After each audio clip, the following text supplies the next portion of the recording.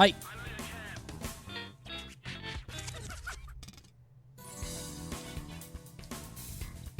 Sorry I'm late, I was eating. Busy day. Busy day for busy Coney. Did you get the final Chloe prize? I don't know. I think I got the shipping confirmed, but I didn't actually get the... Hold on.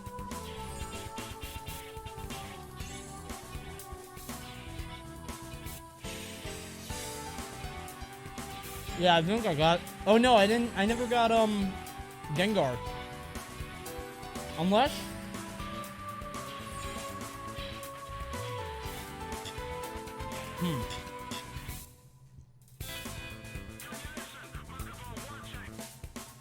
Maybe Gengar's in my mailbox right now. Can you say stun seed backwards? Couldn't possibly. Couldn't do it. Thank you, Omega Clout, for the sub, by the way.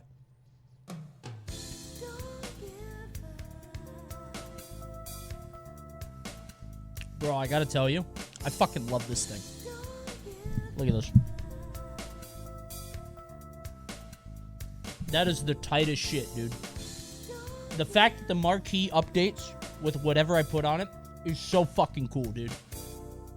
I love it so much. I love that thing so much, dude.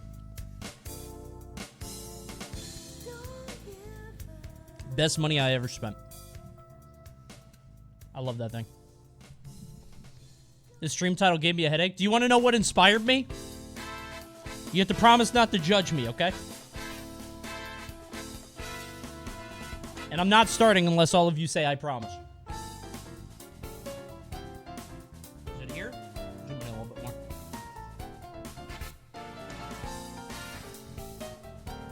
Still certainly out of... Look at this hair on the mic, dude. It's disgusting. I hate having huskies, bro. Is it here? Trying to find the focus on this cam is impossible. So, I was doing some content searching. And, a few things happened. One, I had an amazing idea for a show, which I want to do soon. It involves Pokemon. So I need to get people who know Pokemon well. That's one. Two, I had an idea that I wanted to do, but I don't think it's gonna work out. But we'll see. Three, when I was going into this site, I found... I don't know what these are called, and this is why I said not to judge me. I found a site about a controversial doctor that will discover 7 ways to instantly turn on any woman. Now, these pages are so fucking funny to me. I don't know if you've ever seen these ads. They are fucking hilarious.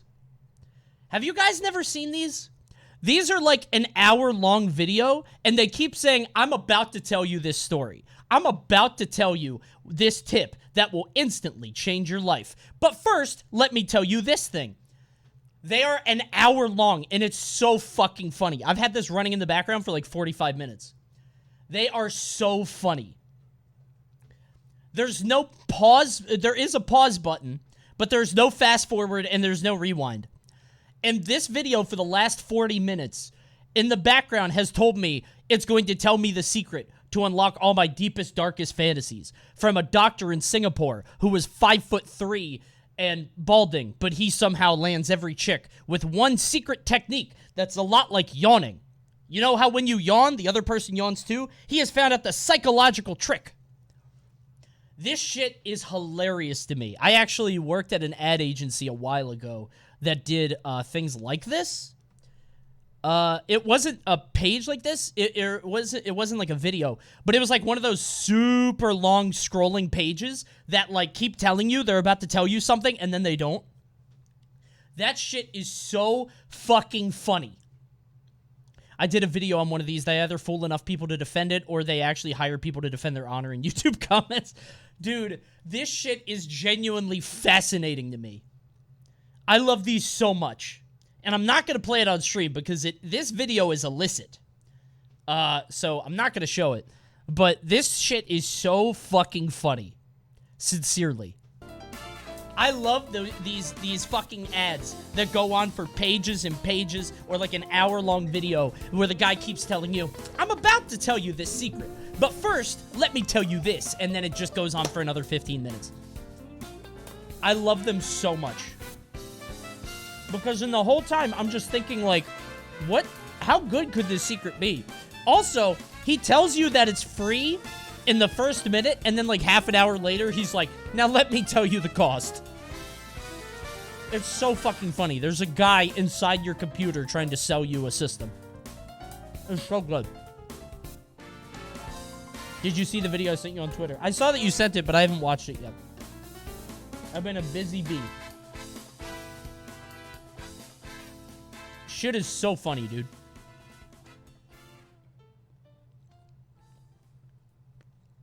I would do a video on these if they weren't so, how do I put it? Illicit is probably the best word to describe it.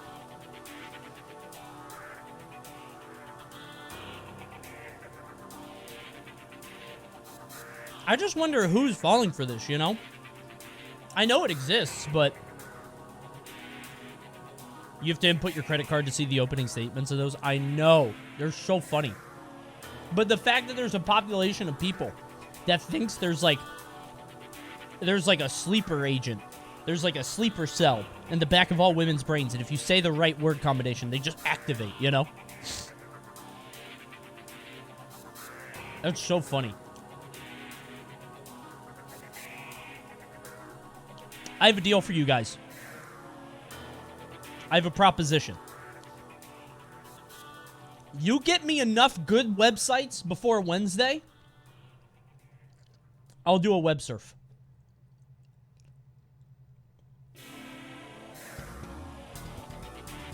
I gave you so many. Tom, no, you didn't. Most of the sites were ones we've either seen before or they don't work. Hold on, let me look at what Tom sent me. Let me show you what the problems were. Somebody sent me, like, straight up porn. It was like Belle Delphine, and I was like, okay, buckaroo. This was like 8 months ago, too. Like, I don't screen this? Yeah, Tom, you sent me Human Benchmark. I did that a while ago. You sent me Quick Draw with Google. We did that.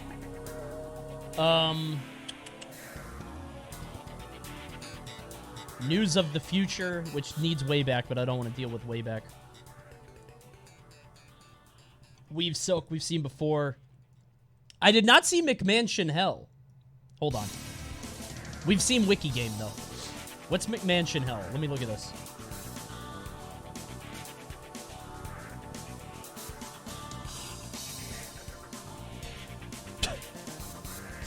I would like this more if it didn't have all the stuff on it. If it didn't have all the, like, the words and stuff. I love real estate posting. I love real estate posting. I loved that video where we looked at houses. I fucking loved that. So much. How do we send you stuff? Great question. You just go to websurf. Oh, wait. It didn't work. Let me do this. Websurf.coney.gg. That's all you have to do. And when you do, you get to drop the payload. Put your Twitch name and your website here. You don't need to put your Twitch name. I don't really care about that. It's just so I could say your name if you want me to do that. If I could say that you gave me the site. If you guys bring me enough sites, I'll do a web surf on Wednesday. The problem is that I have 2 or 3 sites. It's not enough. And please don't do sites that are just like, oh, that's funny. You know, I need something I can sink my teeth into. I can't just do like, oh, it's a picture of a hot dog, you know?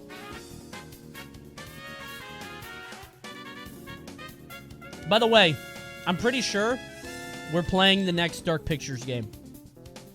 I know. I'm not stoked about it either. I know. But apparently it's good. So, Northern Lion himself said they were good. So, you know? They're so funny. Is it funny? I thought it would be the lamest. I don't know. Just, it looks like The Descent. And I feel like that has the least potential for fun.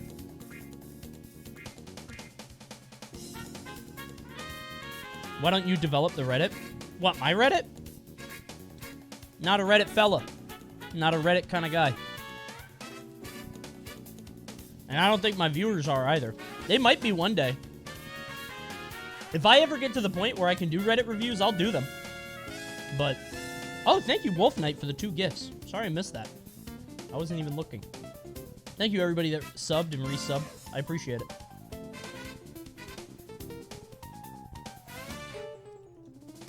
Thank you, GCam.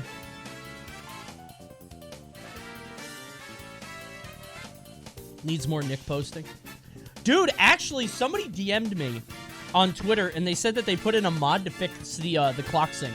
I haven't tested it yet, but I might be good. I might be done. But now it's like, do I really want to keep playing Nickelodeon? You know? Hi, Adamus. Love you too, friend. Good shit at Hold the Line. I saw you got 4th and beat light. These new kids suck at the game, bro. Trash Fox, bro. I don't know how you win with that dumbass character. Oh, goofy-ass character. I didn't watch it, but I heard that he got 3-stock the last game, and he just kept jumping into back airs, which is like, damn.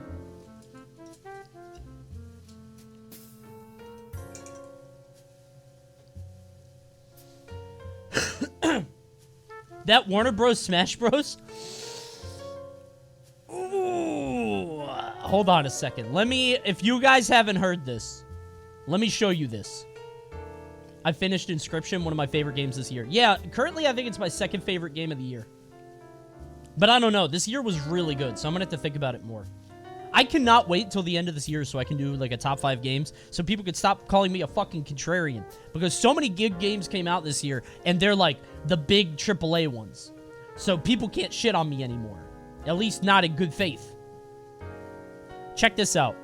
So NetherRealm is apparently making a platform fighter with a Warner Brothers cast. Okay. Shaggy, Gandalf, Tom and Jerry, Batman, Fred Flintstone, Mad Max. Now,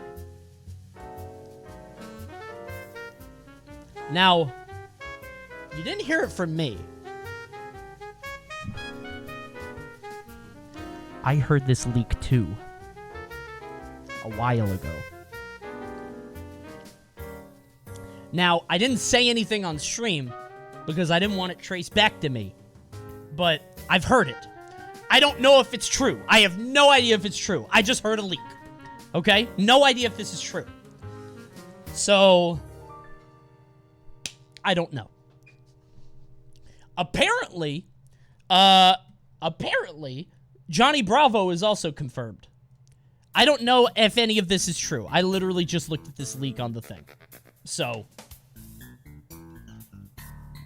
just letting you know what I know.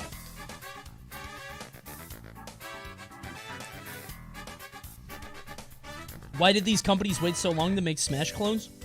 I literally don't know. What's crazy to me?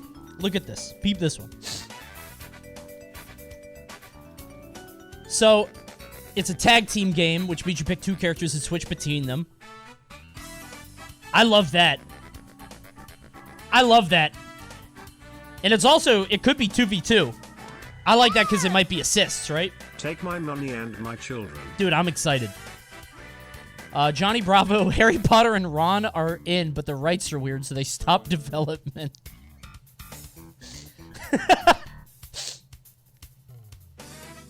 J.K. Rowling just said, absolutely not. Unhand them at once. Give me Snape, bro. Give me Dumbledore. So apparently this is all leaked. So look at this. This isn't the only one in active development, and those at NetherRealm Warner have known about this for a while now. It's an open secret in the industry after the success of Smash Ultimate combined with Nintendo's complete tone deafness. A lot of Western studios have begun to capitalize on the opportunity to make their own platform fighter. The numbers competitive Smash, especially Melee, pulls is not lost on Western studios. This is a big deal, right? Nickelodeon has sort of tried to puncture this, and I don't really think Nickelodeon did it. Not to say that the game isn't good, but the Nickelodeon crowd was hyper-competitive, and I think if you look at the content at how Nickelodeon did, you'll see that, where it was like, the casual crowd didn't really stick around. People were excited before Nickelodeon came out, and then after it came out, they were like, okay, I either like it competitively or I don't. And that's whatever. I can tell you personally, my videos, all the stuff speculating and watching the trailers and stuff did well. And then after the game came out, my views just boom. Because I think people realized they didn't like it. You need a strong casual appeal to keep the audience engaged.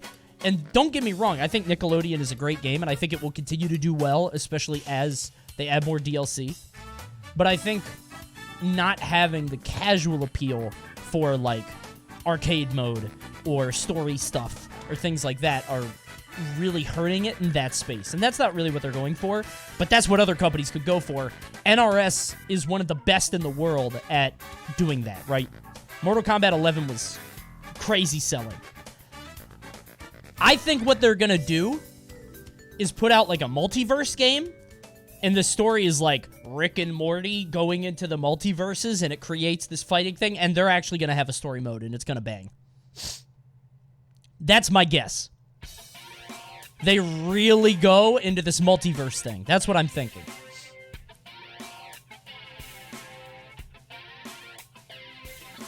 That would be my guess.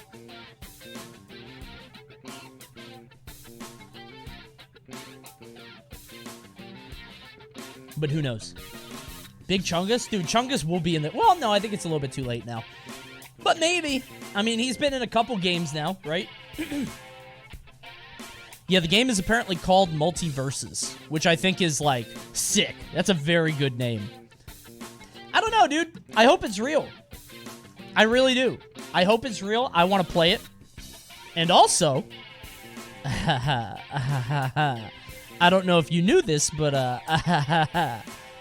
you know who owns the rights to Popeye?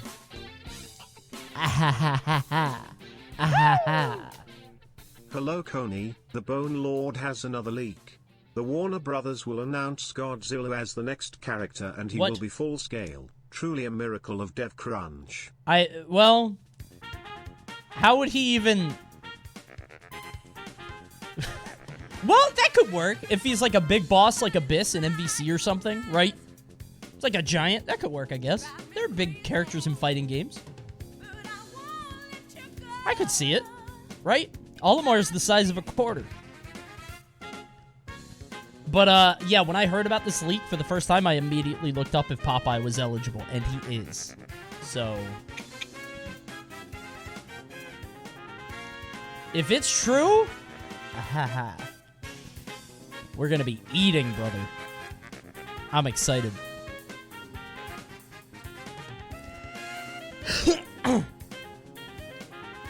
Neo from the Matrix? Oh, yeah. Dude, I just gotta watch Space Jam 2. Because Space Jam 2 has all their properties.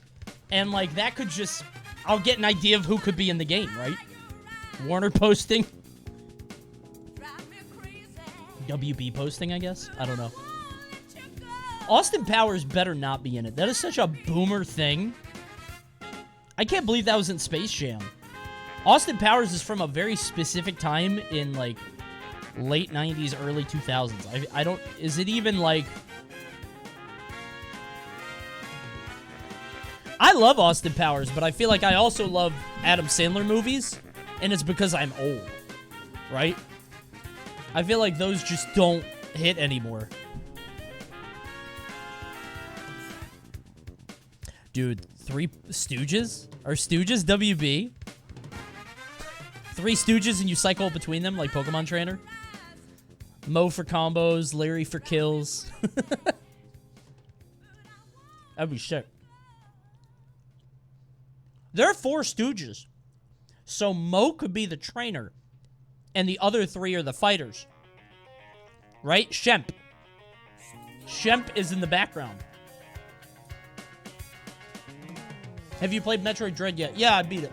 I 100%ed it. It was pretty good. Wasn't crazy about it, but it was fine. Very polished. But Metroid games just don't, like... They don't hit that hard with me. They're good, but... It's been a good year for scary games. Been a good year in general, dude. Austin Powers is still funny and relevant. Prove it.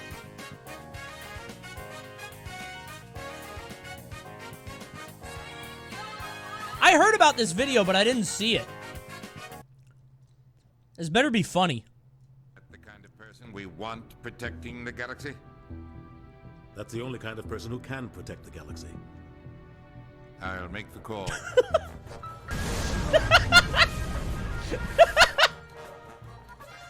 That's excellent. That's really good. Holy shit. That's an excellent movie. You should have saved that for Sunday. That would have gotten a 5. Oh, dude, that's amazing. Dude, shitposts have gotten so much better lately. I don't know. The internet has been funnier lately than it has been in a while. It's good. I think Zoomers are becoming more and more media literate. It's nice.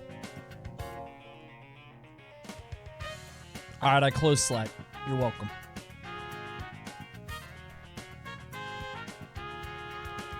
The fucking Spider-Man Pokemon. Dude, can you guess what I was loading? I was literally loading it up right now. Look at this shit. Look at this shit, dude. How do people do this? This is too... I will always be Spider-Man.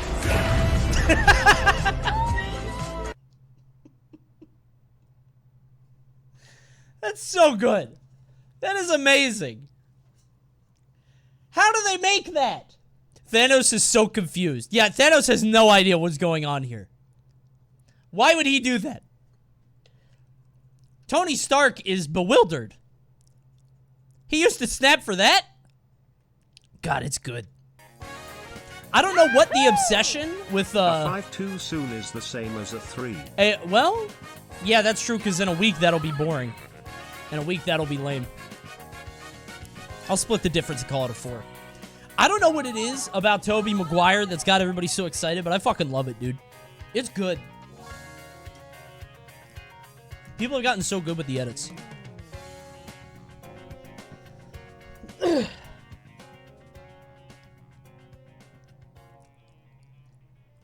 Everybody loves Tobey Maguire, dude. Sincerely. All right, so we got a couple things on the docket tonight. Was thinking gameplay, but I think we're going to wait for Tuesday for that. So Tuesday, I think we're playing the next Dark Pictures game. Dude, peep this. Hold on. Let me show you something.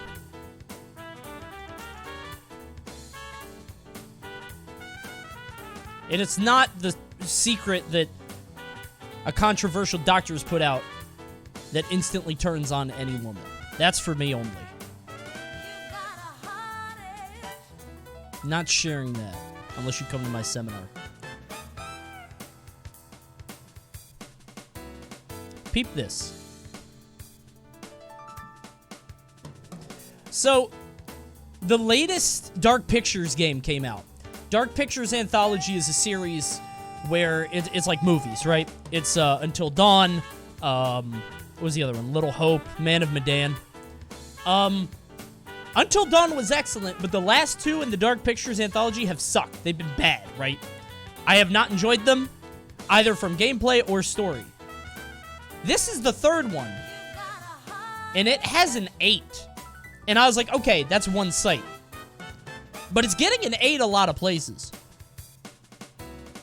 Maybe it's good. So So I tweeted, is this one actually good, or am I getting tricked thrisely? Somebody said, Northern Lion said it's actually good. And then we talked a little bit, and he said it's good. So I'm going to give it a try on Tuesday, and we'll see if it's good or not.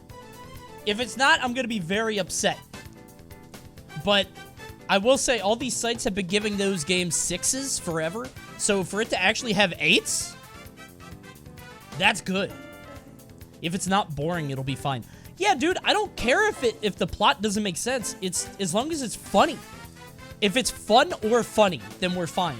But Little Hope just, like, was kind of funny, and then it got interspersed with fucking 60 minutes of walking. It was annoying. Thank you, Prospect. Are we doing the rest of the Bloodwash games? Maybe down the line. Somebody linked a game suggestion in the Discord that looked very funny. Please don't look it up, because I'm probably going to play it. I might do it tonight. But it's basically a horror game, but the ghost is just pranking you. He's not actually trying to, like, scare you or kill you. He's just trying to fuck with you. It's very funny. It's very funny. So we're probably going to play that.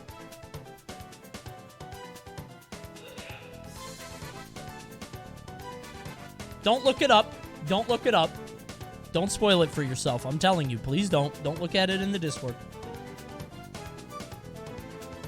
Are you still getting hate tweets for the tier list? No, not really. It's stopped. It's really weird to me, dude. Like,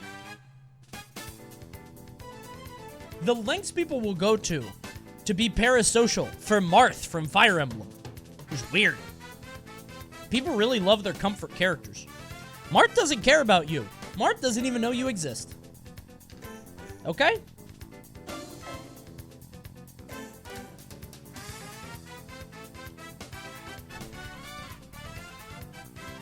He's my best friend. I doubt it. Future Fact and Opinion. Fact or Opinion is probably dead. It was a fun series, but I think it's like, I don't know. It's hard to freshen up, you know?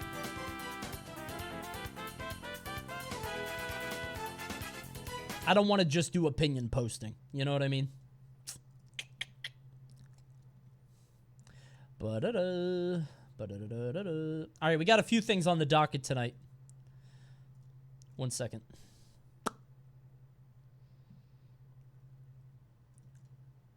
But first up. Yeah! What's that? Coney, I have a really good suggestion that will increase your stream coolness by 1000%. Oh, like this? From now on, whenever you get a donation, look down at the camera as if you're reading the donation on screen like Blue's Clues. Can I hold it too? Wow! We just got a message from a friend. I could put fingers on the Oh, dude. If I put fingers on the donation thing, like I'm holding it, and I have to line up my fingers with the thing, that would be amazing. We just got $3. We just got $3. Oh, that's a good idea. I need to do that. Man. That's really good. I might do that. Wonder what it says. And then I need some animation where I rip it up if it's shitty. Just tear it up. Okay. Let's get moving. So we haven't done this in a while. Okay? It's the return of your favorite series and mine.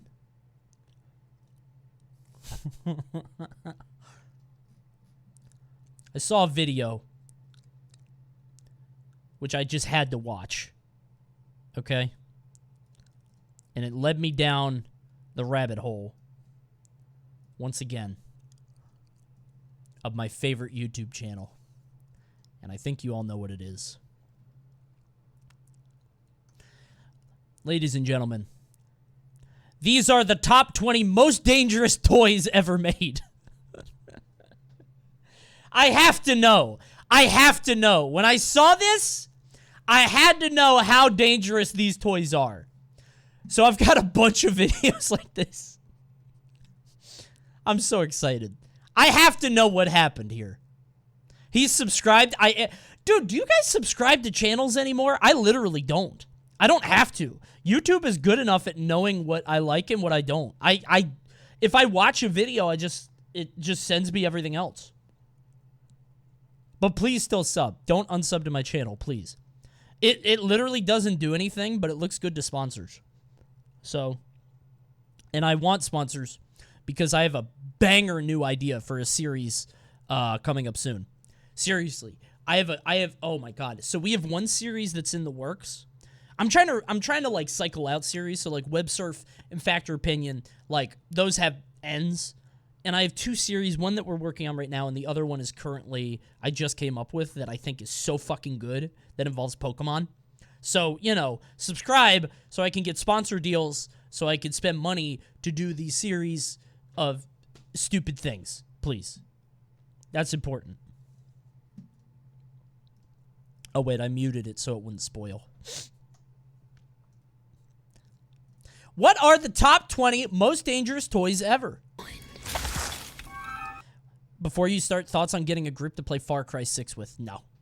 I'm not playing Far Cry 6. Not until it's like $20 and I can play it in like a year and a half. I was gonna play Far Cry 6, but it's so boring. Welcome to WatchMojo, and today we're counting down our picks for By the way, Sid didn't do anything wrong. Kids toys. Sid did nothing wrong. He was messing with toys. They're not sentient. Shoes. They're like kid power trampolines. I had those. Look for them at a store near These you. would crush your ankles to We're bringing you dust. toys that present a serious health and safety risk to the kids they're marketed to. Which toy did you poke an eye out with as a kid? He didn't know that they were Comments sentient. below. Number 20. That's Polly not his Pocket. fault.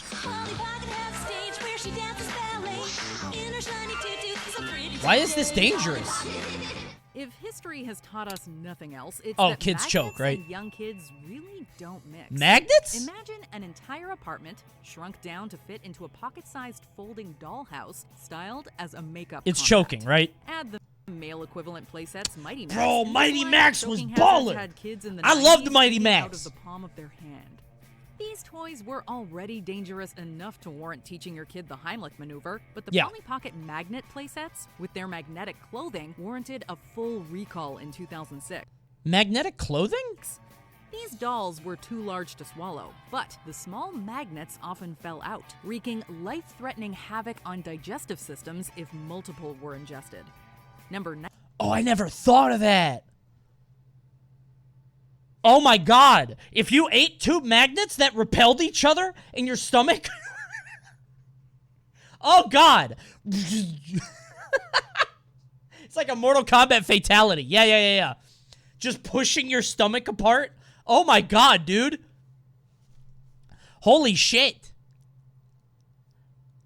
Oh no. You can eat one magnet. You can eat one magnet your entire life, but if you eat two, God help you. I never thought of that. Oh my god. That's disgusting.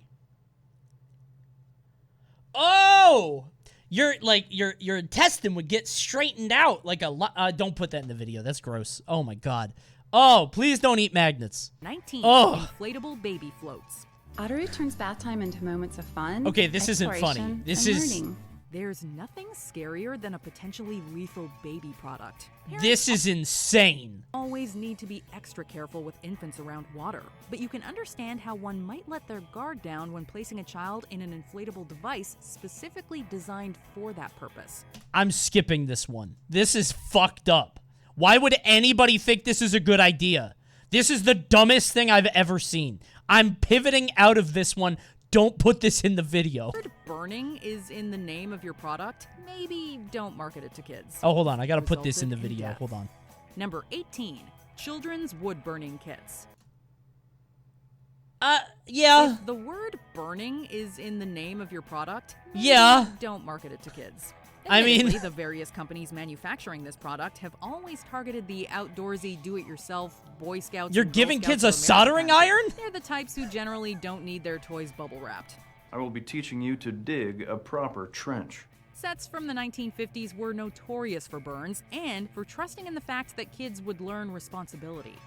Well, modern kits like those made by educational toy companies like TS Shure and NSI are more safety-minded.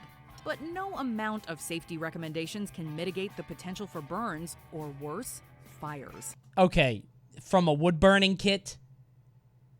That will happen from a wood-burning kit? You really think so? No! What do you mean, yes? How? Your house is wood. No. Well, it is wood burning, I guess. But it doesn't burn like that. Leave it plugged in on a rug. I mean, come on. It's not that hot, right? Even the unsafe ones couldn't be that hot. It can't be that hot to burn wood. Is it that hard to burn wood that you can't have something that's in between hot enough to burn wood and not hot enough to, like, set a rug on fire? Can you not do it? Like, I have a soldering iron. I just feel like there's got to be an easier way, you know? There are 3 customer reviews here, and it's at 3 stars. One gave it a 5, most fun I've ever had. One gave it a 1 because their house got burned down and the insurance wouldn't pay them out. And one is a 3. They had a good time, but it was a little bit more unsafe than they'd like. Dead right down the center. Companies like TS Shure and NSI are more safety. Bro, this is for 14 years and up. If a 14 or 15 or up year old managed to set their house on fire because of a wood burning kit, something bad was going to happen anyway. You know, that's a dumb kid. Minded. But no That's a amount of stupid safety kid. You're almost old enough recommendations to drive a can mitigate the car. potential for You know? burns, or worse, fires. Or an If you evil burn a kid. pattern That's into true, wood, actually. it can burn plenty If you of you other can find stuff out your too. kid is Number Damien 17, that way. Creepy crawlers. It might Bro, not I own exactly this. be playing with fire, but this creation station still involves high temperatures. And in early True, it models, does. toxic fumes. It Mattel did, first yeah. began producing creepy crawlers in 1964. Sets included die-cast creature molds, a liquid My set wasn't from 1964. Shut up. chemical that kids poured into the mold, and a small oven or hot plate to heat the plastigoop into hardened rubbery shapes. Angel, you've got the bugs. Creepy crawlers Yeah. got a lot safer in the 1990s, but That's what I early had. versions consisted of an open-face hot plate that rose to 390 degrees Fahrenheit. Wait. It might not be liquid magma, but that's still blisteringly hot. I think I had To the elucidate oven one. exactly be creepy wood. Because I was a weird and kid who smooth, watched Ren and but Stimpy. The early version So my dad got me this. And basically you put plastic in a shell and then you put it in here and then it comes out as a spider. And I never played with the spider. I just thought, "Oh, that's kind of neat." You know? But you couldn't eat them. And there were things like this, but you could actually eat them, the spiders and the bugs and such. That was real. But I don't know why I was allowed to own this, because this is very hot. versions consisted of an open-face hot plate that rose to 390 degrees They're basically Fahrenheit. boys' It might versions of secrete easy bake before ovens. we knew the dangers of PVC fumes. Oh yeah, also they smelled really bad. I didn't realize that they were like fumes that could like kill you. Yeah, like the fumes could like make you pass out. That happened too. So, you know, all these toys that are coming out might just be fatal and you just don't know. Kids are the guinea pigs. Number 16, Austin Magic Pistol. Works on magic crystals. Doesn't it What? suck that all the most dangerous toys are also the coolest? This toy gun actually uses combustion. Flames shoot out of it. Why would you give that to a Made of metal and child? Totally looks like a ray gun from early sci-fi. While the Austin What's Magic the Pistol catch? might make for a wicked awesome vintage toy when you're in your 20s or older, this circa 1950s toy gun is absurdly dangerous. It's just a Magic gun. crystals are composed of a mixture of calcium carbide and water, which, with a little help from these... Did he just spit in it? Is that the water? are composed of a mixture of calcium carbide. Did he eat it? Is he eating the gun? Absurdly dangerous. Its magic crystals are composed of a... Frame by frame. Enhance. He's spitting. I think he's spitting into the gun. It's coming from his mouth. It is coming from his mouth. I think? What? But then he slurps it up. Carbide and water, which, Yuck. with a little help from the sparking trigger, combusts violently. Even in the wild and crazy 50s, it quickly became apparent that this was no toy, resulting in a number of bans. Dude, it's just a gun! What's the fucking joke? What's the kid part there? You just made a gun! Like it or not, he spit in. I don't like it. I don't like it at all. Number 15, Science Whiz Bottle Rocket Party. A party? Listed in the top 10 unsafe toys of 2014. A bottle rocket from party? parental safety group Watch. This kit gives children everything they need to have a bottle rocket party. It I've includes never had the one of rockets those. themselves, stoppers, and fun caution tape so you feel like you're at a real rocket launch. Rockets explode! That's true, Woody, they do. What does not include are the safety goggles they recommend on the packaging. The baking soda and vinegar-propelled rockets are not going to explode, but the projectiles still present a significant risk of eye or facial injury. Pretty easy, right? The kit is labeled 8 and up, but What are these you'd be movies? hard-pressed to find any 8-year-old that's going to wait until they can track down safety goggles before playing with something this cool. So they're just bottle rockets. Okay. Number 14, Easy Bake Oven. Dude, The little yeah! Empire stove with its metal frame and Do up these to still 600 exist? degrees of heat might have been the more deadly children's stove. But the Easy Bake Oven has had a much more significant impact since Kenner launched the product in 1963. That's bizarre, dude. Slide 'em in, let 'em bake now. Slide 'em in, slide 'em out. Easy bake. Wow! I feel like it's legitimately easier to just, like... Why can't they just make cookies? Right? Just teach your kid how to make cookies. Not alone. Be with your parent, but just make real food. That's like... Then it's bigger, and it's not one bite. It's not as cool. You think so? I think it's cooler to kids. Because you're using mommy's stove. Kids love to help, bro. Kids love that shit. Over 25 million units have been sold since, meaning Ugh. that the average kid likely interacted with one at some point. Most of the 11 I models did have not, been because I was a totally cool safe, boy. But one or I don't two play with got the girls' recipe toys. wrong. I make spiders. The 2006 version was Inedible recalled spiders. After 29 reports surfaced of kids getting their fingers caught in the front-loading oven door. Oh! Despite the recall, another 249 incidents were reported, one of which ended with a little girl needing a partial finger amputation. Number Oh my 13. god! What the fuck? Holy shit! That's awful. How do they still exist? How do they still exist? Okay. Stats 38 quick folding trampoline. Okay, I would not go on any trampoline that advertised itself as quick folding. I think at that Coney point, with that attitude of using you know, the oven on their own. Julie will burn the house down. not without supervision, you dummy. Obviously, I would be there to help her make cookies and help her how to make them right. Because she would make awful cookies. She would use too much flour and they would come out all starchy. And I'd be ashamed.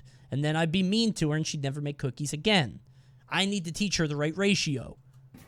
Anything that I would goes up never go must on it. come down. If it And says the quick higher you folding, launch a I would child never into get the on air, it. the greater the risk for injury. This specific trampoline might be mini, but it packs a huge... Wait, this is on Toys R Us only? It's an exclusive for Toys R Us. So that's why they went out of business. It's out of stock. So, like, a lot of kids have this. A lot of people ordered this, and a lot of people have it in their backyard. This might have been what did them in. You had one? I'm glad you lived to tell the tale. I hope your ankles are okay. This specific trampoline might be mini, but it packs a huge risk factor. Marketed to children 6 and up, it has some serious bounce to it. No safety, no padded That's not mini. handlebar. Turned out to be too dangerous. The likelihood of your child losing control and flying into furniture is high. On the packaging, you find the following warning. Landing on the head or neck can cause serious injury, paralysis, or death. Duh. If, as a manufacturer, you feel the need to put that on a product you're selling to 6-year-olds, you might have missed the point of age restrictions. Isn't that all trampolines? That's all trampolines, though. Like, all trampolines could kill you. Oh, it's probably the ones with the... You know, the ones with the fences. You know? The trampolines with the fence. But even then, kids do flips. Right?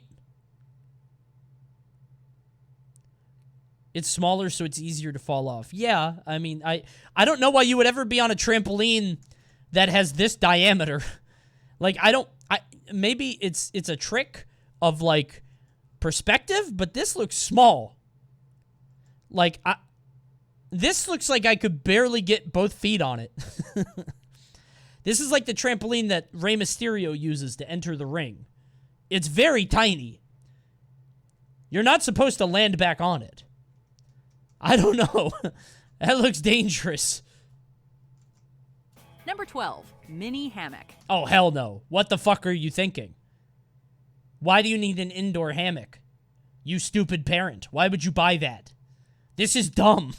Inflatable baby boats might be prone to malfunction, but mini hammocks seem as if they were designed specifically to endanger young children. Made from a fine nylon mesh and lacking any sort of spreader bar, these child-sized hammocks were prone to entangling their young users. Most often, this would occur when the child was attempting to get in or out of the hammock. Yeah! In 1996, the Consumer Product Safety Commission issued a recall and safety warning on 10 different mini hammock brands and models. Most notably the Easy Sales hammock brand, deemed unsafe for use due to a lack of spreader bar. Dude! Between 1984 and 1995, there were 12 separate cases of kids becoming trapped in the hammock and dying from asphyxiation. That's awful! Holy fucking shit! You just get wrapped up in a hammock cocoon? That's awful! Jesus Christ, dude! Hammocks are literal death traps. Yeah, that's the thing. Why would you even make that? Why would you ever give your kid a hammock indoors? I've seen the things that go, like, you hang it up to your roof and it's like a little pod that you could sit in. That's okay because it doesn't cover everything. That's... Aquadots. I don't know what aquadots are. Wait, are these the thing that... No, those are... Dude, the Orbeez. Those are so funny. That guy who fucked up his entire town sewage system with Orbeez are so funny. Magical dots you create, spray, and play. I've never heard of these. Aquadots are small, colorful balls that you arrange into patterns or images. Spray the design with water, and they solidify together into a single piece of art to show off to mom or dad. But as we've learned, anything a kid can swallow, they will swallow. Ah, yeah. These small toy eating beads, ass. when ingested, caused vomiting, respiratory failure, seizures, and comas. Why? Aquadots contained a compound that, when consumed, breaks down into GHB, also known as liquid ecstasy. What?! The product was pulled from shelves after 3 separate toddlers fell into comas. You could sell that on store shelves? You could sell this product at a store? I need me some aquadots. Put some aquadots in the lean? Ooh, you'll be done.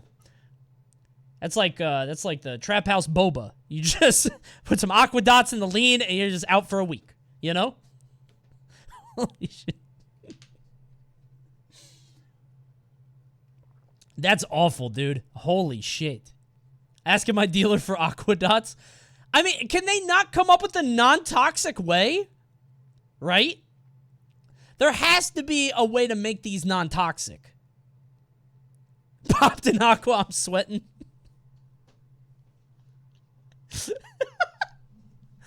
I just don't know. There has to be a way.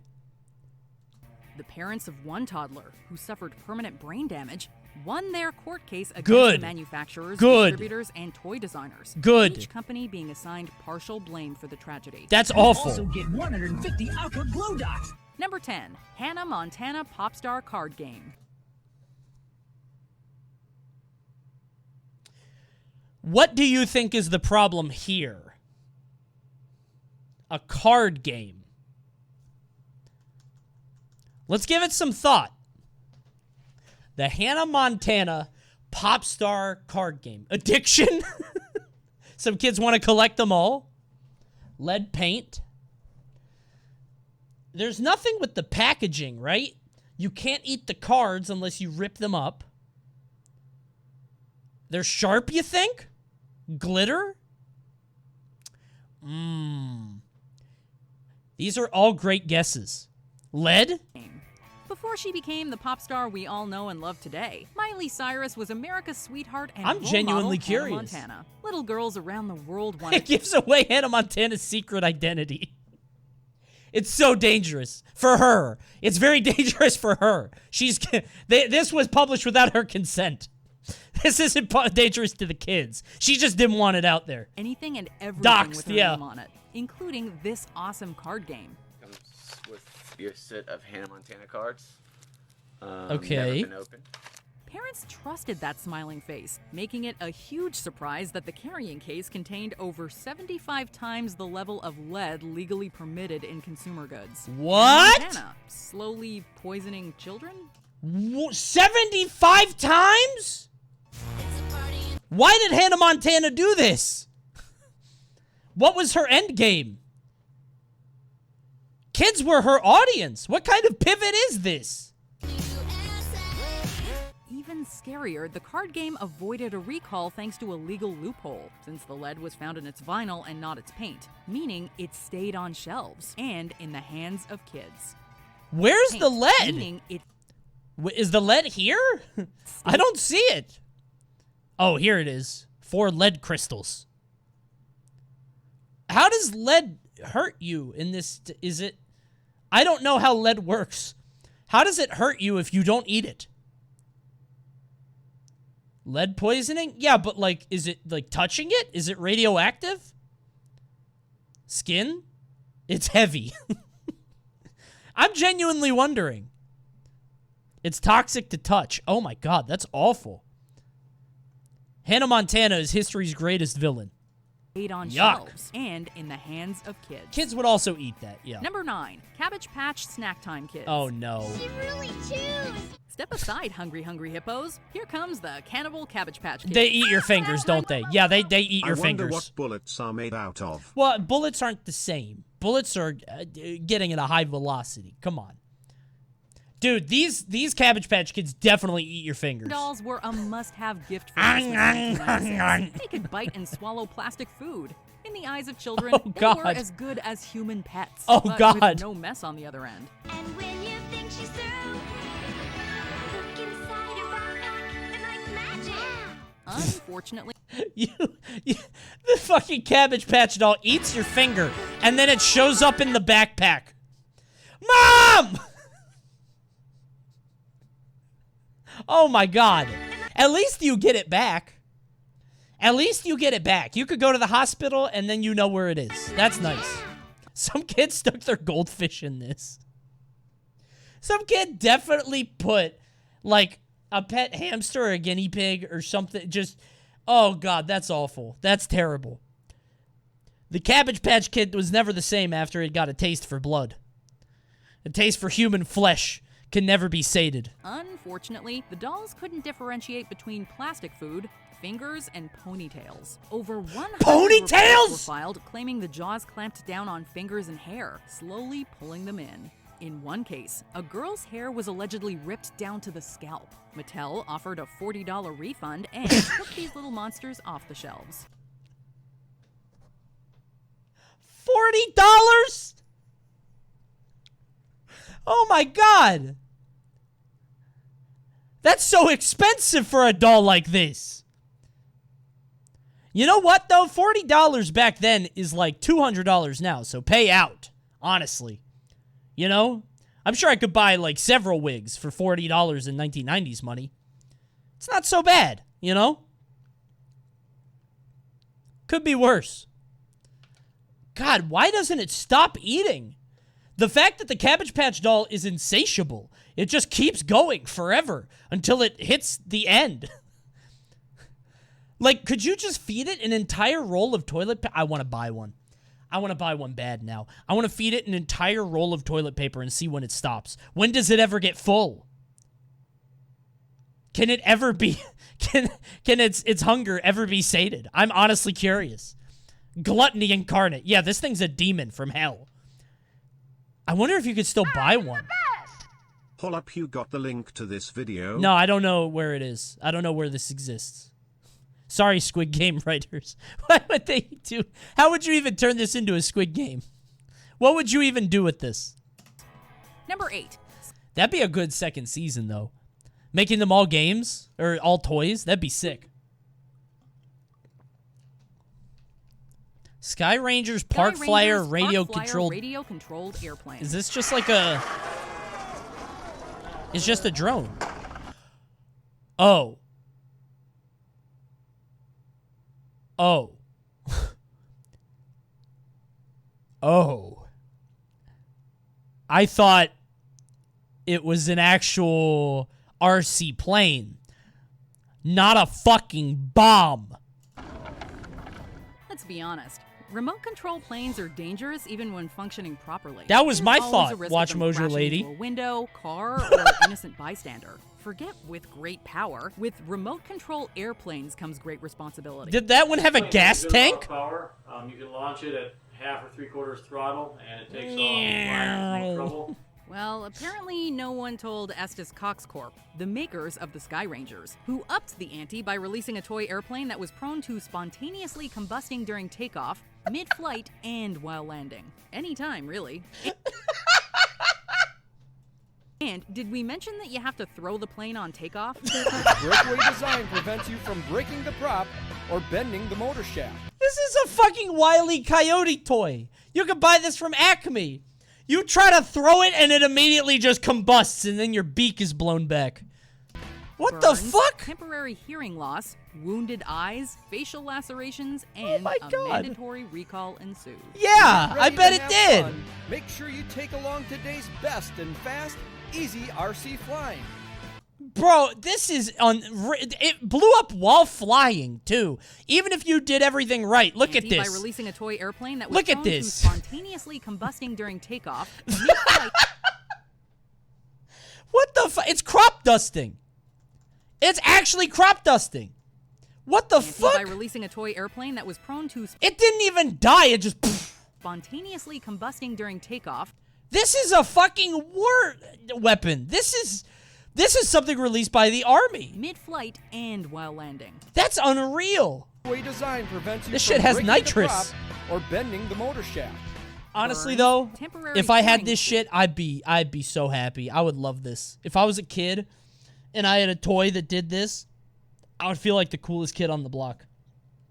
Honestly, it's like a real plane, bro.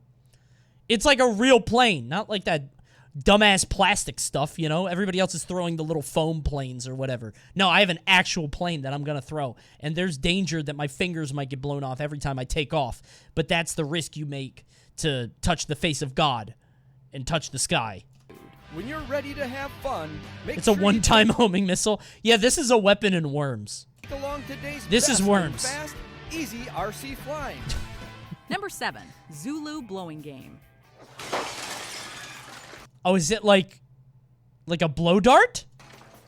When it comes to toys, the phrase choking hazard holds the title as the biggest buzzword in child safety. But toys from the 1930s through to the 1960s seem like they were designed to weed out and kill all but the smartest kids before they Oh my god, Angry Birds! The Zulu blowgun from the Zulu blowing game was no exception. These toys essentially streamlined asphyxiation. A number of versions were sold between What the fuck? Oh, it says it's harmless. Oh, this must not be it. Oh, it says it twice. Hold on, let me get out of the way. Guys, it's harmless. It's fine. Parents, it's fine. 1920 and 1960. Look at that fucking dart. But they all consisted of a long straw and small sharp darts. Put a dart in the straw, inhale, put it to your lips, and blow. Hey, you guessed it. Tons of kids got that order wrong and inhaled the darts. Ouch. Ow. Number 6. Holy Battlestar shit, dude. Galactica. Even if it's working correctly, this is still a fucking dangerous toy.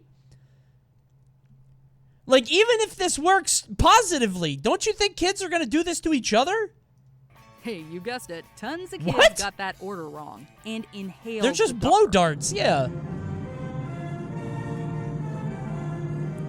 Remember Remember a simpler time when companies didn't have to cover their products in warnings? The people at Mattel sure do. In the late 70s, there were 3 reported cases of children accidentally shooting themselves in the face with the spring-loaded missile of the Colonial Viper, inhaling or swallowing the missile and choking. Reset catapult.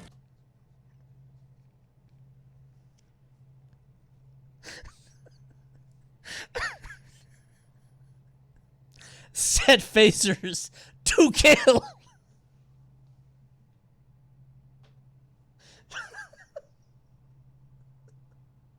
This is so stupid. Just the kid. Think about the little things in the ship. Excellent work, Captain. The invaders have been eliminated. Holy shit. That's so fucked up. One of these incidents sadly resulted in the death of a 4-year-old That's child. awful. Let's go in. Who will man the torpedo to go into the child's throat? I will do it. But Lewis, you have so much to live for. It's like the ending of Independence Day.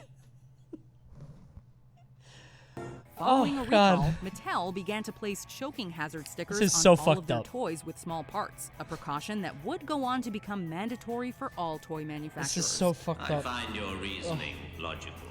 Number 5, CSI crime scene investigation fingerprint examination kit. What? What happened? I think a kid probably got way too close to solving a crime, and he got on, like, the trail of the Zodiac Killer, and the Zodiac Killer had nothing of it. He was like, oh, yeah? Like an 8-year-old found out who committed the L.A. murders, and the L.A. murderer was like, what the fuck? This child? He's on my trail. That's why it's dangerous. It worked too well. It's gotta be lead, dude. It's lead. It's absolutely lead. Before It's we lead. get into what makes this toy Yep, dangerous, lead. let's just acknowledge the fact that toys for children should have never been made based on the CSI television franchise, considering the grisly subject matter. Yeah. Looks like the planet Krypton. Kids should not be fans of this series, period. And no one should be, honestly. Turns out this toy set was not only inappropriate, but also poisonous. The What powder the used for fuck? fingerprinting Agar powder, salt, syrup, DNA.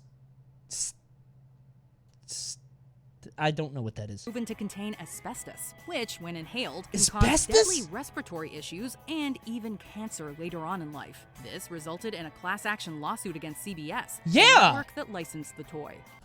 Why the fuck is there crime scene tape? What kid is setting up crime scene tape in their house? That would freak me out as a parent. If I'm a fucking parent and I come downstairs and my daughter has set up a fingerprint thing with crime scene tape, honey, we got to get you into ballet or something. We got to teach you team sports. Something. This resulted in a class action lawsuit against CBS, the network that licensed the toy. In the wake of the public relations nightmare, If Santa brought this the toy to my kid, manufacturer, I'd Planet beat Santa's Toys, ass. filed for bankruptcy. This is an outrage. I demand an investigation. Number 4, moon shoes. I own these, and these were awful. These were so fucking bad. I could speak to these. These were the coolest things I had ever seen in the commercials. In commercials, these looked amazing. You could jump to the fucking roof of your house. These looked so fun. And then you wore them, and you experienced severe ankle pain. Your tibulas would be ground to dust. If you fell in these, you wouldn't recover for 6 months. Nothing compares to new Nickelodeon moon shoes. Nothing compares, You don't know truly. what you're missing until you've tried sponge shoes. Swings, trampolines. It seems like childhood is all about trying It's to a cool launch your idea, body as though, high you as know? possible. That was me, The yeah. first generation of moon shoes was released in the 1950s. You could sell these? I guess they weren't always rusty. The rust really does add to it. Dude, toy makers. Yeah, this is a trap. This was in Spiral from the Book of Saw. What the fuck? Dude, look at these clamps. The springs are one thing. Look at the clamps here. What are those for? Imagine if it locks. That would hurt even more. Like, it's one thing to fall over, but if it locks and your knee goes the other way like a flamingo, oh my god, dude. But there are shoelaces. Good point, Yars. There are shoelaces so it stays on tight and snug. But only one of them has a back brace. Only one of your feet get preferential treatment. Made of a type of metal and used springs to help you reach the stars. Oh my god. They were also incredibly heavy, resulting in a lot of property damage they when were kids mad landed on heavy. household items, and injuries when kids botched a landing. Wait, Damage when property damage? When kids landed on household items. You're just bouncing around your living room, breaking every vase in the house. The rugs are getting, like, cut up like a cookie cutter, you know? It's just, like, little pieces everywhere. Jumping on the cat. The cat's gone. Just Goomba stomping everything in your fucking home. And injuries when kids botched a landing, rolled an ankle, or broke mom and dad's toes. That happened a lot. Nickelodeon. Hold on, let me see how he felt. Yeah, this would happen a lot. Your ankle would just, like, landing, look at rolled this. An ankle or broke mom and dad's toes. Look at how easy this is for this to happen. This happened to me. You're just walking, and then, oh, it just goes sideways. Ow! God! Nickelodeon released a much safer plastic version in the 90s, but sprained and broken ankles continued, minus the fun.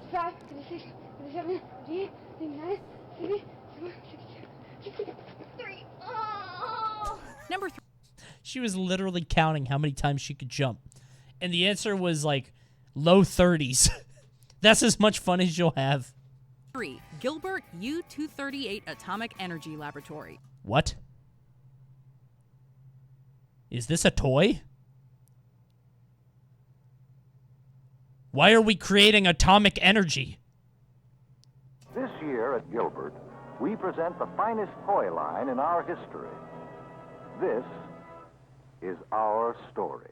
Between 1910 and 1950, the A.C. Gilbert Company was a big name in toys. Okay. Their 1913 Erector set was one of the best-selling toys the world had ever seen. And over the next 40 years, the company continued to put out a wide variety of scientific playsets that were quite dangerous by modern standards. Gilbert has made this exciting science available in safe and easy to understand. Just selling you a meth lab. The chemistry set taught young kids to make explosives. The glass-blowing kit involved temperatures close to 1,000 degrees Fahrenheit. Holy shit! The Atomic Energy Lab wins for the most absurd, with multiple kinds of uranium, a Geiger counter to measure radioactivity, and a cloud chamber to observe alpha particles in action. That existed?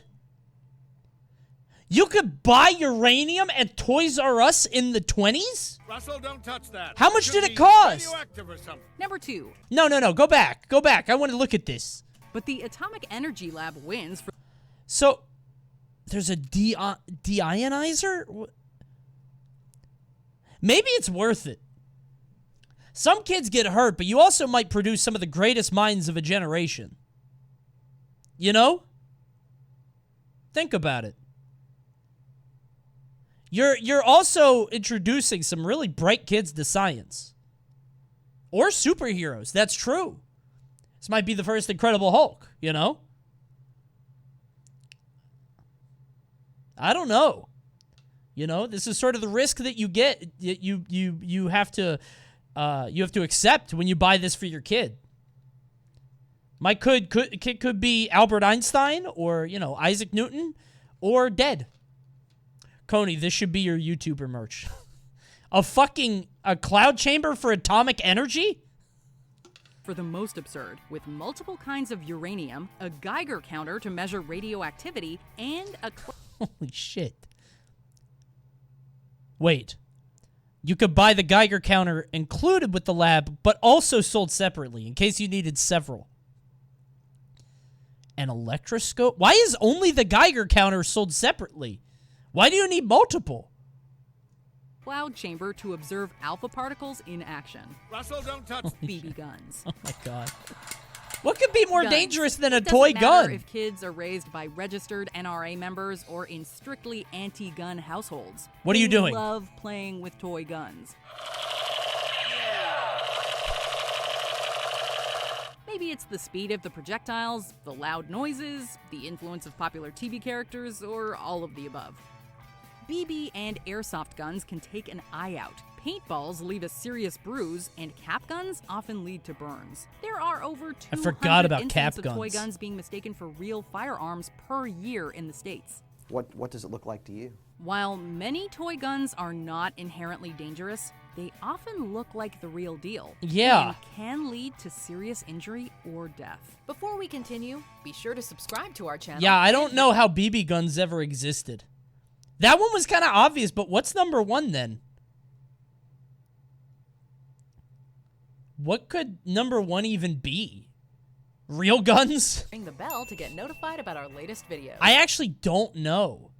You have the option to be notified for occasional videos A or knife? all of them. If you're on your phone, make sure It's you gotta go be a into your choking settings thing, and switch right? on notifications. Number 1, lawn darts. Lawn darts? Really? Not that bad, right? When we were kids, there weren't that many dumb kids. Because we Video had games? toys that would kill you. Remember lawn darts? A cross between horseshoes and darts, these oversized projectiles have plastic fins and big, rounded, weighted metal or sometimes plastic tips that ensure they fly true and land point first. Simple outdoor fun for the whole family. Until somebody gets seriously or fatally wounded by a stray dart.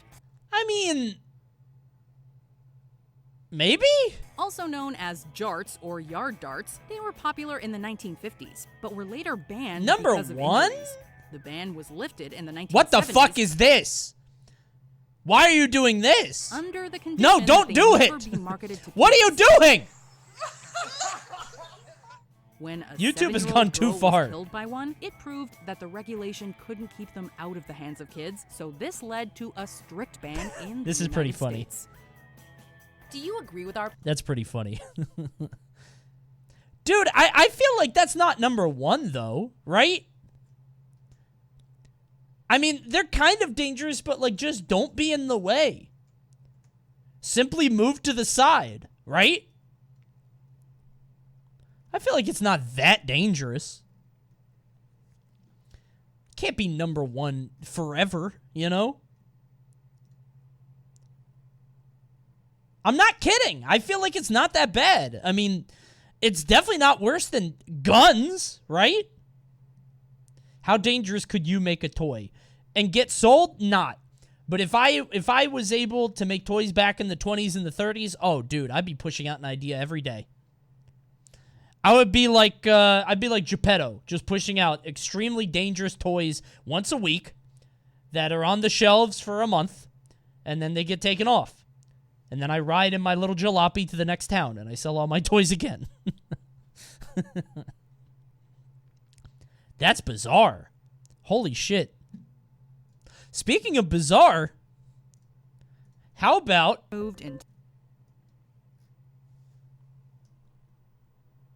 Curious on this one. The top 10... Wait. The top 10 bizarre reasons products have been banned. How bizarre could they be? I'm curious. Let's take a look. Izzy swallowed these 2 extra magnets. Oh, it's just that had swallowing slipped down again. the fridge. It caused 4 holes. Welcome to WatchMojo, and today we're counting It's just down our more- picks for it's the more top 10 swallowing. weirdest reasons products have been banned. First he said, Kinder Eggs, rolled his eyes. Oh, I forgot about Kinder Eggs. Why are you afraid of panties? She shouts. Freedom to panties as she's forced into a police van. Dictator Kim Jong-un has banned skinny jeans and bullets. There's irony. Banning skinny jeans in a country that's starving. For this list, we're looking at the most bizarre motives as to why certain items were made What? unavailable for purchase around the world. Good We'll joke, be Fox including News. bans What? that were either temporary or have been reversed. Which of these bans do you think is the weirdest? Let us know in the comments below. Please tell me.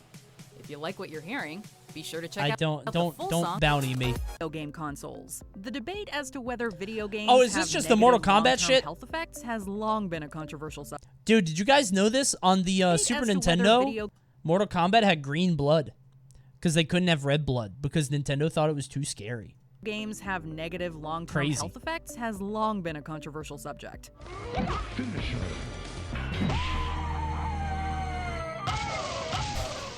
It's believed that concerns Wait, what about happened to children her? Getting too reliant Did on she games die? caused nearly all video game consoles to be banned from being sold or imported into China. Oh, China can't have any video games? Everybody goes down. Ever? Between the years 2000 and 2015, the notion of picking up something like an Xbox legitimately was practically impossible in the country. However, I didn't know since the that. same regulations were not applied to PCs, computer gaming became immensely popular. All right, let's kick some tail. Many gamers in China still stick with their PCs today. It seems like an odd oversight to miss such a huge corner of the gaming market during what was already an unusually PC Master large Race, ban. I get it. Number I get it. 9, Scrabble. Nikolai Ceausescu. Is it consuming the pieces? Is it just eating the letters, you think? That's probably what it is.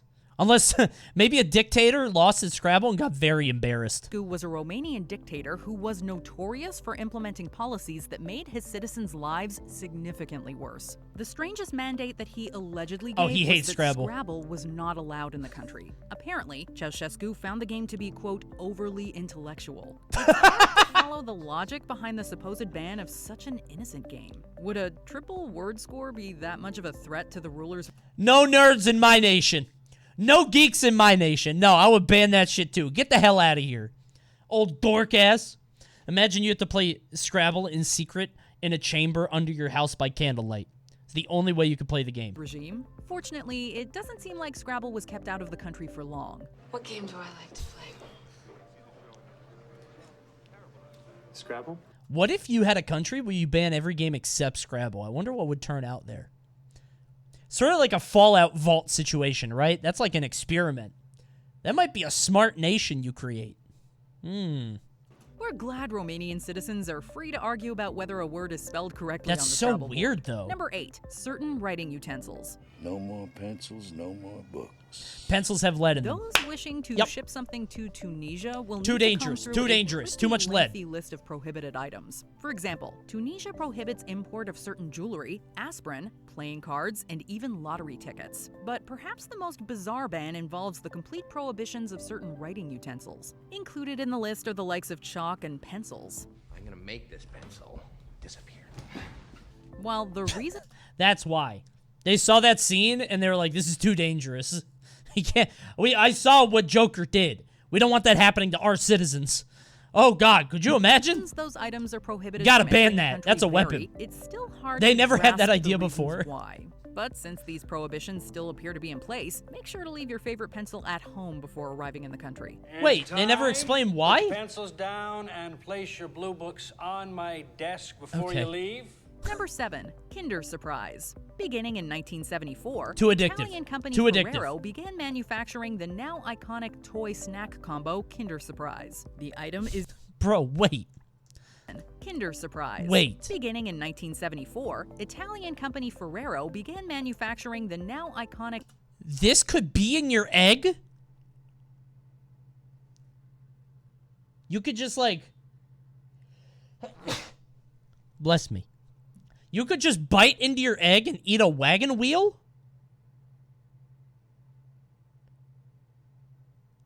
Why would you think that's okay? Well, I guess it's in a shell, right?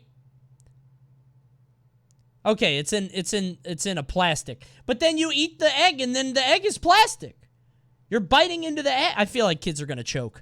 toy snack combo Kinder Surprise. The item is incredibly popular with children Oh, and yes. usually consists of a little toy snuggled between two halves of a milk chocolate egg. Uh-huh. However, it's banned in the United States. The country's FDA banned the product owing to the inclusion of a non-edible item. Are you aware that Kinder eggs are illegal in the United States and carry a $2,500 fine per egg? And $2,500? Since kids and adults around the world seem to enjoy Kinder Surprises safely, it weirdly feels like American citizens cannot be trusted not to eat the surprises inside.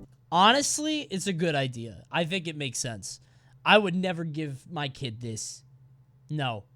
Because even if it works out and she likes it, she might like it too much. I've seen how many views those videos get. And she's going to go down, like, the rabbit hole of, like, Kinder Egg opening. So, like, it's a lose-lose. Either she, you know, chokes on something, which is bad, or she loves it too much, and then she becomes obsessed with it, and I have to buy 1,500 of these a fucking year, you know? The U.S. has relented a little in recent years. It was and unbanned? allowed for Kinder Big Joy mistake. eggs to be sold. Number 6, specific This is underwear. Biden's America. Citizens in Russia, Belarus, and Kazakhstan had issues purchasing luxury lingerie when lacy underwear was Too sexy. prohibited from sale Too and sexy. import. Just now, gorgeous underwear from foreign brands has become available in Russia's free market. If you take that away again, the buyer is going to be the one who suffers the most. The ban was instituted in February 2014 when a new law stated that garments touching the skin needed to contain at least 6% cotton. Since lace underwear doesn't Why? always conform to these standards, it was one of many undergarments thrown into the permanent clearance bin in the sky. I'm the most dangerous man in this prison. What? You know why? Because I control the underwear. Apparently, That was the worst clip they could have used for the... Why that clip from American History X? Were there no other movies that referenced underwear? Dude, the editor went off on that one. The editor was like, fuck it, I don't know, this one. Just picking that one? That's a strange choice. Apparently, this head-scratching ban was put in place to keep people's skin safe, but not everyone took Good it for them, I kindly guess. to the rule. It's been reported that a few people were arrested while protesting this measure. Your bra bomb better work, nerdlinger. Where do they find these clips? Ultimately, the negative reaction to this restriction showed that people should get to decide whether an undergarment is safe or not. Number 5, Marmite, Ovaltine, and Vegemite. These items are certainly an acquired taste. Vegemite is disgusting. Vegemite is so gross, dude. Vegemite is so gross. I had it when I was in Australia. It's so salty. It is ungodly salty. Ovaltine is fine, but it's just chocolate milk. I don't, like, it's not special, you know? I don't know what, it's fine. I'm sorry. Marmite and Vegemite are dark, sticky food spreads I don't know what can Marmite be salty is. and might taste like bouillon cubes. Ovaltine is a milk flavoring made from malt extract, sugar, and whey. Unfortunately, all 3 products were heavily believed to be banned from sale in Denmark. Not because anyone thought they were disgusting, but... That kid fucking hates it. That kid hates this so much. Why did they give this to the kid, knowing he would make that face? Honestly, I would ban this from my country, too. If I gave this to my kid and I ruled the country and they made this face, I'd be like, my kid's never eating this again. But rather because the country prohibits the sale of food items fortified with additional vitamins. After rumors about the product bans spread, Denmark's Food and Veterinary Administration weighed in on the subject. Apparently, the foods could be sold if the respective companies applied for proper marketing permits. A failure to follow Denmark's rules caused consumers to scramble for replacements when the products were first removed in 2011. Denmark is weird, bro. Drink your Ovaltine. Ovaltine? Number 4, high heels. So girls go on adventures too? And they go in heels. Good. These shoes are a popular luxury dangerous. item, but you won't see anyone wearing them at ancient Greek tourist sites. Although some might avoid wearing high heels while walking the Acropolis, there were apparently quite a few people who went for it. This makes Back sense. in 2009, Greek I get authorities it. banned I high get it. heels from the country's ancient I'll let sites this over one pass. concerns for All the physical other ones, integrity you of the know, historic whatever. But this locations. one makes sense. According to Sure. the director of Greek prehistoric and classical antiquities, quote, visitors must wear shoes that do not wound the monuments. You're stomping all over the Acropolis. Goosh, goosh, goosh, goosh. This unusual ban left us with one question. Exactly how much damage did heeled shoes actually cause to these I bet a historical sites lot, by actually. themselves? It's all Number 3, rocks, right? Chewing gum. There was a strange time in Singapore. What the fuck is this building? What the fuck is this? How do you take an elevator in this? The building is sloped. This is a nightmare. That building is sick. No, it's not. I would hate to live in this. Dude, you're like, the way that it's slanted there, and then, like, it's probably slanted the same way at the top, where you're, like, slightly out a little bit. Ugh. No, this sucks. I hate this. Why is there a boat on top of it? Hold on. Number 3, chewing gum. There's like a rocket ship on top for a quick escape. A strange time in Singapore I don't know what that when is. People couldn't stop ruining things with gum. Some citizens stuck the chewy substance on the door sensors of a multi-billion-dollar train system, resulting in disruptions and costly repairs. Others drove up cleaning costs by leaving gum everywhere from mailboxes to keyholes. Okay. I wouldn't do that. Yeah. I really wouldn't. So long as it's gum, then that's for me. You gonna ban the whole money gum? and time, then Prime Minister Goh Chok Tong restricted the distribution, sale, and import of chewing gum. Fine. What's this? Sure. Gum. That is gum. The ban remained mostly intact for years. However, there are a few notable exceptions. Pharmacists can write prescriptions for dental and nicotine gum. This gum has no flavor. You don't like it, just spit it out. Spit it out. We wouldn't be insulted if you just spat it out. Honestly, gum, I could see gum getting banned pretty much anywhere. How do they not have gum that doesn't stick? I feel like that should exist by now in the year 2021, right? Right? Like a gum that, like, no, it sticks, but, like, when you take it out of your mouth after, like, half an hour, it gets unsticky. You know? No. It's sticky, but then when it's exposed to air for too long, think about it this way, okay? $1 million idea. Gum, right? But when you chew on it, it gets sticky, right? Because when it's in stick form, it goes into your mouth, and then it gets wet, and then it gets sticky. But then when it's introduced to air in the future, it's not sticky anymore. So, like, when people try to put it on stuff, it gets unsticky after, like, 20 minutes. $1 million idea. I give that to all 1,400 of you. Go ahead and make me proud. I would like 10% of royalties, please. I'm telling you, dude, I bet you could do it. I bet you could do it. Lactate for the strengthening of tooth enamel is also allowed. Number 2, blue and skinny jeans. Jeans have been a fashion mainstay in the Western world since the mid-19th century. Unfortunately, these comfortable pants aren't welcome in every part of the world. In North Korea, blue jeans were banned. The main reasons they're said to have been targeted is because of their associations with Western society. Similarly, skinny jeans were banned in 2021 owing to their popularity in capitalist countries. Why Simpsons again? Baggy pants. Baggy. Ooh. I've never had a pair of pants that fit this well in my life. We're willing to bet that most people around the world don't think these pants are anything more than a fashion statement. Exactly. And the reason he banned skinny jeans is because you can't fit in them. That is true. That is true. However, this ban makes wearing jeans feel like a treasonous act. Slim fit? Yeah, they're streamlined. Did they say why they banned You're it? walking like Frankenstein. Before we continue, Just because it's from America? Be sure to subscribe to our channel and ring the bell to get notified about our latest videos. You have the option to be notified for occasional videos or all of them. What's number 1? If you're on your phone, make sure you go into your settings and switch on notifications. Number 1, buckyballs and Zen magnets. Yup, swallowed them.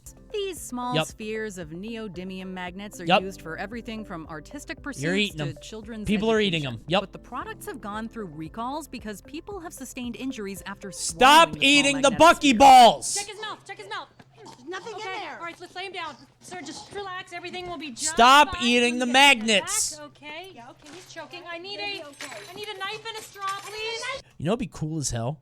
If you ate a magnet and then, like, you had it at, like, the back of your throat and you could load up your mouth with the rest of them, but, like, the opposite charge, and you could shoot them out like Birdo. You know what I mean? Like, let's say that I have a magnet in my mouth that has one form of, like, of charge, and then the other ones are resistant. But I just pack them in really quick, and then I just open my mouth a little bit. You know? That's a gun? Yeah, but it's less, it's more discreet. I could travel with like 50 buckyballs in my pocket. I can't travel with a gun, you know? That'd be kind of cool. I'm going to do this and leave a note saying you told me to do it. Hold on a minute. Hold on a minute. If you do it, please leave no... I can't stop you from doing it. I can't stop... Listen, I'm not your dad, right? If you're going to do this, go ahead. But leave no trace that puts it back to me, okay? I didn't tell you to do this. I can't stop you from doing it. But if you do, I do not endorse or condone it. But I can't stop you. So if you're going to do it, you're just going to do it. But I am not telling you to do it. But if you do, it's not me. In the wake of these incidents, neodymium magnets are illegal to sell in Canada, Australia, and New Why Zealand. are there so They were many banned small for a few magnets? years in the United States. Although, Zen Magnets appealed the decision and continued to sell them until December 2020, when their appeal was overturned. The potential danger of they these look suggested neat. items is definitely serious. It might all sound a little silly at first. How about people just stop eating them? But most of the thousands of people who ended up in the hospital after consuming them were, in fact, children. And Yeah. you can't expect little kids not This is the third Simpsons clip on this single video. Who edited this? The third Simpsons moment? What are you doing? Objects in their mouths. The doctor said I wouldn't have so many nosebleeds if I kept my finger out of there. Poor Ralph. That's a sad... Yeah, poop soda. What? I wouldn't drink that. Do restaurants have poop soda? The hell is that? I'm about to get clickbaited. I'm about to click on it.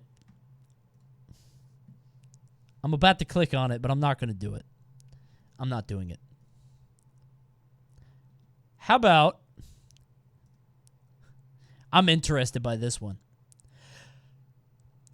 10 futuristic technologies you didn't know actually exist. What? Nanomachines? Maybe actual robots? Pinocchio bots, like in AI with the kid? Maybe, I don't know, bee drones? This technology Teleportation? could have the power to revolutionize Flight? the flow of goods and the scope of product markets. Ugh. Oh, this is just 3D printing, WatchMojo, right? And today we're counting down our picks for the top 10 futuristic technologies you didn't Hoverboards, know exist. like the ones that the teenagers keep using. I need to borrow your hoverboard. He can carry 200 pounds without breaking a sweat. That's Death Stranding. This is actually real. Hoverboard. He can carry 200 Oh my god, wait, so the Death Stranding robot actually exists in real life. You could do this?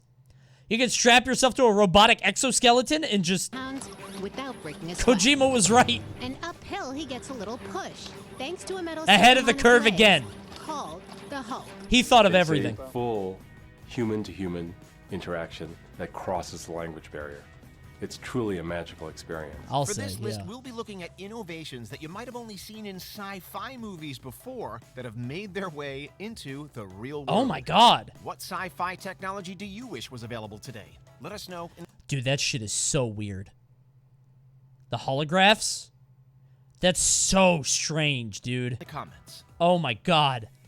Number 10. I hate that. Powered exoskeletons. Yeah, that's what I want. Iron Man suit. Actually Give me an exoskeleton, please. Well, it turns out that Adam Savage from Mythbusters fame isn't the only one with access to really fancy suits. I want one of those so bad. Titanium I want to be a robot. bulletproof Iron Man suit flying through the freaking air. There's nothing fictional about the operation of this. It is a first prototype. Wait, you and could it is do this? raw as hell, but it worked. Powered exoskeleton suits are essentially wearable machines that augment your body's strength and agility. While some encompass the entire body, others attach mainly to the waist and legs. I want to be Cyberpunk so bad. The user is wearing a remote control. I want to be With remote control, Cyberpunk the user so is bad. Selecting whatever he wants to do. If he's sitting and he selects stand up, then the system will give indication. It makes some beeps, and the user knows, okay, now I have to stand. Medical applications such as the rewalk allow people with spine injuries to regain a good Oh, that's portion sick. of their mobility. Meanwhile, the human universal load carrier was built to make it easier for soldiers to carry lots of essential materials. It has the smart That's so to cool, predict dude. what you're doing, and it has to match that motion. Here at Natick Soldier Systems Center, Army engineers are starting to put the Hulk through its paces. Although neither of these will allow you to shoot lasers out of your hands yet, these types of exoskeleton suits are more available to wear today. Number 9, food pills. Wait, these exist? Like you could eat like a cheeseburger pill and you're full? Sci-fi films have been teasing the idea of having full food substitutions come in small portions like pills for That's decades. cool as hell. Strawberries, huh? The movie Soylent Green shows a world where the masses consume a wafer-like product. I could be meant to help red-pilled with in food real shortage. life. Hell yeah. In a true case of life-imitating art, a company by the name of Soylent actually sells shakes and powders as nutritional replacements. Why would they do that? You know, this idea is going to solve, you know, a lot of problems in food that we have, not just hunger. It's I never realized that Soylent is like it's tied to that. I never really made that connection. Now I feel shitty. Why did I drink that? I've had it before. I'm very optimistic about the future. It's just Huel. I drank Huel today, by the way. The shaker's right here. I literally did that today. So, you know, this isn't even being paid for. I did this today. So if it's not good, I'm going to die. Are mercifully not made of the same stuff as the products in Soylent. Oh, God. You gotta tell them Silent Green is people! But it's not pills, Companies though. like the Food Pill Diet are also producing pills made of dried vegetables meant to replace your typical meal. While these capsules may not solve world hunger, they can bring us closer to having a sustainable food source. Yeah, but it's not pills. Number 8. No, that's stupid. They're not pills. They're like powder. Universal Stupid. Translator. Have you ever noticed that in most science fiction stories, everyone somehow manages to speak English? Star Trek solved this problem by introducing a device called a Universal Translator, which was able to convert any language into English. I've seen these on You phones, understand me? right? Serota Joe. Where's Hoshi when you need her? Who is Hoshi? That's better. Out here in the real world, we've just started to see this technology emerge. There are plenty of apps available for your smartphone that do Yeah. a pretty good job of translations already.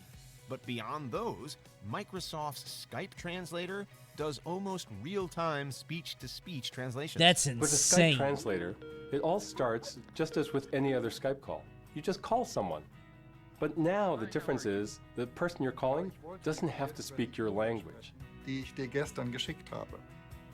But I wanted to talk to you about the email that I sent you yesterday. Dude, that's Companies like so Waverly cool. Labs are developing earbuds that work in conjunction with your phone to provide translation services. Can you hear me in French? Pouvez-vous me entendre en français? Dude, that's sick as hell. You could just go all over the world just with this one earbud and just talk to everybody everywhere. That's neat, dude. But you'd probably offend somebody because of mistranslations and you would get in a lot of trouble. You would probably be, you would get in a lot of trouble very quickly over this and you wouldn't be able to sue the company. The company better have very good legal standing because if you fuck up one little thing, you're probably going to get thrown in jail. Je peux t'entendre parler français? Yes, I can hear you talk French. But this is awesome. Number 7. Something is not going to be laser translated weapons. correctly. Wait a minute. This is the future. We're all the phaser guns. In almost every futuristic depiction of gunfights, there's usually some kind of a laser gun involved. Star Wars had blasters and Star Trek had phasers. Mr. Reed, the honor is all yours. Wait. This guy's a Star Trek captain? I don't know who this is. I know Captain Kirk and I know Picard. And I know Riker, but I don't know who this is. He's from Tron? Oh, he is, isn't he? That guy is from Where Tron. are these in the real world? Well, the U.S. Navy developed the ANSEC-3 laser weapons system. It operates much like a laser pointer, except that when you aim it at a target and shoot, you can inflict some real damage. Laser dazzler weapons have also You have to been shoot it in the developed to throw captain's off the eye. target's senses. And he's just, In oh. both cases, the lasers shoot at the speed of light, so you probably won't see visible flying beams like in the movies. Right, okay, people, you have to tell me these things, all right? I've been It's just a laser pointer, but stronger? That's so lame. We're never going to have laser guns, dude. But their ability to neutralize a target is very real. Oh, wait, they Number can 6, shoot planes. bionic limbs. Never mind. You're still just shooting the pilot in the eye with a good laser. You're just getting him right in the eyeball. He flies into the ocean. Steve Austin and Jamie Somers both showed the world what having bionic limbs could do for us in the $6 million I did know about this one.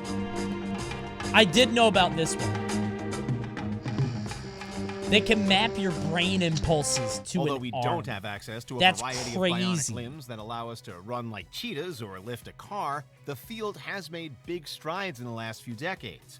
You are in control right away. Yeah, it's really neat. That is incredible. It was nothing short of thrilling. For the first time since I lost my arm, it occurred to me that technology might Imagine one day Stone Cold with 2 more restore arms nearly chugging all more the function I beers. lost. He would get drunk so Recent fast. advancements have allowed for artificial No one would be appendages safe. to have increased capabilities and intelligence. Companies like Open Bionics, Unlimited Tomorrow, and countless others are now producing artificial limbs that use bionic controls. And to take a sip of water, Don't break it. She's gonna smash You it. could just turn the wrist so that you could get it easier. But for me personally, Goosh. having both bionic arms, that's something that is a little bit difficult to me. So if you're like me and you're missing 2 hands, then it may be easier and you may have to just kind of lean over a bit. Technology just is not there yet. Responding to the smallest of muscle movements or other body influences. Bro, he has a specialized hand specifically to drum. That's the tightest shit I've ever seen. Drumbot. Engage solo.exe. This guy's like a Mega Man boss. Influences.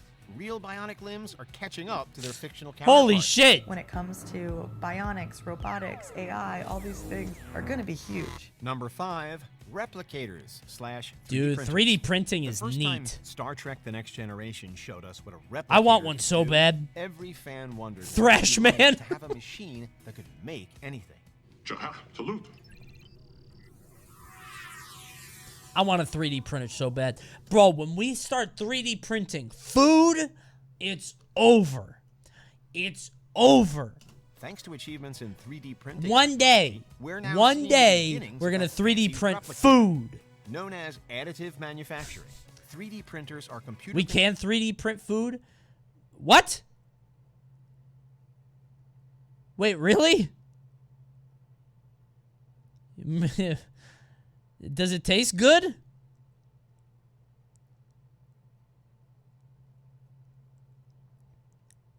No? Okay, when we can 3D print food that tastes good, it's over. Then it's over. You make good tasting 3D printed food, it's done. Controlled devices that use a variety of different materials to create 3D pizza print. What? 3D print and bake a... Okay, I would not eat this. Oh. Show me the finished pizza, please. Oh my god.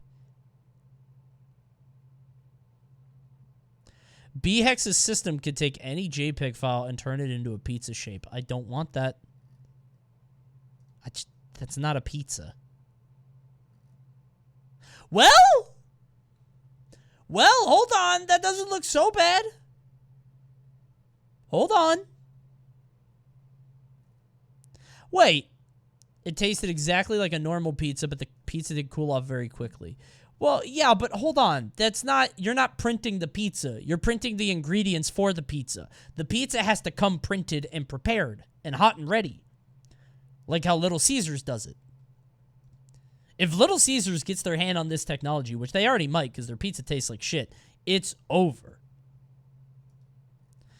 If you could 3D print a food right next to me, that would be delicious. I would kill for that. Sadly, we're not there. Using layers. 3D print a finished food. Then we're good. Yes. A finished, cooked meal 3D printed to me. Really is the limit. That's what I Thanks to want. this technology, you can pretty much design and print anything you like, including a new microphone. Each layer is affixed to the previous one. Anything you like, including a new microphone. I don't think this microphone works. I don't think that's a good example. This is like the most underwhelming thing I've ever seen. Each layer is affixed to the previous one, creating a fully formed object. From toys to engineering models to even custom printed body parts, 3D printing. 3D printing is neat, dude. How we manufacture many I want a goods 3D around printed the world. house. The 3D printing I'd industry live is there. expanding rapidly and growing ever faster and more efficient. But it will be some time before we see the promised improvements like shorter supply chains, reductions in overproduction, 3D the printing elimination cars? of warehouses for spare parts, and the use of recyclable materials in closed-loop systems. Number 4, teleportation. No. Really?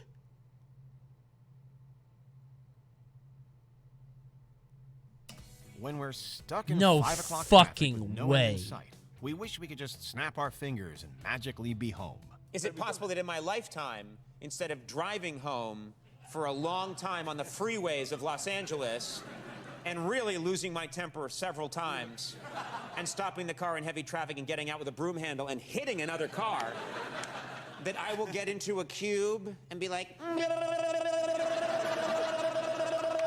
While the idea of teleporting like a Star Trek officer has been around for years, it's always been beyond It's our not reach. the same you, right? It's not the Last same Star you. Trek reference, we promise. Although the ability to teleport matter is still a work of fiction, 'Cause you die scientists and the other have one been able comes to in. Yeah, use it's the Soma quantum thing. Teleportation.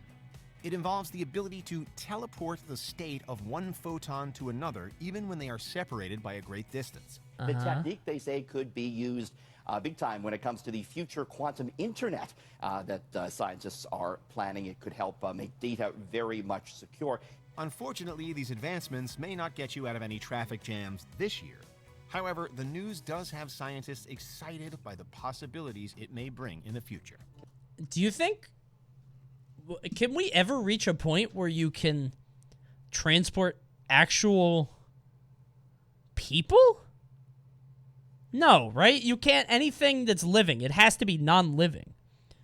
Because really all this is, all teleportation is it would just be taking something, like an object, and then 3D printing it on the other end, right?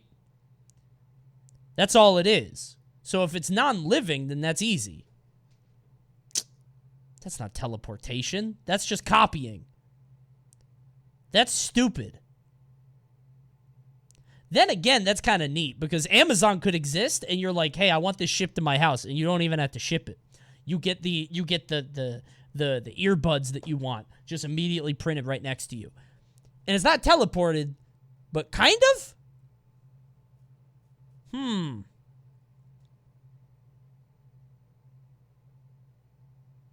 Interesting. It's a huge engineering challenge. And It's just not 3D impossible, printing. That's but all it is is. really More hard. 3D printing. Success, though, would most definitely change the world. Number 3, 3D holograms. That's absurd. Also, that's not fooling me. That is not Tupac. The use of holographic technology has been seen in I'm not. countless forms I of don't fiction think that's media really that him. has been less visible in the real world. Help me, Obi-Wan. If they could make it look real, that's crazy. It's him, Copium. While a combination of projectors and mirrors have been used to create the illusion of 3D holograms, people are Is that working Charmander? on ways Yeah. to recreate the ones that we've seen in our favorite films. Why are they making Charmander? Brilliant minds at Brigham Young University have worked to produce more advanced images known as volumetric displays by using specialized equipment. They actually used the Princess Leia hologram from the original Star Wars as their inspiration. Cool. Here we see the culmination of 3 years of effort. Bro, Our I display played this is in the projecting 90s. It was a small game called particles Time focused Traveler. right I here, already played this. being dragged up and down, vertically rastering this image of Princess Leia. Boring. Another type of 3D Choo. interactive hologram can be seen through the use of headsets Not which AR. augment the user's view. Microsoft HoloLens has also shown many different applications for exciting and developing technology. AR Number 2, sucks, dude. Hoverboards/hover technology. Wait. The release of Back to the Future Part 2 ignited the imagination of fans when they saw Marty McFly riding a hoverboard around This Hill is Valley. real? He's on a hoverboard! In a behind-the-scenes interview, director Robert Zemeckis trolled fans by indicating that the ones in the movie were real. Good one. Groups have not let the toy manufacturers That's funny. make them, and we Good got our hands director. on some. and we put them in the movie. Ever since, people have been trying to recreate the famous boards. It exists, but nobody can ride it. It's impossible to ride. Functional board, which skateboard legend Tony Hawk tried out. Oh, bro, you're just dizzy. On a specialized Coggers. copper surface, You're just so dizzy. much like Marty's did. Yeah, they've invented it, but no human being can ride it. It's literally impossible. That was my first 1080. Car company Lexus also produced a similar device that hovers over a special track using superconductors. A special track? Itself. They may not exactly be like Marty's Mattel hoverboard, but they're still pretty cool. Before we continue, be sure to subscribe to our channel and What's ring the number bell one? to get notified about our latest videos. You have the option to Number be one is notified cloning, for right? occasional videos or all of them. If you're on your phone, make sure you go into your settings and switch on notification. Gundams? You think? Cloning, right? Although that's like been known since the 90s, but it's probably better now, right? Lead? I'm curious. Number 1, cloud seeding technology. I don't know what that Although we live on a is. planet that is 71% covered by water, only about 3% of it is instantly drinkable. In the United States, there's We make California, water? where in one single year, a historic drought cost the state over 10,000 jobs and nearly We $2 can make it billion in rain? lost revenue. For parts of the world that see excessive heat in the summer, Wait. a lack of rain can make people wish they had access to a sci-fi weather controlling machine. Dubai recently made headlines by using cloud seeding technology What? to bring water down. That's They crazy! basically did. They had a fleet of drones that flew up into cloud cover, and they used electrical charges to force water droplets to combine into larger ones. So you send drones into clouds and shock them to make them cry.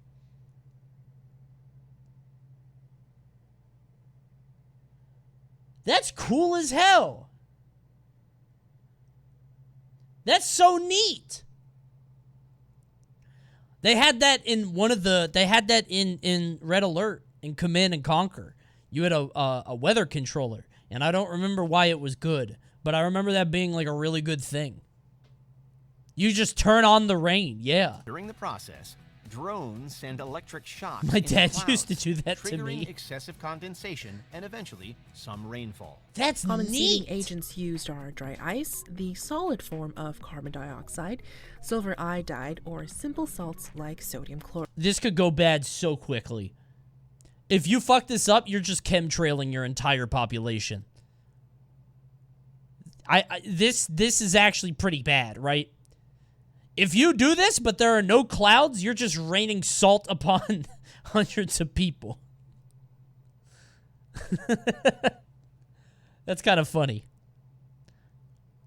Yeah, what if you do too much? What if you do too much and then there's a flood? You know? Dude, that's like a Sideshow Bob plot. That's like a supervillain thing. You seed the clouds with so much dry ice that it floods the world. Oh my goodness. All right. There's a future where this and similar technologies could be used worldwide to regularly help ease heat waves and droughts. Advancing our And current invent cloud water, seeding tech could potentially right? save lives.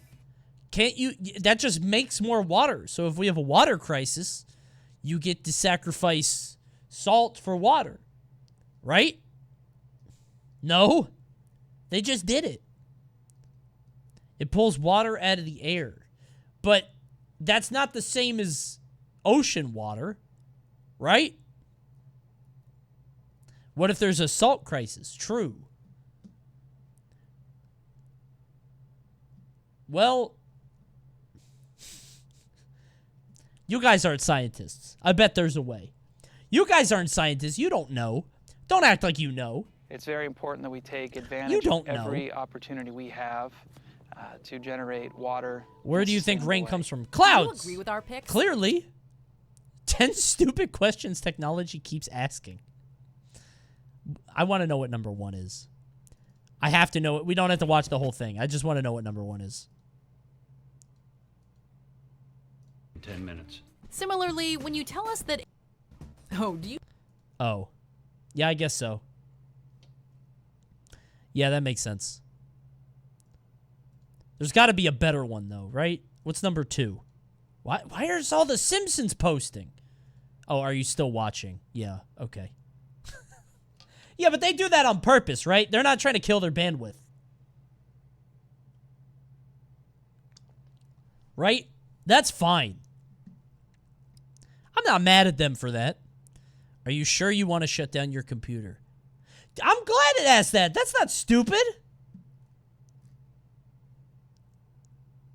I'm happy they asked that. You know how many times I tried to shut down my computer and I have some files open that I want to... This is dumb. This application was downloaded from the internet. Are you sure you want to open it? Okay. Maybe that one. More Simpsons, by the way. I don't know who their new editor is, but he fucking loves The Simpsons. Wait. Are you sure you want to permanently erase the... Okay, this sucks.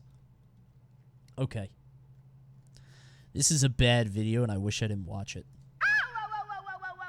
Okay, Coney, no meme donation. Sure. Just tinfoil. Uh-huh. What if we just replaced our brain one part at a time with artificial brain parts? Is this a until Ship it of got Theseus used to thing? it, then one by one until you have the Ship of Theseus, but I with your fucking brain, knew you and would then say you that. live forever digitally. That's a dumb question. I knew it was going to be Ship of Theseus. You said one part, and I was like, okay, it's this shit. Somebody watch WandaVision, I guess. Wow, good donation. It's just Ship of Theseus. We all played Soma, bro. Dude, I love Soma. I wouldn't be the one that got left behind, though. I would not be the guy that got left behind. I'm different.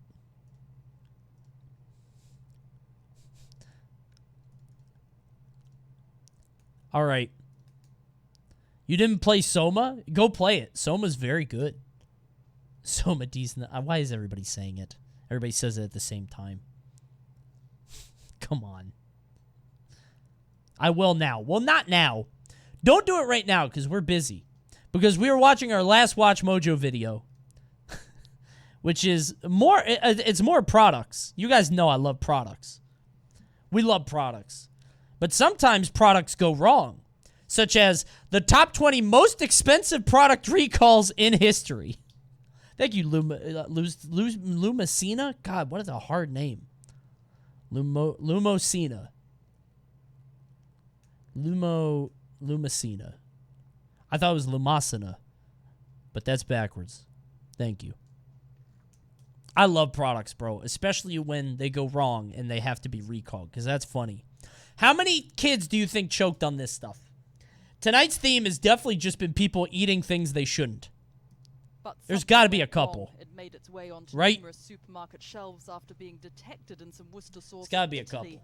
Welcome. And hey, if you like products like I do, I know that you like Amazon, which means I know you have Amazon Prime, which means I know you have a Twitch Prime. So why don't you go ahead and check if it's ready. You just go right under the stream and go to continue sub or just sub for the first time. I'll wait. I actually have a bot that tells me everybody in my chat that is a Prime. And if you have a Prime and you're not using it, I'm not going to start the stream back up until you Prime. So just go ahead and pop it. You're holding everybody up. So, you know. Ah, there we go. Warm Platypus. Yep. I can check that off my list. Thank you very much. Jack Newey. Thank you. I can check that one off the list. Mr. Monkey Man with a Prime. Thank you very much. Okay, that one's noted. Evil Lem, thank you so much. Yep. We're almost at the end here. There's a couple more primes in there. I'm going to go ahead and check them off as soon as you drop them. Toxic Strawberry, that's a gift. Not quite the same, but I still appreciate it. Thank you. I'm calling your bluff. Yeah, well, I'm going to ban everybody that doesn't pop their prime in the next 30 seconds, so your move.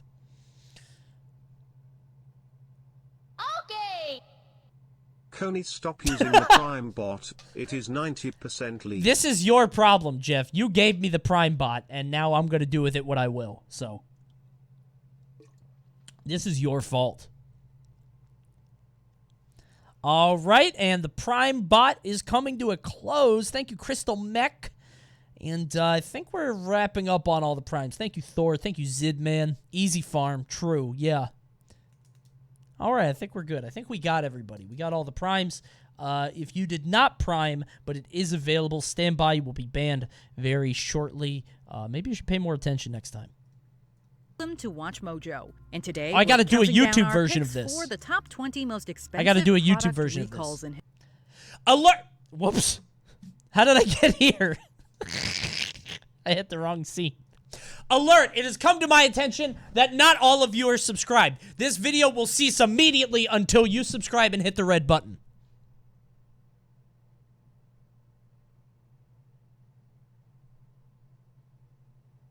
Thank you for complying. The video will now continue. history. This morning, an urgent new message from Samsung. This is not a food safety issue. I don't know what we're going to do with the chat in the background during that part. We got to figure something out. It's an issue of inhumane treatment. I think it's a tough holiday season. How many people ate things? People definitely ate things. We're looking at the costliest company-initiated product returns and why they needed to happen. Let us know in the comments if you've ever been part of these or any product recalls. Number 20, Infantino's Sling Rider Baby Slings. The first thing we're saying to I don't want to watch baby stuff. In 2010, over 1 I'm not watching the baby. I'm not watching baby. It's too sad. I'm not watching babies. But the windows and Roman blinds. I mean, Roman people aren't always in a blinds. position to just yank them off the windows and go without. The exact number of deaths and injuries due to this product can be debated, as use of Roman blinds is so widespread. But what cannot be argued is the fact that in 2009, all Roman-style blinds were recalled from the market. Wait, really? All What the are product Roman shade blinds? Ultimately, board. Oh, they're just like slats? Is that all it is? It's really shocking, you know, because a lot of us have these in our homes. Ultimately, the report recommended consumers stop using Roman-style shades altogether. Skip this one. Ovens. Introduced in Easy bake oven. 1963, Okay, we're the back to Easy Bake this. Oven Full was circle. immediately Full appealing. circle now. What can I get for 8,000 tickets? A BB gun or an easy bake oven? We're back to Hot Easy fruit Bake. More is Simpsons, tempting, by the way. But I just can't say no to a weapon. Kids Why? getting tasty treats? What's not to like? In 2007, however, Hasbro recalled its latest model of the toy after they received numerous substantial complaints of children getting their fingers stuck in the oven's door. Oh! Putting your hand in there? So how come you're Don't putting put your hand in there! Hasbro issued a voluntary recall and made available a free U.S. Consumer Product Safety Commission approved guard for all who still wanted to keep the oven. Except Why do it these didn't still work. exist, the dude? CPSC report revealed approximately 250 Stop eating that girl's cookies! cases of fingers getting caught in Bro, the door. stop! And How much nearly did he 80 eat? approximately made available He a didn't even free make US those. Consumer Product Safety Commission approved guard That you don't even get a lot of food out of an Easy Bake. It takes like 30 minutes for one cookie. for all who still That wanted kid to doesn't keep the need oven. any cookie. Except it didn't work. How much? Dude, this here brother just popped up out of nowhere. The One. CPSC report Stop revealed him. approximately One. 250 Two. more cases of fingers getting This caught is in an the door. hour and a half of Nearly baking. 80 cases of burns. He just gone in seconds. How could he do this to his sister? She works so hard. This brought on another recall. In the end, the recall affected nearly 1 million Easy Bake ovens. One's cupcake. Oh, me. You know that batter is like 30 years old. Number 17, Mattel Toys. Okay, Fears over we the know, rebound Polly for younger Pocket and kids alone. and the choking. Cosmeters We were know, selling we know. And these $1 million involved in the recall. Aquadot, The yeah, reason we was know, that we know. Eat them, they're like color ecstasy. scandal Yeah. struck. Everyone wanted pack items. Wait, what is this? More than 2 million of cost Mattel around 30 million. Oh, we're still plus. talking about Mattel. And they've all come back at different levels. Yeah, Mattel is very dangerous. Yeah. Everyone wanted to be the one who rescued Rocky, and everyone thought they could do it without help from anyone else. Number 16, McDonald's Shrek glasses.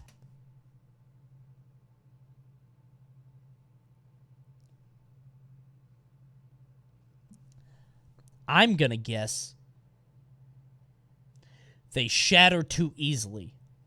They're not especially tempered. So if you put hot water in the glass, it shatters immediately. That's my guess. Trace amounts of the toxic metal cadmium were found in some limited edition McDonald's glasses back in 2010. The items were part of a promotion Toxic for Shrek Forever glass. After, and featured everyone's favorite Shrek characters painted on them. Oh, along God. with the threat of ingesting an illness-inducing toxin. Drink from the cup of Shrek, if you dare. McDonald's tried to defend drinking Shrek's swamp water. This by saying the glasses didn't actually contain that much cadmium. Federal regulators are Bro, it's not even that much cadmium, you pussy. Just drink it. But we argue that any amount of a dangerous carcinogen is definitely too much. Yeah, fucking pussy. Drink the Shrek water. Is concerned. At least drink the donkey water, bro. McDonald's offered Come on. customers a refund of $3 per glass. Forbidden The Sprite. U.S. Consumer Product Safety Commission is warning parents to stop using the glasses. Bro. All of these glasses look so hostile, too. Which one would you drink from? It's like a saw trap, right? What? 3 of these will kill you. One of them is the antidote. And to return these glasses for a refund, McDonald's will be. These are supposed to be the good guys. Give me a Farquad one that kills me, you know? Charged $2 and 12 million glasses were recalled. That put the company at least $12 million in the red. Oh. Number 15, Ford Pintos. In action movies, it's not uncommon to see a car explode after even the smallest impact.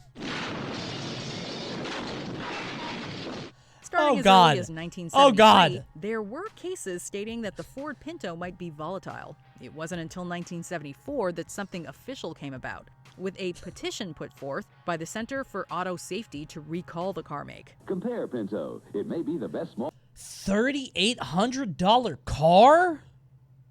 car buy in America. Bro. Apparently, the Ford Pinto's gas tank was I'll roll the positioned dice for between that the rear cheap. axle and bumper, and it tended to catch fire when it touched the shock absorber in the back of the car, and thus would frequently explode in rear-end collisions. That just sounds like a deck building thing. Like this is a risky card, you know?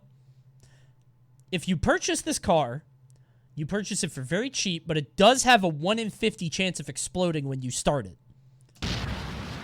I could Ford fix faced it. a slew of legal battles and accusations criticizing its decision-making both before and during the scandal. I would just get a bumper Ford sticker issued a that massive said, recall. if you In hit me, we both 1980, die. they stopped producing the Pinto altogether. That would keep people off my ass. An even better idea for 77. Number 14, Westland Hallmark Meats. In 2008, the largest meat recall in American history took place when California's Westland Hallmark Meat Company was caught up in an enormous scandal. Undercover footage from animal rights groups revealed that workers were mistreating certain cows that were part of their beef production. Those heinous actions are strictly against the law in the United States. Okay. The ensuing recall What are you gonna resulted do? in Take a the final beef judgment back? of almost $500 million for the company. This was thanks in part to the fact that the company provided meat to the U.S.'s school lunch program. The company's connection to education put even more attention on the scandal. Wait, but I don't understand. Like, I get that the beef was made unethically, so that sounds like a fine thing. Why would you recall it? Then the meat isn't eaten by anyone. What are the cows gonna do, you know? I don't... It's always appropriate for government, the federal government, us as Department of Education, and certainly for school districts to do what they can. The government can serve illegal food to children. Yeah, I mean, like, I'm not saying it's a good thing, but I'm saying, like, why is this a recall situation, right? Ensure parent trust in the food that their kids are eating at school. I mean, that's just absolutely critical. Ultimately, Westland Hallmark's meat went bankrupt because nobody wanted to touch their products after such horrendous behavior. Good. Number 13, Sony batteries. Major laptop manufacturer Dell issued a recall for notebook laptops back in 2006 because of the batteries inside. These Sony-made batteries carried a major flaw. They were a huge fire hazard. Multiple stories broke about people's laptops burning during use and reports of laptop owners getting injured. Dell has set up a hotline for This was a consumers. thing We back called then. it Dude, 10 90s laptops had like a 1 in 10 chance to just explode. This was just a thing that happened. People had not figured this out yet. times today It and was got bad. the following message. Call volumes are extremely high for the Dell battery replacement hotline. Luckily, no one suffered any severe damage. But it seemed that Sony didn't completely fix the problem in the aftermath of the incident. Around 2 years later, another recall of laptops containing Sony batteries was issued. Bro, This time Sony, it get it wasn't just together. Dell, but also Toshiba and HP. Oh, you've been working with HP? Yeah. And in the worst What kind of consumer clip hat was trick that? ever, Dell recalled over 4 million computers due to batteries in 2011. Sony lost hundreds of millions of dollars for these missteps. Is Dell still around? I thought Dell was gone. Dell still exists? Oh my god, it does. Good for them, I guess. I think of Dell as like a very late 90s, early 2000s company. I can't believe this still exists. Who buys a Dell? I guess normies, right? They make Alienware? Oh, do they? Dell is super corporate. Yeah, no, that makes sense. Okay, yeah. They're probably like super B2B. That makes sense. I could get them being B2B. That makes sense. Number 12, Scarlet Red Dye. For years, an illegal red food dye has been causing mass recalls in the United Kingdom and Europe. The specific dye in question, what's going on bright over red there? Sudan 1 dye, was banned by the EU in 2003 because It's it was too found scary. to be a carcinogen. It's too scary. The dye was in a batch of chili powder used by Hertfordshire-based Premier Foods to manufacture a Worcester sauce. This was Why then is used in a wide British range of news in products, mono? from soups to red Come over meals here, to young hot lady. Noodles. That's definitely not the kind of thing you wanted added to almost everything red you can buy in a store. Since it was found in chili and curry powders, chicken tikka, and pesto, it was a pretty tricky thing to avoid at the time. It seems curry eaters are part of the problem. Stop! Is there Some no customers other are news used to the dish outlet? looking a particular way, but they're not convinced by the natural version. Leave me People alone. Send it back when it doesn't appear bright red. Why? She's only in the right ear, but I could definitely hear other stuff in the left. The earliest recalls started in the mid-2000s. Why is only and she's after in mono, many but the rest of warnings it's from in the British stereo? Food That's Standards so Agency weird. to the companies in question. The recalls spread across the entirety of the European. What's killing me is this guy in the kitchen. These guys are clearly working very hard, and this guy's just standing there in full suit. He's taking up so much space. Like, this is so obnoxious. The earliest recalls started in the mid-2000s, and after many warnings from the British Food Standards Agency to the Get out of companies the in way, question, dude. the recalls spread across the entirety of the European bloc.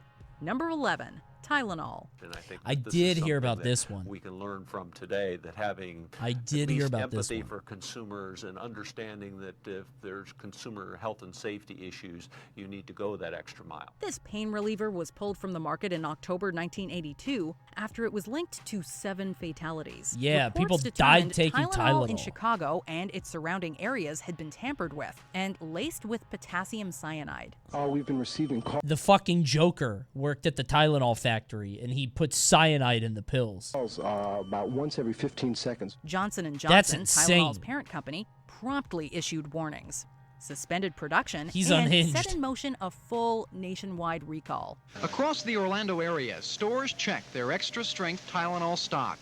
Many stores removed it. In total, Tylenol pulled nearly $100 million worth of product from the market, and the entire pharmaceutical industry developed special packaging to prevent tampering.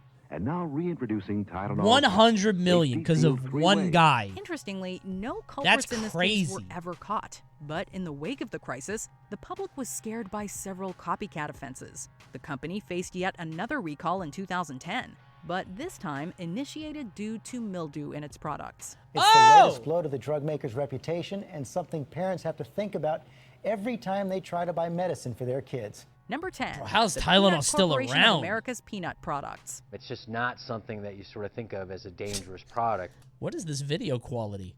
Of America's peanut products. It's just I've never seen something letterboxed and still squished.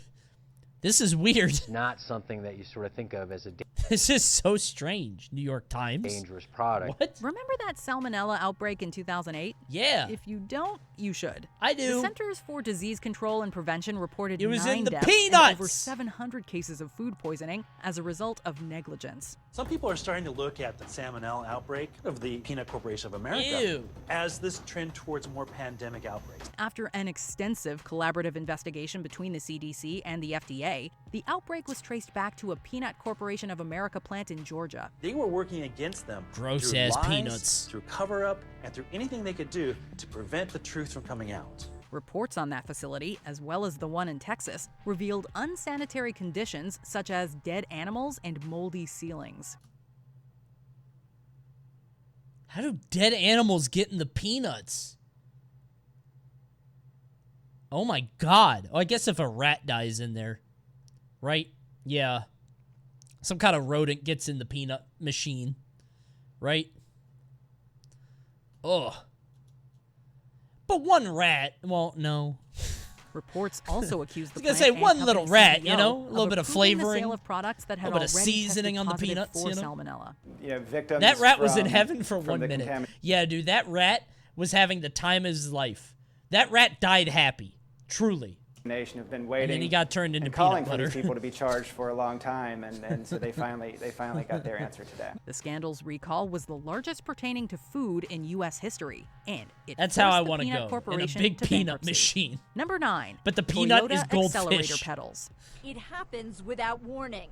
Now I'm going to hit the brake while the throttle's floored. Watch. Oh, God. Oh, my God. Between 2009 and 2011, oh my God. Millions of vehicles from many of Toyota's brands, just get Lexus, had to be recalled because of a life-threatening fault with the accelerator pedals. This recall affected Toyota cars around the planet, with more than 14 million vehicles caught up in the proceedings. Close to 40 people may have lost their lives as a result of the faulty pedals preventing cars from decelerating.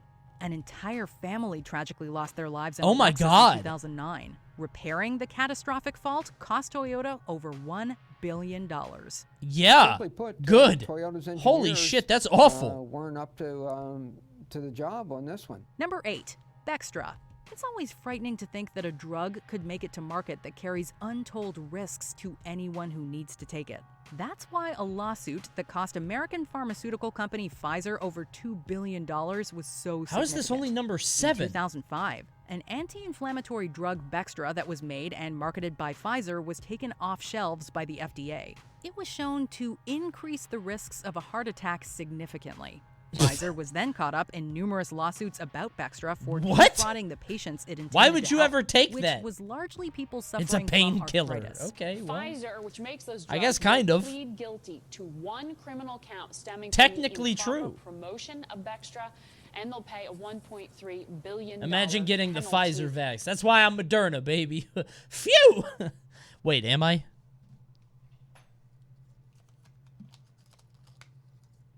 Oh fuck, I'm Pfizer. Oh, no. Well, goodbye. Oh, God, I forgot I was Pfizer. Oh, no. That's so bad. Okay, well. The anti-vaxxers are right. Again. Damn. God damn it. Luckily, plenty of safer alternative medications without adverse effects exist to help those who were using Bextra.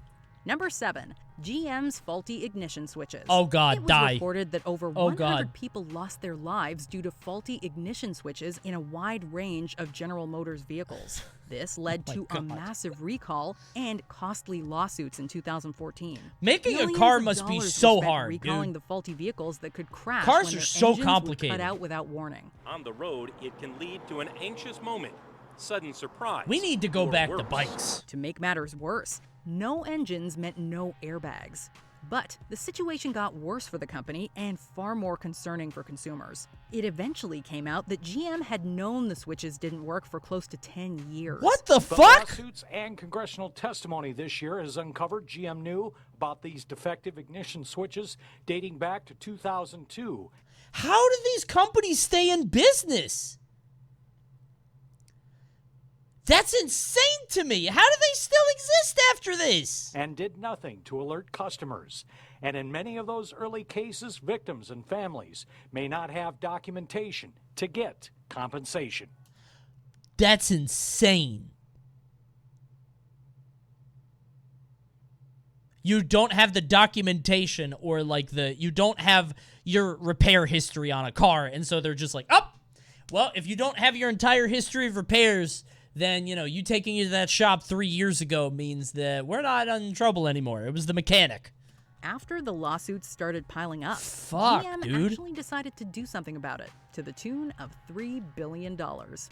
Number 6. Ford Explorer's Oh, it's Firestone all cars. tires. It's all cars. In 2000, It's after all a warning cars. from the National Highway Traffic Safety Administration, Ford launched an investigation into the quality of the Firestone tires that it used on its vehicles. Oh, With long-lasting Firestone Champion tires, is there really such a thing as a wrong turn? Don't show a Firestone several ad. Firestone models failed far more often than what's considered normal. Why are they And showing after an more ad? tests, found that Explorers fitted with these tires tended to roll over when they failed. Most of the deaths and injuries involve Ford Explorers, not other vehicles equipped with the same tires. One possible reason for these problems? Before the Explorer was first put on the market, they discovered it was inclined to roll over in accidents. Instead of a complete redesign, they opted to reduce air pressure in the tires. However, low tire pressure can lead to accelerated deterioration of the Yeah, rubber. I was going to say, that makes Reports things vary, bad in but a these different way. Firestone tire failures are thought to have caused hundreds of deaths and thousands of injuries. The recall ultimately pulled How over much? 14.4 million tires. Explorer was built for any kind of How many adventure. billions, so get though? up, get out, get moving. Number 5, the Galaxy Note 7. What? Do you guys know about this? Oh, these are the exploding phones. I remember these. These are like the James Bond things. Continuously donate to politicians. Now I remember. Who makes you think, Coney? Thanks, and you continuously donate to me. Thanks for the $3. I remember this. This was like the James Bond phone that would just explode. You would give your enemy the Galaxy Note 7. Because to make it big, you don't Some just Austin need a big Powers tech. smartphone. You need a smartphone that thinks big. You may remember a large number of Thinks viral videos big. after the launch Perhaps of too Samsung's big. Galaxy Note 7. that Perhaps showed the this cell phone smartphone should be a spontaneously bit dumber. combusting. Design and manufacturing defects with the type of batteries used in the phones led to overheating. The device's lithium-ion batteries exploding or igniting. The company Hello, says and sparking as Tirani. many as 35 reported fires. Oh, God. This flaw subsequently led to the device catching fire in far too many cases. Holy shit. To make matters even more embarrassing for Samsung, they made a big mistake when trying to fix the issue. After changing to another battery supplier and issuing replacements, the new phones also ended up catching fire. It was a cell phone that certainly had potential. All Dude, in it's all, just the Samsung devil's phone. lost It's between cursed $5 by and Satan. $17 billion from the fiasco. Dude. Fair to say other companies have had issues with batteries, others have had software That's problems with insane. phones, but nothing on the scale of the disaster that hit the Galaxy Note 7. Number 4. That happened to my AMD also. Brooklyn Will hates it when I say this. I had an AMD card, and that shit basically caught on fire, and now I'm Intel all the way. I am Intel inside at all times. Fuck the Threadripper. Fuck Ryzen. I'm not letting my computer catch on fire again. Fuck you, Will. Fuck you fucking AMD shill. I don't care how much money I have to pay. I have a kid. I'm not letting my house burn down. Unless I get her a wood-burning kit. Then it's my fault. Vioxx. Approved That kit by the looks FDA fun. in 1999, Vioxx was yet another drug that was the subject of a recall, this time in 2004. Almost $9 billion went into recalling it after it was found to greatly increase FX the series risk of ran heart hot? I think that's what I had, an There FX was a something. horrible reason why Vioxx was allowed to stay on the market for so long. Merck & Company, who produced Vioxx, didn't report all of the data linking the drug to increased risk of strokes and heart attacks. I don't understand why not to put some strict restriction rather than pulling it out. If the company had done due diligence, they would have potentially spread medical evidence that Vioxx Dude, that's seemed to be terrifying. responsible for Any illness medication and you fatal take could just consequences years die. earlier than Like, they did. oh my Merck & God. Company's serious lack of oversight was linked to over 140,000 separate cases and a $4.85 billion mass tort settlement between them and the lawyers of thousands of $4.8 lawsuits. billion. Number 3, Chinese milk. Don't drink the Chinese milk. This scandal with powdered baby milk. Bro, why are you on the left now? What's going on in Britain? What's going on in Britain? What the fuck? It was on the right before. Why is it? 2008, China recalled approximately 9,000 What is going on in Great tons of Britain? powdered baby formula. They still It can't was figure revealed out that the fucking China's audio largest balancing. producer of the stuff had issued products cut with melamine, a dangerous chemical used for plastic that can also be used to falsely indicate high protein levels when added to milk. Wait, it's formula? 700 tons of milk powder have been yanked from Chinese store shelves. The parents' fear is sticking around. According to reports, it was this misleading nutritional information that led to at least 6 deaths from complications with their kidneys. That's Ultimately, fucked up. The scandal affected 300,000 victims. The responsibility to let the consumers know that what is they going put on in Britain, dude? Their mouth. News or in is the a children's struggle. mouth is safe. That the ultimate responsibility for that is, of course, with the government. 2 men were sentenced to What the death hell? by Shijiazhuang's Intermediate People's Court for their role in selling the contaminated powder. Wait, what? Wait, you could do that? You could say, huh? You could do that in China? The responsibility for that is, of course, with the government. 2 men were sentenced to death. Oh my god! Bad product equals die. Bro, China does not fuck. I guess when you're that overpopulated, you gotta find excuses, right? It's just, whatever. It's 2 less people in our country, you know? Jesus Christ. Intermediate People's Court for their role in selling the contaminated powder. Oh my god. Number 2, Volkswagen. It's more than just a car. Dude, I know this Volkswagen one.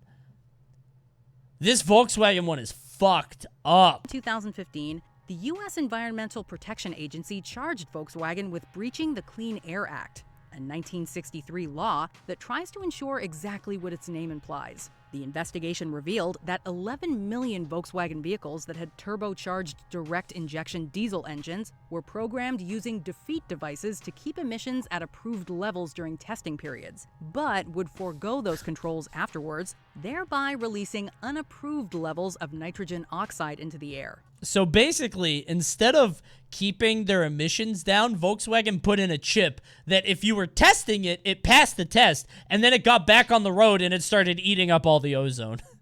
Volkswagen literally made technology specifically to pass tests and then just continue to spit shit into the atmosphere. In other words, there was no way this was accidental because the software was designed They very actually carefully made to detect software an to official do it. emissions test. As That's a result, insane. Volkswagen made plans to invest over $18 billion to refit affected models across the globe and reduce their emissions. How did they? As you can imagine, How did they exist their after reputation this? also took a bit of a hit. First Nazis, now this. What is Volkswagen gonna do next? Why do we still buy these cars? Huh? Someone must stop them. Truly. The CEO, addressing some 2,000 employees. And Who is we? My wife owns a Volkswagen. She owns a T1. She liked the space. Hey, she bought it like 6 years ago, okay? It was before all this. Shame her, okay? I own a Dodge. I bought American.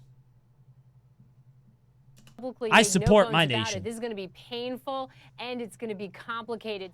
Before we continue, what's be number sure to 1? subscribe to It's got to be cars, right? Number 1 has to be cars. our channel and ring the bell to get notified about our latest videos. You have the option to be notified for occasional videos or all of them. If you're on your phone, make sure you go into your settings Boomerangs? and switch on notifications. Number It's 1, cars. Takata airbags. Oh, 5 God. million more vehicles with the potentially defective Takata airbag. Oh, God. Chances aren't bad that you've sat in a car with Takata Corporation airbags, given that they've been manufactured since 1988 and covered 20% of the airbag market. Oh, my God. They've been manufactured since 19... The airbag comes out, just blasts you? Holy shit. You just get hit by buckshot? 88 and covered 20% of Oh the my airbag God, dude! Thank God the airbag's activated. Simpsons, by the way. Lungs. Oh. However, New Simpsons. in 2013, complaints against the company came pouring in, citing issues that may have spanned the previous 10 years. Honda asserted that their product caused 8 deaths and approximately 100 injuries. Asserted? Claiming that even in minor collisions, Takata airbags propelled deadly shrapnel upon deployment. Oh, God! The 34-year-old It's a says buckshot! When her airbag deployed, the flying shrapnel cut off more Oh than my half God! of her left ear. An investigation revealed it was a Takata production plant in Mexico that had inappropriately assembled the less stable parts of the airbags. Just get fucking Over blasted? The course of the controversy, As if an several accident isn't recalls were bad issued, enough? necessitating the recall of millions of vehicles from various brands, including Ford, Toyota, Oh shit, my Chrysler, car has and these. Do not get into an accident. Don't you dare get into it. Listen, if you were thinking about getting into a car accident, I would abstain. BMW. This inflator had been recalled in 61 other countries Wait. by other manufacturers. I've had several recalls on my car. Maybe I should look into that. I never got it done. I think mine was for the transmission, though. I have a Dodge Charger, and I think the transmission is weird, but I think it's like it too easily goes between drive and park, but it's like fine if you're not dumb. Yeah, it's a transmission thing.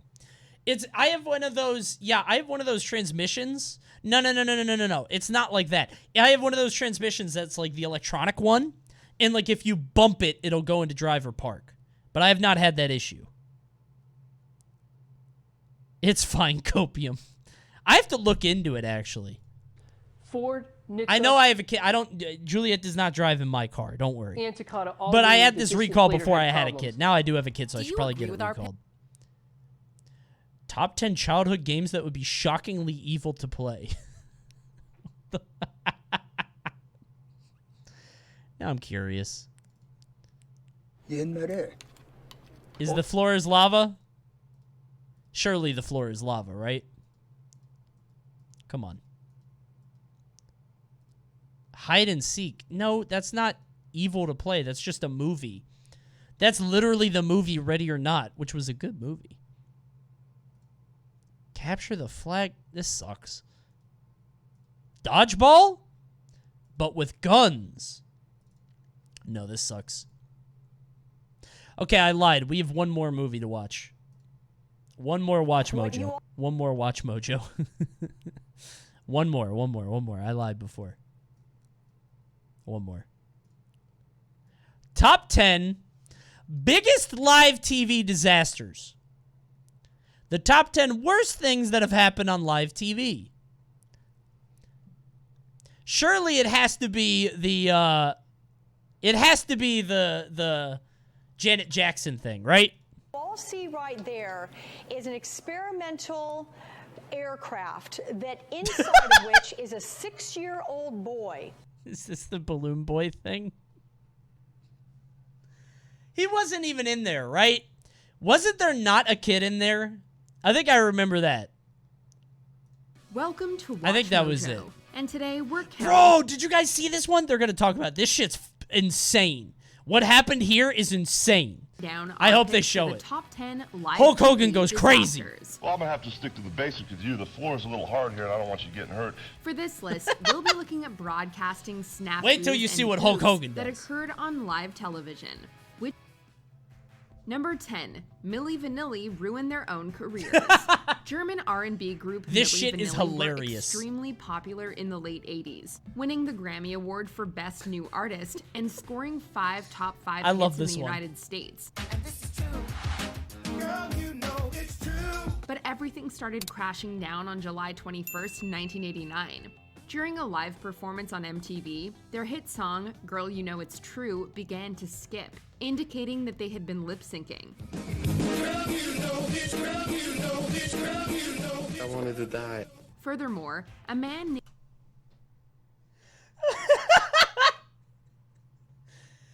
Bro, just act like it's... listen, you just play it off then.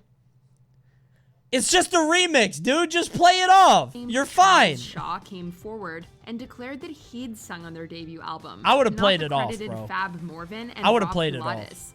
This accusation, plus the disastrous live TV performance, eventually culminated in the truth. Morvan and Pilates were imposters. cameraman? The two performers involved, People ignore. Rob Pilates and Fab Morvan, released a statement claiming they were actually prevented from singing by their own producer. They were fired by music producer Frank Farian, and Milli Vanilli quickly disappeared from the public consciousness. We were famous, now we're infamous. That's so sad, dude. They were lip syncing and they like pulled a, oh, we're not supposed to be singing, which I'm pretty sure Ashley Simpson, was that her name? Did the same thing. And the same thing happened. Just like that. That's so sad. Number 9. BBC interviews the wrong guy. This could very well be the funniest blunder ever seen on national television. On May 8th, 2006, how did he even get there? Coney was scheduled to interview live on the BBC concerning a recent court case involving Apple. However, the staff mixed him up with Guy Goma, a business graduate who happened to be interviewing at the BBC on the same day. Well, Guy Coney is the editor of the technology website News Wireless. Hello, good morning to you. Goma was ushered on stage, quickly wired up, and soon launched into a live interview with host Karen Bowerman. When I came, they told me something else, and I'm coming. You got an interview, so it's a big surprise anyway. A big surprise. Exactly. Yes, yeah. Goma tried his best to answer the questions, but it was very obvious that something was off, especially considering the shocked reaction that Goma conveys at the beginning of the interview. And the worst part of it all, he wasn't even hired. I wouldn't hire him either. He wouldn't admit that he wasn't the right person. I wouldn't hire this dude. He's trying to wing it. This does really seem to be the way the music industry is progressing now, that people want to go onto the web. You would hire him? You're not a boss. Dude, as somebody who has managed people in the past, if I had a guy do this and try to fucking wing it like that, I would not hire this guy. What the fuck? Just say you're not the person. And download music. Exactly. You can go everywhere. Number 8, the Balloon Boy hoax. Live TV is fascinating. You can follow a national news story in real time, and you can also watch it deflate in an instant. On October 15th, 2009, the country watched enraptured as a gas balloon floated through the air with a 6-year-old boy supposedly trapped inside. What you all see right there is an experimental It is so fast. aircraft. Look at how fast that kid is getting the ride of his life. Boy. Oh my However, God. The boy was later found in the what a attic of his whimsical, home, prompting allegations of a whimsical hoax. way to This fly was around the seemingly country. Confirmed during a live interview with Wolf Blitzer when the boy said his family, quote, did this for the show. Also, he was never actually in there. We did this for the show. A law enforcement affidavit later concluded that the parents had planned the hoax in an attempt to drum up interest for future media interests. The Heen family continues to deny that it was a hoax. It was never a hoax. Not once, not ever.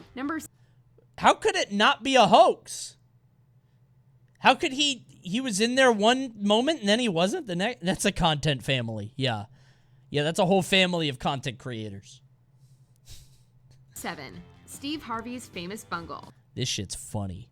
Steve Harvey may be a consummate professional, but he will always be remembered for a simple bungle. At the conclusion of Miss Universe in 2015, Steve Harvey declared Colombia's Ariadna Gutierrez the winner.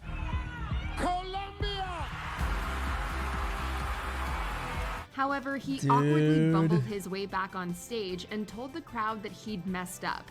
Gutierrez was actually the first runner-up, and the Philippines' Pia Wurtzbach was the real winner. The first runner-up is Colombia. What kind of a stunt was this? This was definitely planned, right? I mean, it's content. Everybody was talking about it. Look at this poor woman, by the way. Steve Harvey wouldn't make that kind of mistake. True, yeah, he's a professional. He would never do that. Harvey had gotten confused while reading the results. That poor woman. Steve Harvey was set up. He was set up. The mistake made headline news, became an internet sensation, and continues to haunt Harvey to this day. This is exactly what's on the card. I will take responsibility for this. Just 14 months later, Warren Beatty and Faye Dunaway took some of the heat off Harvey by announcing the wrong Best Picture winner at the 89th Academy Awards. How are people doing this, dude? It says at the top what the name of it is. How are people doing this? Just read the thing. Why does he even say who the first runner-up is? You know, Number 6. Whatever. The infamous Super Bowl fiasco. I knew it. Bro, this shit was everywhere. A lot of you are too young for this. Okay? A lot of you were in diapers when this happened. This shit was crazy. An infamous... Also, this was planned as hell. I don't care what anybody says. piece of TV history occurred on the night of February 1st, 2004. I know nothing about it, and I've done no further reading. But I think it was planned. As everyone knows, Justin Timberlake accidentally ripped off the outer layer of Janet Jackson's shirt while performing a dance move, briefly revealing her breast and nipple shield. This instigated a national discussion, the likes of which has rarely been seen before or since. It was front-page news across the country, with some calling it an indecent act of American immorality. It's definitely a stunt. He literally says, I'm gonna have you naked by the end of this song, and then he rips her breastplate off. That's not an accident. Having to pay, fines could reach the millions. That's the lyric. Blacklisted by many radio he literally warns you what he's about to do. Stations and television music channels. It also led to the creation of YouTube and added the term wardrobe malfunction to the Merriam-Webster's dictionary. Bro, look at fashion in this time period. He's literally performing for thousands of people. He's got the baggiest khakis I've ever seen. Added the term with a blazer and a t-shirt. This is a halftime Super Bowl performance. What? Wardrobe malfunction this is so to the weird. Merriam-Webster's dictionary. Talk about an unforgettable halftime show. Do you think people were too hard on you? I think they were. I think they did put all the emphasis on me. Dude, yeah, that was kind of fucked up. Janet got in more trouble than Justin did, which is crazy. Justin's still successful to this day.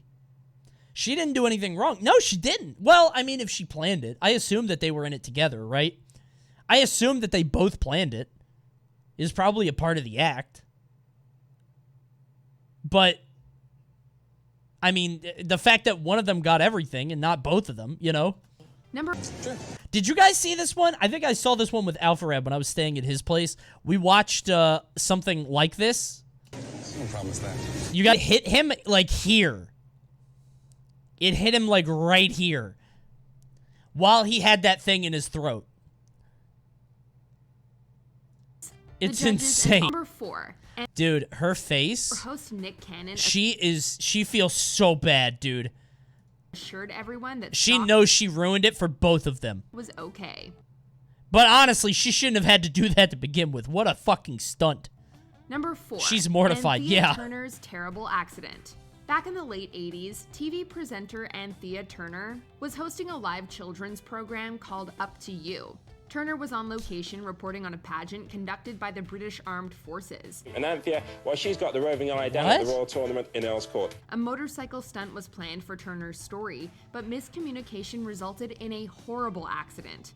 As Turner was sitting on the back of a truck, the pyrotechnics exploded in her face and set her on fire. The person who was queuing the motorbike mistook my cue to speak as the cue to ask the motorbike to fly out of the back of the van, and of course I'm still sitting on the tailgate. She's got a Ronnie! Oh no! Shocked and frightened, as they did not know the extent of Turner's injuries. She ended up suffering numerous burns and temporary hearing loss, and she successfully sued the BBC. Good! A few minutes ago, you might have I hope she's rich! seen something a bit dangerous happen to Anthea.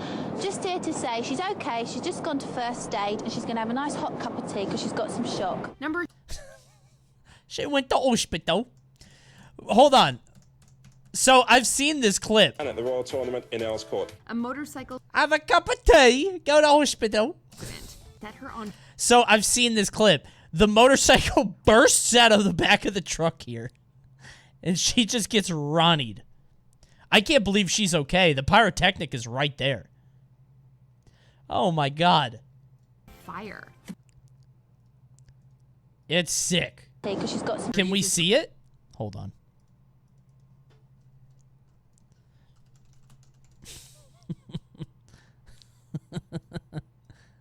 Nothing bad happens. Let me watch it first. Hold on. Wait, let me see. Let me make sure it doesn't look that bad before I show it on stream. 1 second. Just show me the clip. Okay, this is just like explaining what happened. Hold on. Show me the clip, bro. If you want want something to happen to you on this... Okay, I'm not showing it. Oh my god. Holy shit.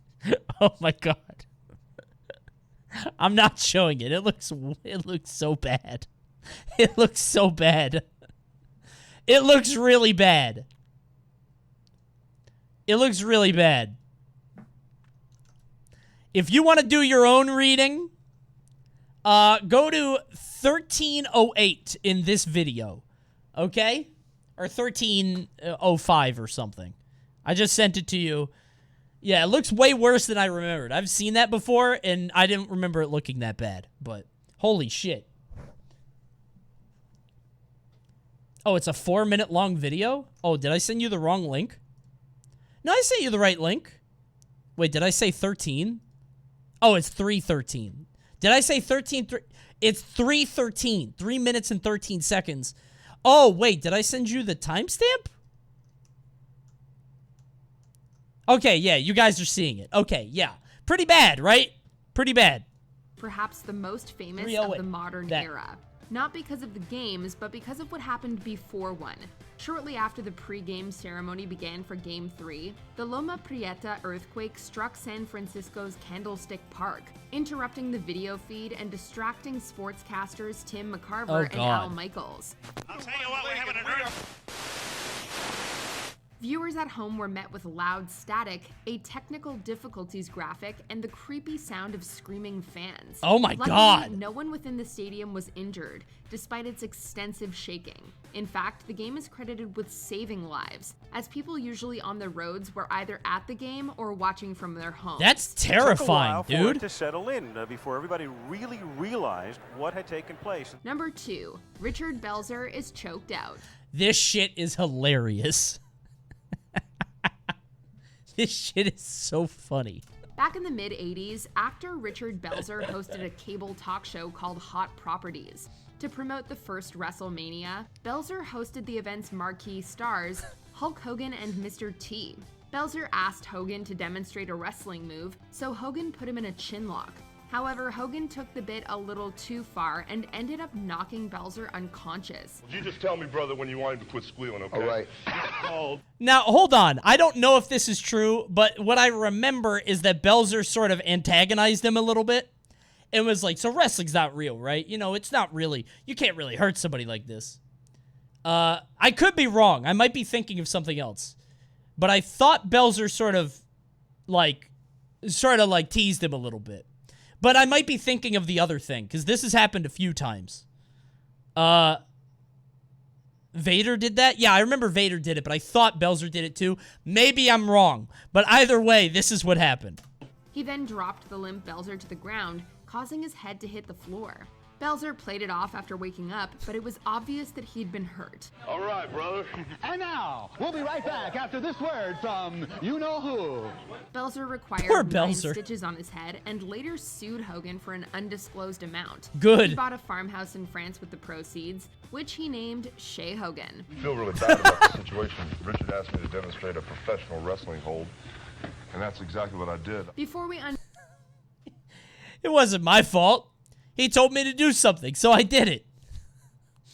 The Hulkster doesn't know his own strength. He's too strong, bro. And this pussy couldn't handle it, yeah. He told me to choke him out. I don't know what to say, you know?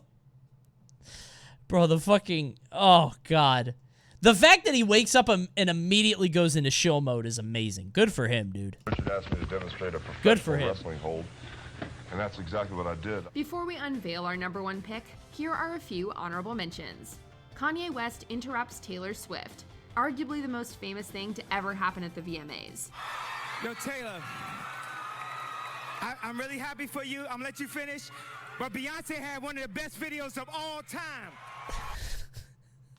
So, I thought that this was, like, planned back then, right? I thought it was, like, a stunt.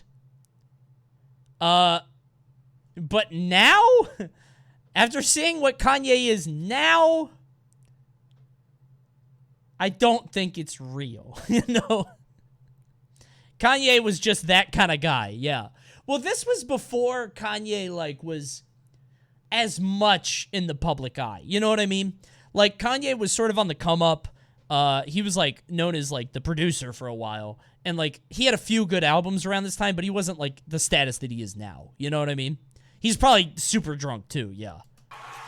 This is before... poor Beyonce. What? Me? No. Beyonce. What do you mean? My video? He was huge back then, too. Yeah, he was huge, but he wasn't this crazy. He wasn't, like he is now. You know what I mean? He was big, but he wasn't unhinged, let's say. This dude can't believe what he's seeing. Madonna falls at the Brit Awards. The singer is violently yanked off stage by her cape. I don't know this one. Yup! Gemma Collins. I've never seen that. How have I never seen that? She actually just gets yooped. I've never seen this before. Why did they give her dancers horns? They were asking for trouble. These fucking horns are gonna poke somebody, dude.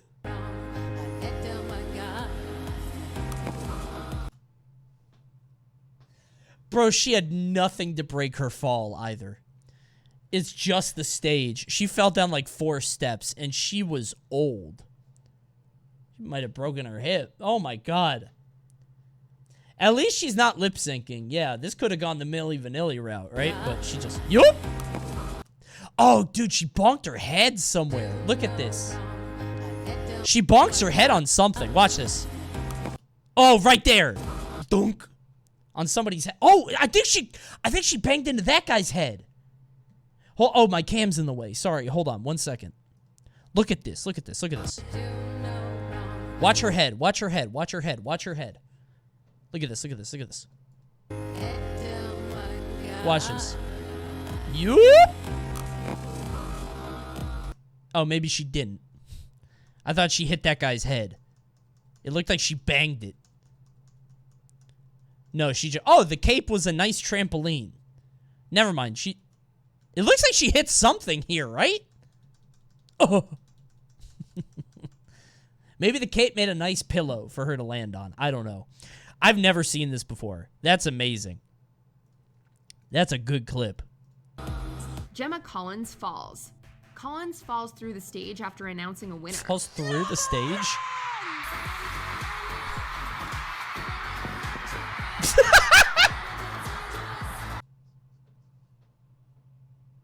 Oh my god.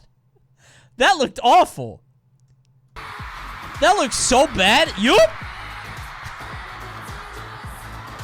Before we... That's honestly... You know what, though? Like, you know... Having a collapsible stage like this, you shouldn't do this, right? That's a bad idea. The song is called Dangerous. A trap door. Oh god. That's funny. What's number 1? To our channel and ring the bell to get notified about What's the worst thing to happen on live TV? The option to be notified for occasional videos or all of them. It's not 9/11. It didn't. If you're on your phone, make sure you go into your settings and switch on notifications. No. Number 1, the Gary Stolman incident. What is that? The fact that they said incident like in the meme, you know, with the troll face. Back in August of 1988, what is this? A man named Gary Stallman strolled onto the set of KNBC and held TV presenter David Horowitz hostage. Oh my God! He held a gun to Horowitz's back and ordered him to read a rambling manifesto filled with conspiracy theory gibberish. Holy shit! What is this? Viewers at home only witnessed the initial attack, as the feed was intentionally cut shortly afterwards. Horowitz then obliged the gunman, who was not aware that he'd been taken off the air. Stolman's statement was a bizarre tale of space creatures and the CIA. The manifesto ended with the revelation that Stolman was actually holding an unloaded BB gun, and he placed it on the desk beside Horowitz. Stolman was promptly arrested and later pleaded guilty to the misdemeanor of false imprisonment, resulting in 3 years probation. Wait. Pleaded guilty. He did it, and then he put the gun down, and then the other guy took it? What the fuck? Thanks for reading that, bro. Hey, it was a fake gun the whole time. You weren't in any danger. Thanks so much for reading that. This is just a forced bounty? What the? How did he fucking do this? How did he get in here? Resulting in he just goes quietly, too. 3 years all right, bro. probation. Thanks. Bank police wrestled the man to the floor. He has been identified as Gary Stolman, and he said he never intended to harm anyone. Kind of. Do you? I mean, kind of, right? He didn't hurt anybody or have any means to do it. Isn't it insane that, like, pretty much all security measures, by the way, this is just the same thing. All security measures are just made after something bad happens. You know what I mean? Like, nobody even considered that somebody could just go into the studio and do this. That thought never crossed anybody's mind. That's insane to me. Time for a bit of a palate cleanser. Somebody linked this in watch this video. And I think I will.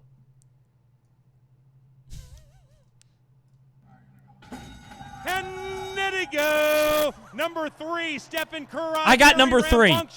Great start for Brexit. Good start for Kim Kardashian. After that, cruising for a bruising. It is Brexit. Kim Kardashian. Escalade calls on the bird for everything he has and wins. Number 1, Kim Kardashian is the champion. Hooray! How about that? That's incredible. Well done to Kim. Those birds were twirling. No. We have one attacking somebody now. Holy cow. A day sponsored Get in by the cage. Minnesota Lottery. Number 1 is the winning ticket. Come on, Kim. Kardashian. Come on, Kim. Oh, it's Dashin. Kim Kardashian. That's what it is. This one was winning. It went way off track. Oh, no. He fell off the ostrich. Oh. Oh, he almost had it. He's having such a good time, I think. I don't know if he's laughing or grimacing. Take a look at that. Brexit with Jose Montoya thinks he has it. Brexit. Holding on for dear life. Here comes Kim Kardashian. Cruising to a victory by a long neck. Can't we fix their mic? One rider bailing. The others were dumped simultaneously in front of the wire. This is a professional caster. With a great seat. Rozier with a great seat. Boy, you guys did a great job. Round of applause for I want to ride riders an ostrich. for being brave and riding these devilish birds. Nice job, everybody. Good for them. Oh, wait. This one. JaVale McGee. Somebody also linked this one. The Shaq JaVale McGee beef. Apparently it goes pretty far. But first, somebody in the chat said they also raced camels. Hold on. I need to see this. Hold on. I want to see this first. I have to see the camel race. How fast can camels go? Number 3's looking the wrong way. It's the same guy. Oh, this is so special. How fast are camels? Waiting. Here come the camels. Those humps, those lovely lady humps. Michelle Benson is riding Rock and Spit for everything he has, and it's Frank Underhump. Funny, Donald Hump made a right turn. Funny, Hillary Hamilton made a left. It is Rock and Spit leading the way down, and Rock and Spit with the great Shelley Benson win. What was he saying funny? Why did he keep saying funny? And way to go, Shelley! Is that like something you say in camel races? Pay the side bets to the great Rockin' Spit.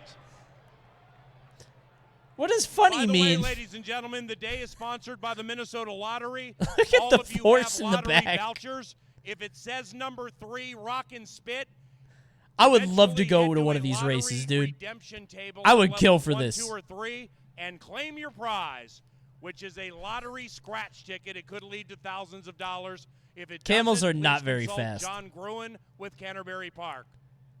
Once Dude, again, that the one winning just is Minnesota way off lottery track. number for the Camelberry Dash, numero 3. All the camels are heading to How many fucking races do they do?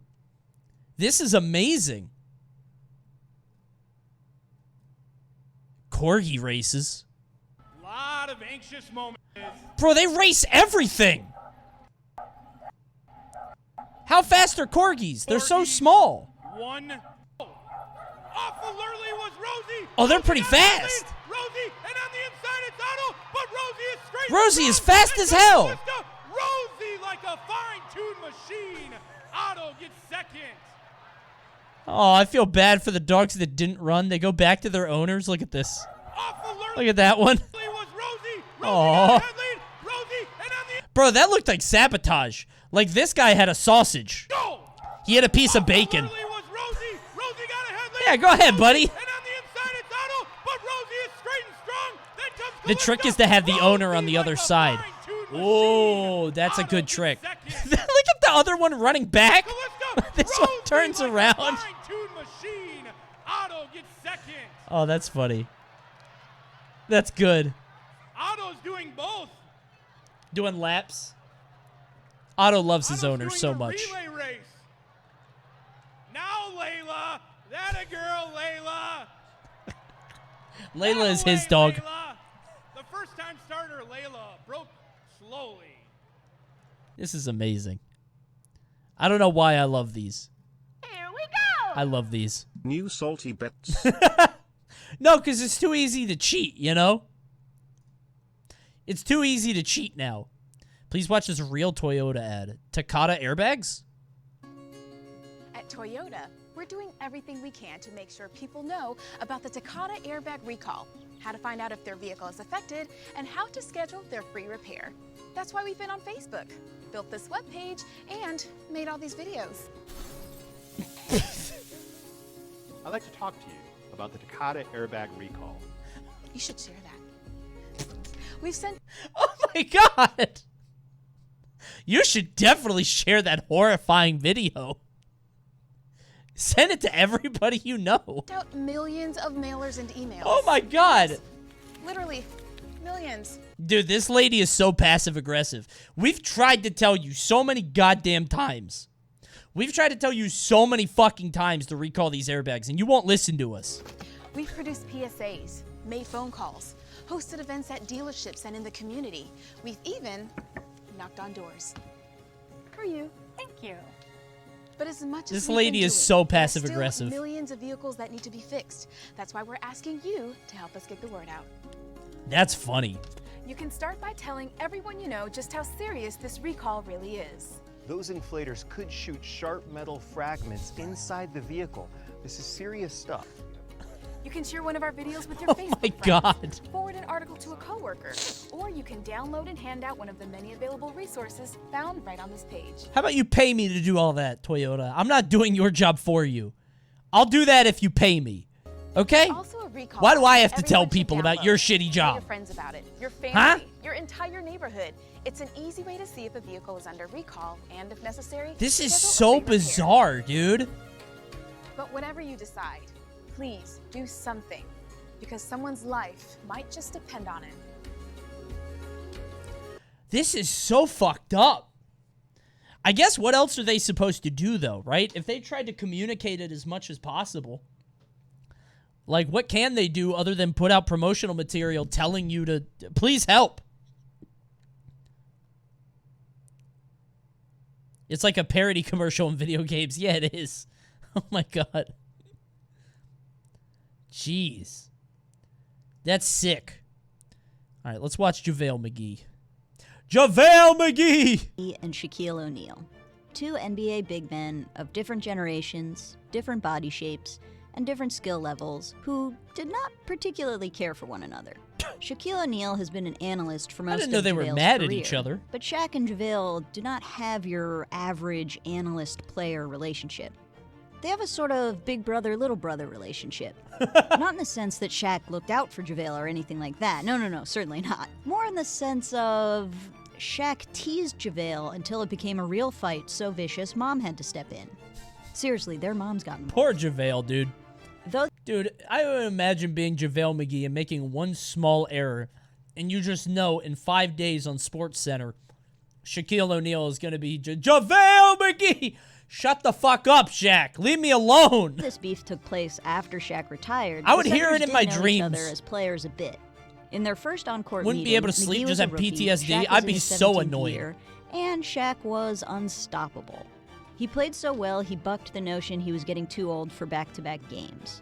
He totally destroyed JaVale, which lines up. Shaq was a 14-time All-Star with 4 rings. McGee was a rookie, still learning to manage his giant body. There were no hard fouls, no words exchanged, no on-court beef at all. But Shaq wasn't going to be on court for much longer. In 2011, Shaq retired and joined Inside the NBA. And just from the way he was introduced, it's clear he wasn't going to be your typical analyst. Please note the t-shirt design in which Shaq is not just a Greek god, but the other hosts are feeding him grapes. He soon debuted a completely new segment, Shaq'd a Fool, a blooper reel in which he and the other hosts make fun of players for doing make-funnable stuff. It could be seen as mean-spirited, and I'm sure players don't love to be featured, but it's packaged as nothing more than playful teasing. And like, come on, bloopers are funny.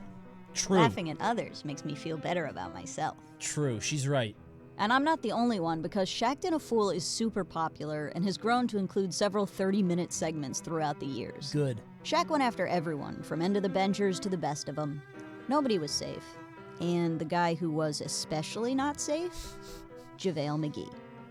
From this authoritative goaltend to this ill-advised no-look pass to this bobbled alley-oop, McGee was on Shaq'd a lot. In fact, JaVale McGee has been on the most Shaq'd a Fool episodes out of anyone. Of course he has. Of course he has. Other guys have been on the show repeatedly, but Shaq called JaVale his favorite. I was second-guessing myself, but I searched Takata, and turns out my city had a Takata factory. One day it exploded. Takata sounds like a company in Borderlands. Like, it's just it's like a joke company where, like, I'm pretty sure that was a manufacturer in Borderlands where the gun blows up after you're finished using it, right? This doesn't sound real. Tedior, that's it, yeah. It's just anything that it makes just has a chance to explode at all times. Holy shit. And even had a signature cadence when announcing his clips. Number 3, JaVale McGee! JaVale McGee! JaVale would often appear more than once in an episode. Oh, that's Sometimes funny. Instead of showing 5 different players, Shaq would just show 5 different JaVale mistakes. McGee's the only player to win Shaq'd a Fool MVP more than once. He was featured so much, the other hosts started defending JaVale, pointing out when Shaq's clips were kind of a stretch, like this questionable goaltend. Actually, that was a pretty good block. I don't think that was goal. I don't think that was Shaq. Shaq, I don't know, man. But their protests weren't heated, most likely because Shaq was scream-laughing too hard to hear anything. How'd JaVale feel about all this? Well, in 2013, he did an interview on Inside the NBA, and it seemed like everything was cool. Shaq was nice. All the type of stuff that you used to do. What the fuck is he wearing? Shaquille O'Neal is so fucking funny, dude. I love him so much. Does that say pizza? Is he wearing an Irish hat that says pizza? I used to do back in the day. So we just want to say continued success, and we love you, brother. JaVale was funny. No press is bad press. That's all I gotta say. JaVale did throw in some charged language. What is it that you like about Shaq'd a Fool? I don't watch Shaq. I mean Shaq. but that didn't do anything to slow Shaq down. Even JaVale getting injured didn't slow Shaq down. In the 2013-14 season, JaVale fractured his tibia and only played 5 games. Oh, don't put his injury Yet on he showed Shaqtin' up a on fool. Shaqtin' 4 times. How did and he do received that? 2 mid-season awards, Worst Moment and the Lifetime Achievement Award. The award special was in March. JaVale hadn't played since November.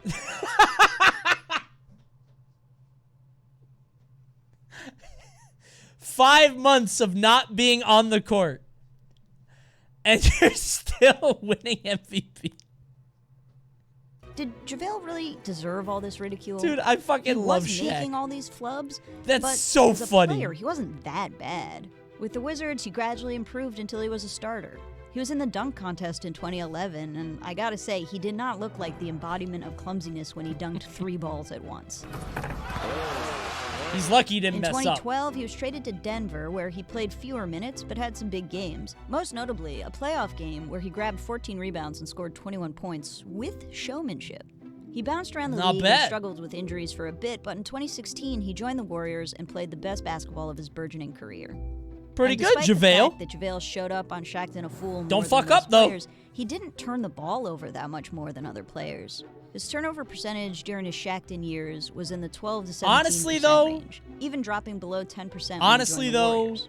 In contrast, Kendrick Perkins, another frequent Shaq. I bet he star, was had a motivated turnover by the percentage in Shaq the high stuff. 20s, Honestly- even getting up to 32% toward the end of his career. It's But tough what love. the stat sheet This doesn't helped him. reveal is just how spectacular it was when JaVale turned the ball over This or helped him, otherwise bro. messed up.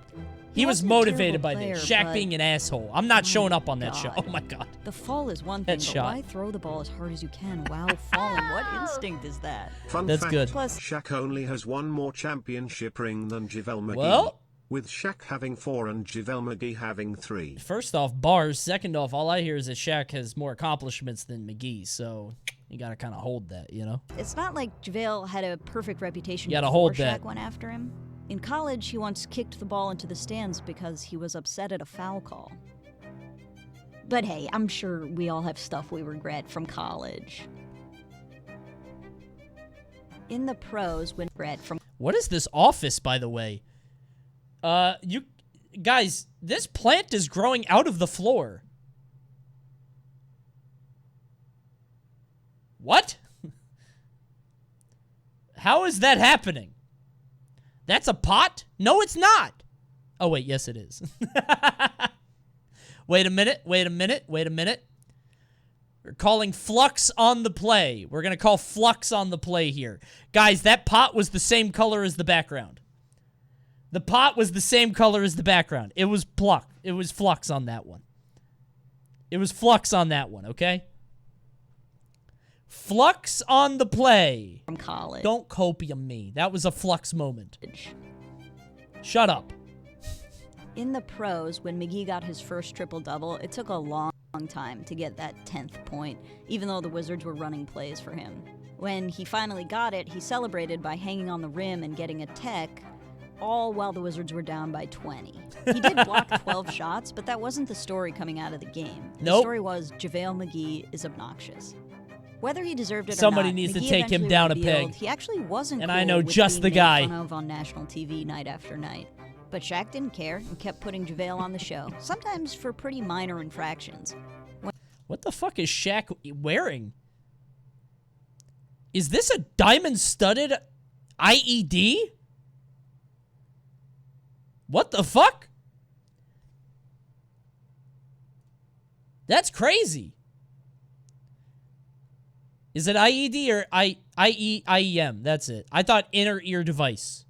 I think it's IED. IED is an explosive. Wait, really? Is it? Oh, God. Improvised explosive device. I've been watching too much Takata. No, I was thinking of the inner ear... IEM? Is that it? Inner ear monitor? Is that what it is? In-ear monitor. Yeah. It's a fucking... It's... You get eared up. That's where people can hear you. That in-ear monitor. That's it. Oh, God. Shaq didn't care and kept putting If he did get an IED, it would be orchestrated by JaVale McGee. JaVale on the show. Excellent work, sometimes for 47. pretty minor infractions. When Kenny tried to defend this clip of JaVale getting a steal but missing a layup, Shaq just shouted his lack of journalistic integrity over him. It wasn't a bad. I know. It don't matter. You know what? I have a feeling. It wasn't bad. No, it's personal, Kenny. Then Shaq noticed McGee's new haircut. In response, JaVale accused Shaq of acting like a minstrel, comparing his chicken outfit to that worn by Burt Williams. Oh, God. Burt Williams was the first black comedian on Broadway, but he also had to wear blackface and play demeaning roles for all-white audiences. All right, JaVale took it to a weird place. JaVale, that's crazy. JaVale said enough. It's like when you play fight with your dog and they bite you. It's like, stop. Oh, my God. Shaq responded in Jesus what Christ. I'm assuming was an attempt to lighten the mood without losing the upper hand. Then Shaq fired back a little harder. He aired a news segment just for JaVale McGee. It was a loose parody of the Doctor Strange movie trailer that strung together over a minute of JaVale McGee lowlights, many we had seen previously on Shaqtin' a Fool, including this fallen toss move from his Denver days. The segment was too much for JaVale, who headed back to Twitter with an expressive message for the veteran big man. He also implied Shaq was weird for thinking about him first thing in the morning, but he was tweeting all this at 4 a.m. This is so fucked up, dude. Poor JaVale, dude. Shaq is really just trolling the fuck out of this one guy forever. That's Shaq so responded, sad. And while it's never a good idea to put threats of violence in writing, you gotta remember, Shaq threatened to smack people all the time, especially Charles Barkley. Bro, look at the ratio.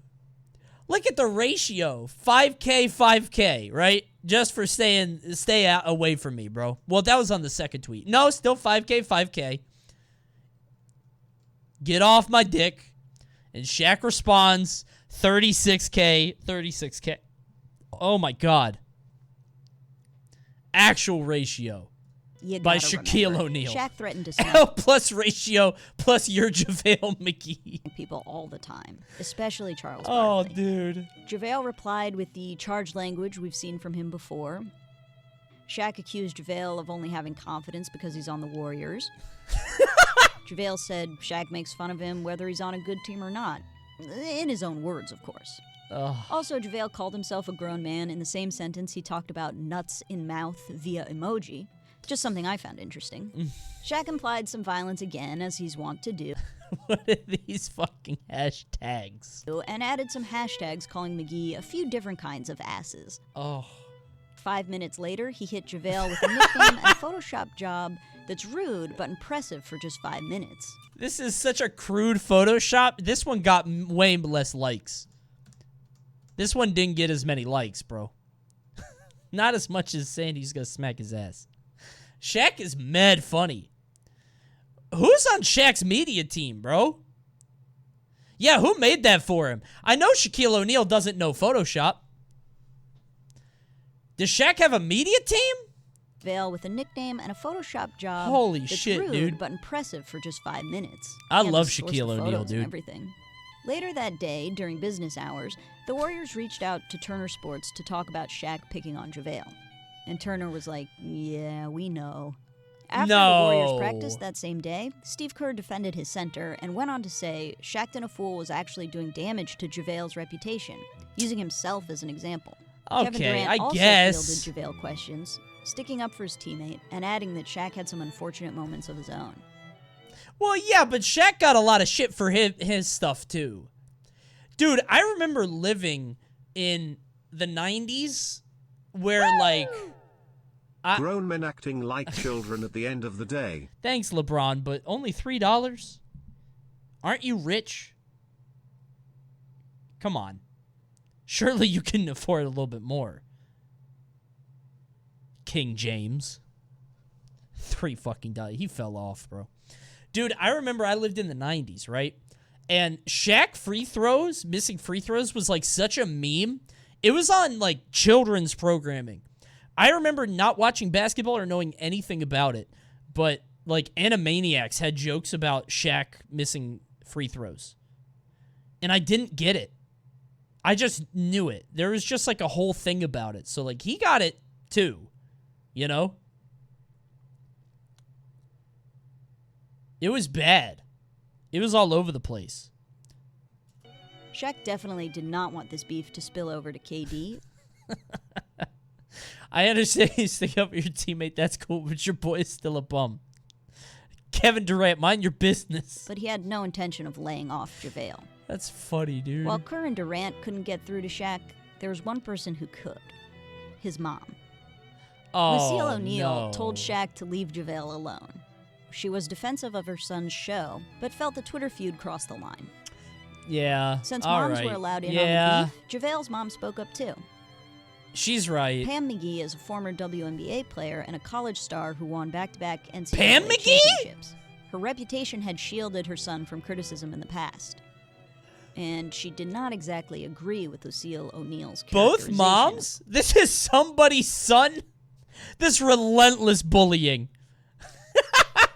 He should lose his job? Okay, hold on. I wake up in the morning with a bad taste in my mouth. I'm embarrassed by what we've become as a society. Mom, come on. Pam McGee! He should have had her on the next episode, dude. He should have had her have some lowlights of Pam McGee. On the Mother's Day episode. Now I see where JaVale gets it from. Oh, that's funny, dude. McGee's are laying it on a little thick, I think. Yeah, this is a little dramatic, dude. I mean, it's... Okay. I get it. I do. It's a little much over all that time. But JaVale could have just been like, dude, listen, please lay off. You know, like this is... I'm getting annoyed by it, and it's actually fucking up my public reputation. Can you stop? But maybe he tried that, and Shaq said no. Come to think about it, I don't know if Shaq would actually listen to that. So, actually, maybe he had to go public. Yeah, he probably tried. No, that's true. That's true. I don't think Shaq would stop. No, you're right. You're right. No, that's a good point. No, Shaq definitely wouldn't stop. I don't think Shaq gets told no a lot. He's like 7 feet something and immensely talented, right? Like, he probably is just a bully. Whoops. Wrong space bar. Shaq in a fool. I'm sure he tried. Yeah, Shaq no, said you're he'd right. listened to his mom, though it should be noted he also never admitted he did anything wrong. A few months later, JaVale did more than simply not mess up. Uh-oh. He won a championship. He was a contributor off the bench throughout the playoffs, including scoring 16 points in Game 3 of the Western Conference Finals. Motivation, bro. And perhaps best of all, Shaq was true to his word and left JaVale alone. Though you might think spraying champagne directly at a camera at close range would be too much for Shaq to ignore. The next year, JaVale and the Warriors won it all again. Good for them. But he still hadn't escaped the damage Shaqting had done to his rep. His championship status was often an afterthought to his time as the unwilling star of Shaqtin'. Oh, no. He joined the Lakers in 2019, and his younger teammates look up to him, but also say things like, he's actually a student of the game. He actually knows basketball. These should be inappropriate things to say about a center with 2 rings. Despite the lingering effects, it seems the beef has run its course. I mean, honestly, if I only saw the Shaq clips, I would have thought this dude was like, how is he getting on all these, like, how are people picking him up? I get it. I get it. If you don't know shit, I get it. Shaq has gone so far as to say he has no beef and things never got out of hand with JaVale, despite written evidence to the contrary. And to this day, Shaq hasn't featured JaVale on Shaqtin' a Fool again. He even complimented a JaVale highlight in that's nice. 2018. Okay. This They is a settled great it. play right here. Squashed. JaVale McGee, he's back.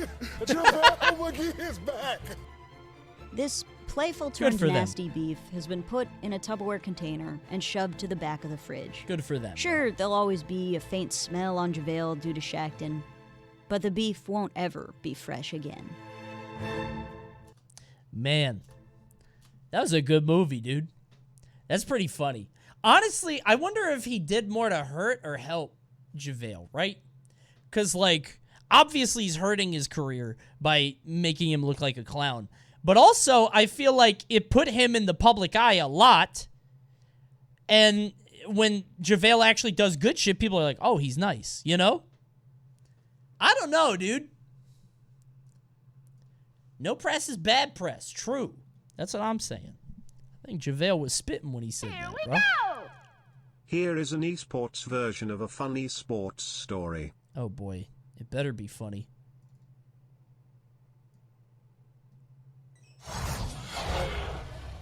This better be funny. Sponsorships are a big part of esports. True. Often, partnership deals and endorsements are a way for teams in the gaming industry to make some money on the side, and for most viewers, the only Oh shit, it's Summit! exposure is a short ad break or a 1-minute spiel about Raid Shadow Legends. Dude. Should I talk about this? It's a Summit thing. I have insight as to Summit stuff, but I don't know if I would get in trouble or if it would be thought of as unprofessional.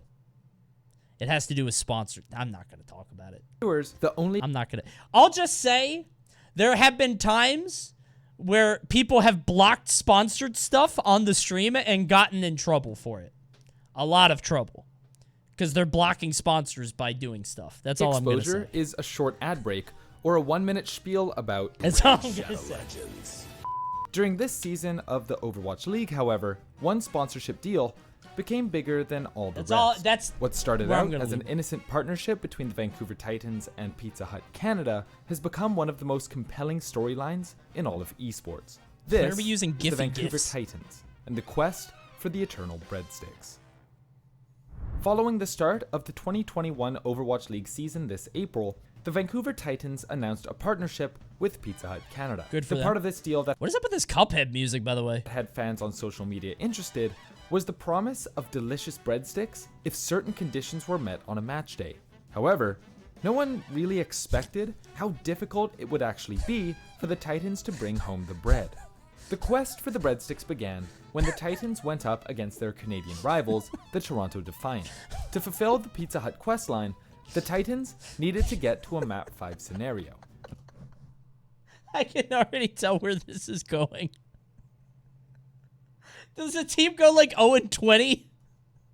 They never win the breadstick. Fortunately, they never got there, and Vancouver was handed a swift defeat, leaving fans hungry to say the least.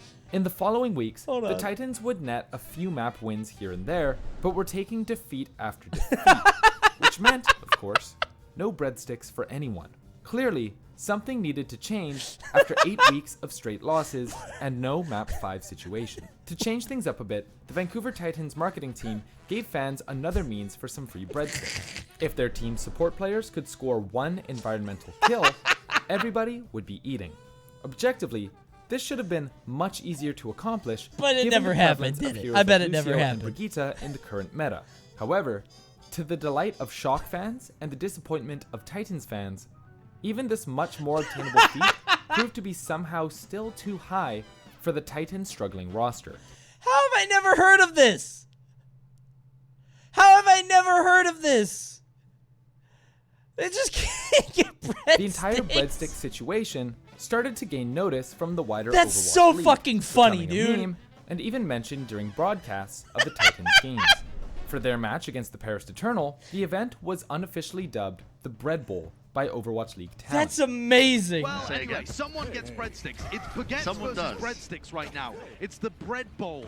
That's what we've got in front of That's us. so fucking funny, dude. The battle of the Oh my bread. god. Which saw the Titans again coming up short.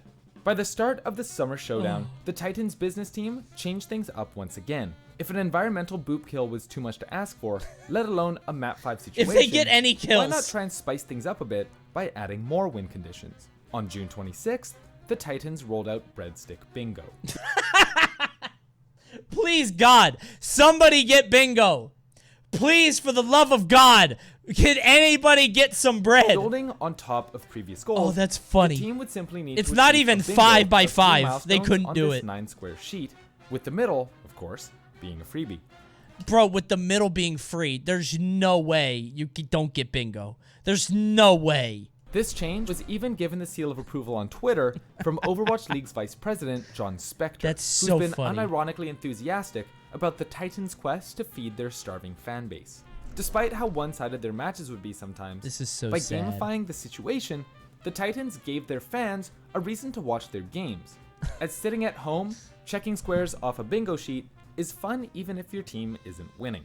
During Vancouver's final match of the Summer Showdown against the Houston Outlaws, casters Ubershouts and Mr. X took care to include frequent updates on the status of the Titans bingo card throughout the series, with the help of dedicated We got to do this for on-screen Panda graphics. somehow. We have After to. a handful This of is final so blows good. and a Diva remet kill, the Titans had several squares filled in. Bro, I'm stealing this and I'm going to add it to a pitch. With I'm an telling impressive you. set of 4 I'm going to bingo get a conditions sponsor to at do this hand. shit. They I'm were telling so you. close that fans Every around the world Mars tuning in SD could practically taste the garlic-flavored victory. Dude. They not want to say they're going to lose here on Hanamura. I'm but taking this. May this. Be their This last is good. Chance to be able to I do mean, it. look, 10 total alt elims. Surely they can get that within the space of a map, right? Right? Copium? Or rather, hopium? Please? Not only did the Titans fall to the Outlaws 0-3, but also failed to make a single bingo despite coming so close. Oh my god. Oh my god, dude. But then, it finally happened.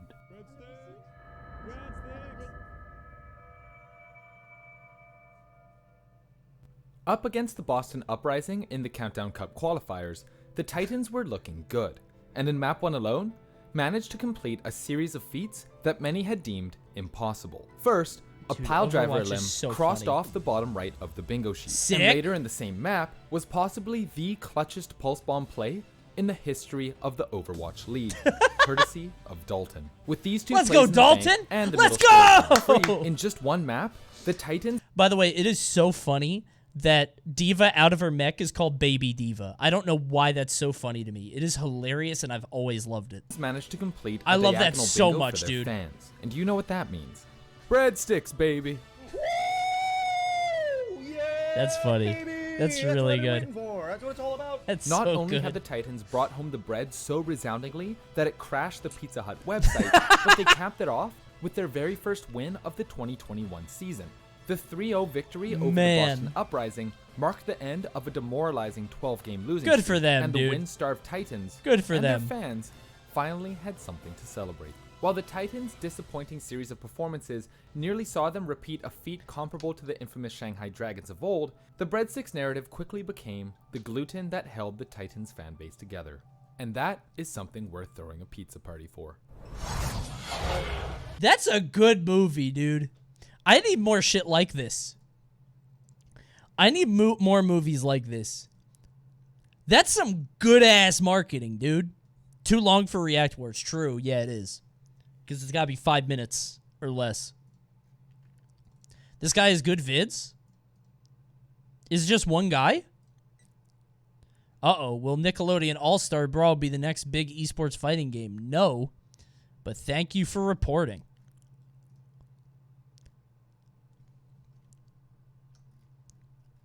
What's his most popular? What is the Overwatch GOATS comp? What does C9 mean? The basics of Overwatch. Where did all the Valorant hype go? See, I can't really tell much from these thumbnails. These thumbnails are probably good if they show up in your recommended, but if you see it on a channel page, it's like, it's too much info, you know? Love how you predicted 2 weeks and then retracted it when the game came out. Hold on a minute, playa. Hold on a minute there, playa. Wait just a minute.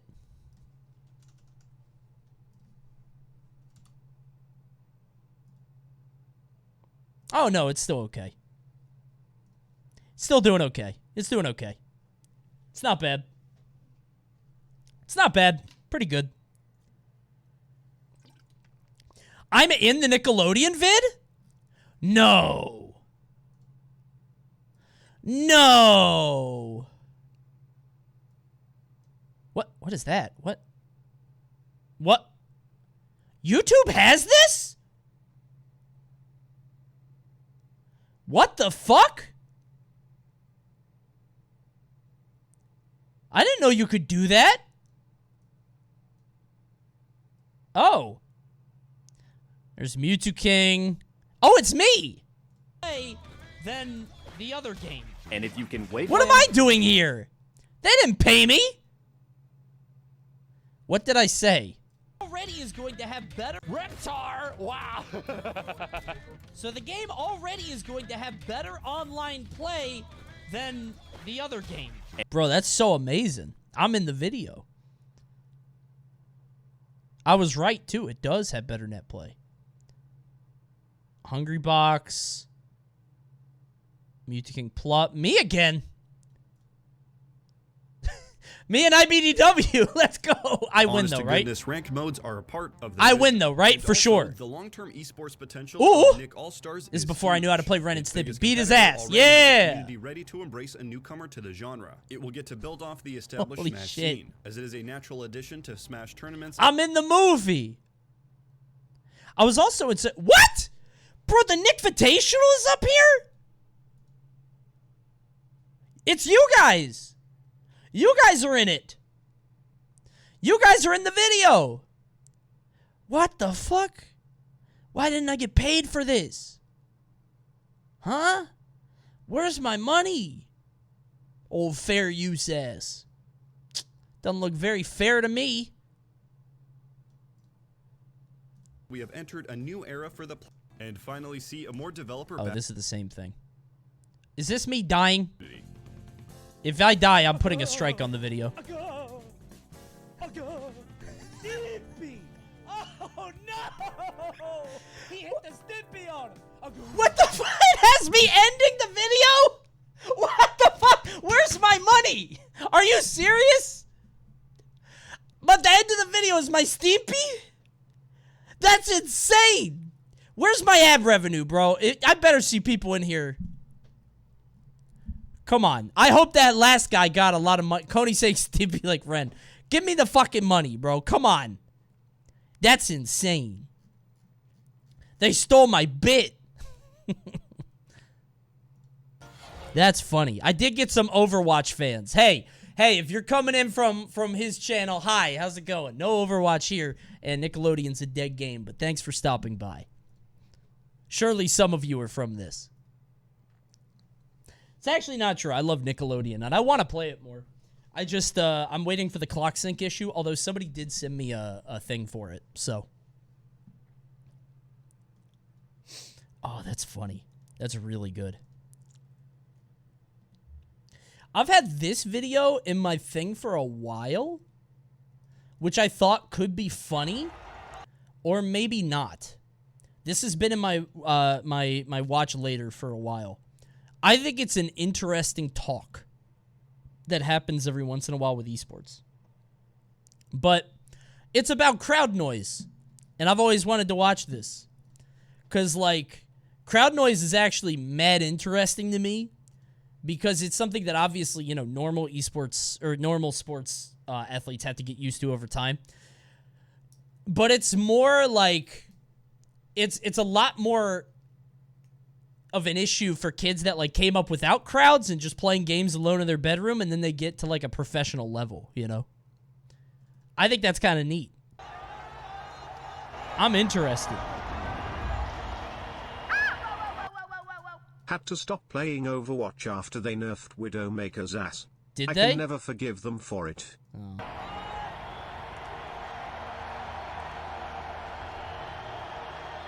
They didn't? Okay. Well, thank you, Widow fan. Like most of us, you've probably asked yourself at some point, why is it that they stuff pro players into these glass boxes at big events? Well, aside from looking pretty badass, they were actually originally designed for one specific purpose: to eliminate sound. Her ult made her butt bigger before the patch. No, it didn't. It didn't, right? It did? Wait, are you kidding?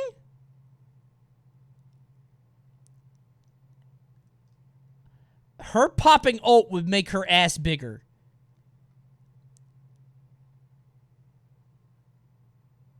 No.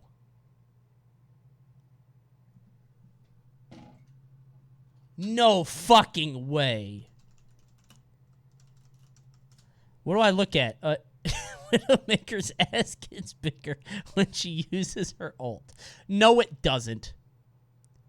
No, it fucking doesn't.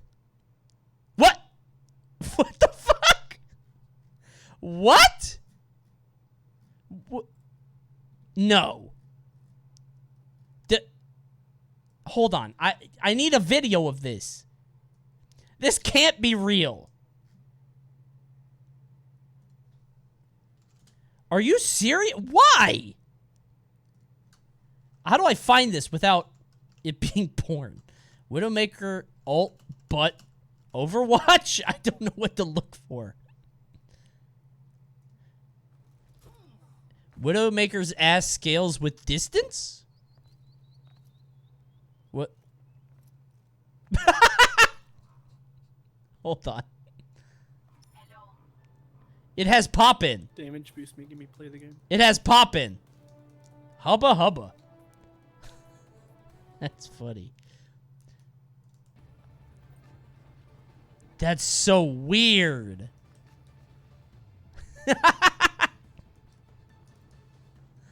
Oh, man. How the hell do I find this?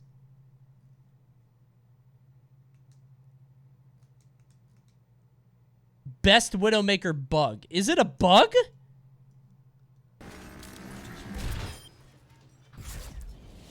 What? Okay, that's not the same. I can't find it. I give up. I give up. I give up. I'm stupid. I hate this. I'm done. I'm not looking up anymore. If somebody finds it, you can link it to me privately, please. Coming from the fans and casters in case it gave the What the players on fuck? stage an edge. You see, in traditional sports, this isn't really a problem. That's so funny. Hearing the screams of thousands of fans can be motivating, but Yeah, there's my no YouTube real algorithm is fucked now. unfair advantage It was to the game. already pretty bad anyway. Esports. Thank you, we've Stepwise seen Knight. countless cases over the years where Man. players have benefited from hearing crowd noise on LAN. What is he?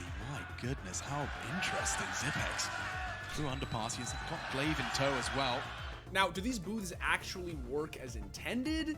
Like, do they block out sound entirely, or do they kind of just muffle things? And with noise-canceling technology becoming more and more advanced, is the answer to this problem maybe just a decent pair of headphones? Let us break down the complex history of sound Just on have LAN, time lag? and how it's actually affected some Well, of that would esports' still fuck you biggest up, though, right? And then you have the issue of, like, the people popping off before the thing shows up on the so screen, with you the know? exception of maybe tennis or golf, nearly every athlete in traditional sports can either benefit or suffer from playing in front of thousands of screaming fans. I don't like the green So, screen stuff. Is sound a problem that's I'd rather just see, like, the footage, well, you know? regardless of what game you play, information always matters. What is this screen And looking? Since the early days of esports, we've been looking for ways to preserve competitive integrity. And in certain games, that means shutting the crowd off from players entirely, which in most cases has required getting a little bit creative. The question, of course, is does any of this shit actually work? Or is it all just for show? Well, as MOBAs and tactical shooters like Dota, League of Legends, and Counter-Strike became more and more popular, they eventually all faced the same issue. Wasn't Dota, StarCraft in the first people to put them particular, in the added boxes? to the International back in 2012, while League of Legends simply used noise-canceling headphones. Although, I think despite the StarCraft, I change, remember people there were in still some boxes. kinks to work out for Dota. Die aside. Die aside. They have the Ring of Basilius. This is level 1. Okay, so as they're watching this, and guys, shh. It's a secret, all right? Who's Well, going to scout this out? It's gonna get scouted. Like RTK It's gonna get scouted. Okay, so Roshan's halfway through. Does he go Plagueworld level 1? How does this work? Now, Z9, they walk out. They have a good Gale out. What? And Sing Sing, very low on life. They're going to kill him off by the field. They've got a fish and kill. Some games. What did the even crowd tried have to to do with use that? I don't. earbuds in Okay. conjunction with over-ear I don't know what happened. The earbuds played the game audio, while the headphones played white noise to help drown out the sound of the Ah, crowd. that's smart. But over time, they realized that sound isn't the only problem. After the 2016 NALCS Summer Split Finals, TSM's AD carry, Double Lift, mentioned that he could actually feel the vibration and rumble of the fans cheering. I actually think the That's crowd kinda is neat. super awesome. They're crazy, crazy loud and energetic.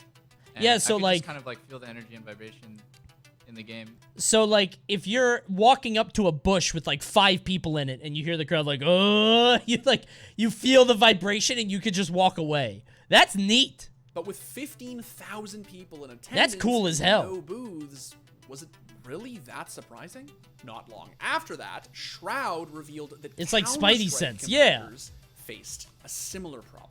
You're playing, it doesn't matter if you're in a booth or not. If you're playing and you tap a couple shots through a smoke, and you hear the crowd kind of like they'd have a giant O, and you hear it, and you could feel the vibration in the booth. And That's whatnot, and neat. like, okay, that guy's in that smoke, and you just spam the shit out of the smoke, and that's it. He's dead. Here's the biggest trick that I feel people use. The biggest trick that people use at LAN. So if you're mid round or Was something, that me? you throw a nade. Did you guys hear and that? Then you hear the explosion. Okay. You Sure know was that just me. someone's near that nade. Sure, some of these fans were just trying to have a good time and support their teams.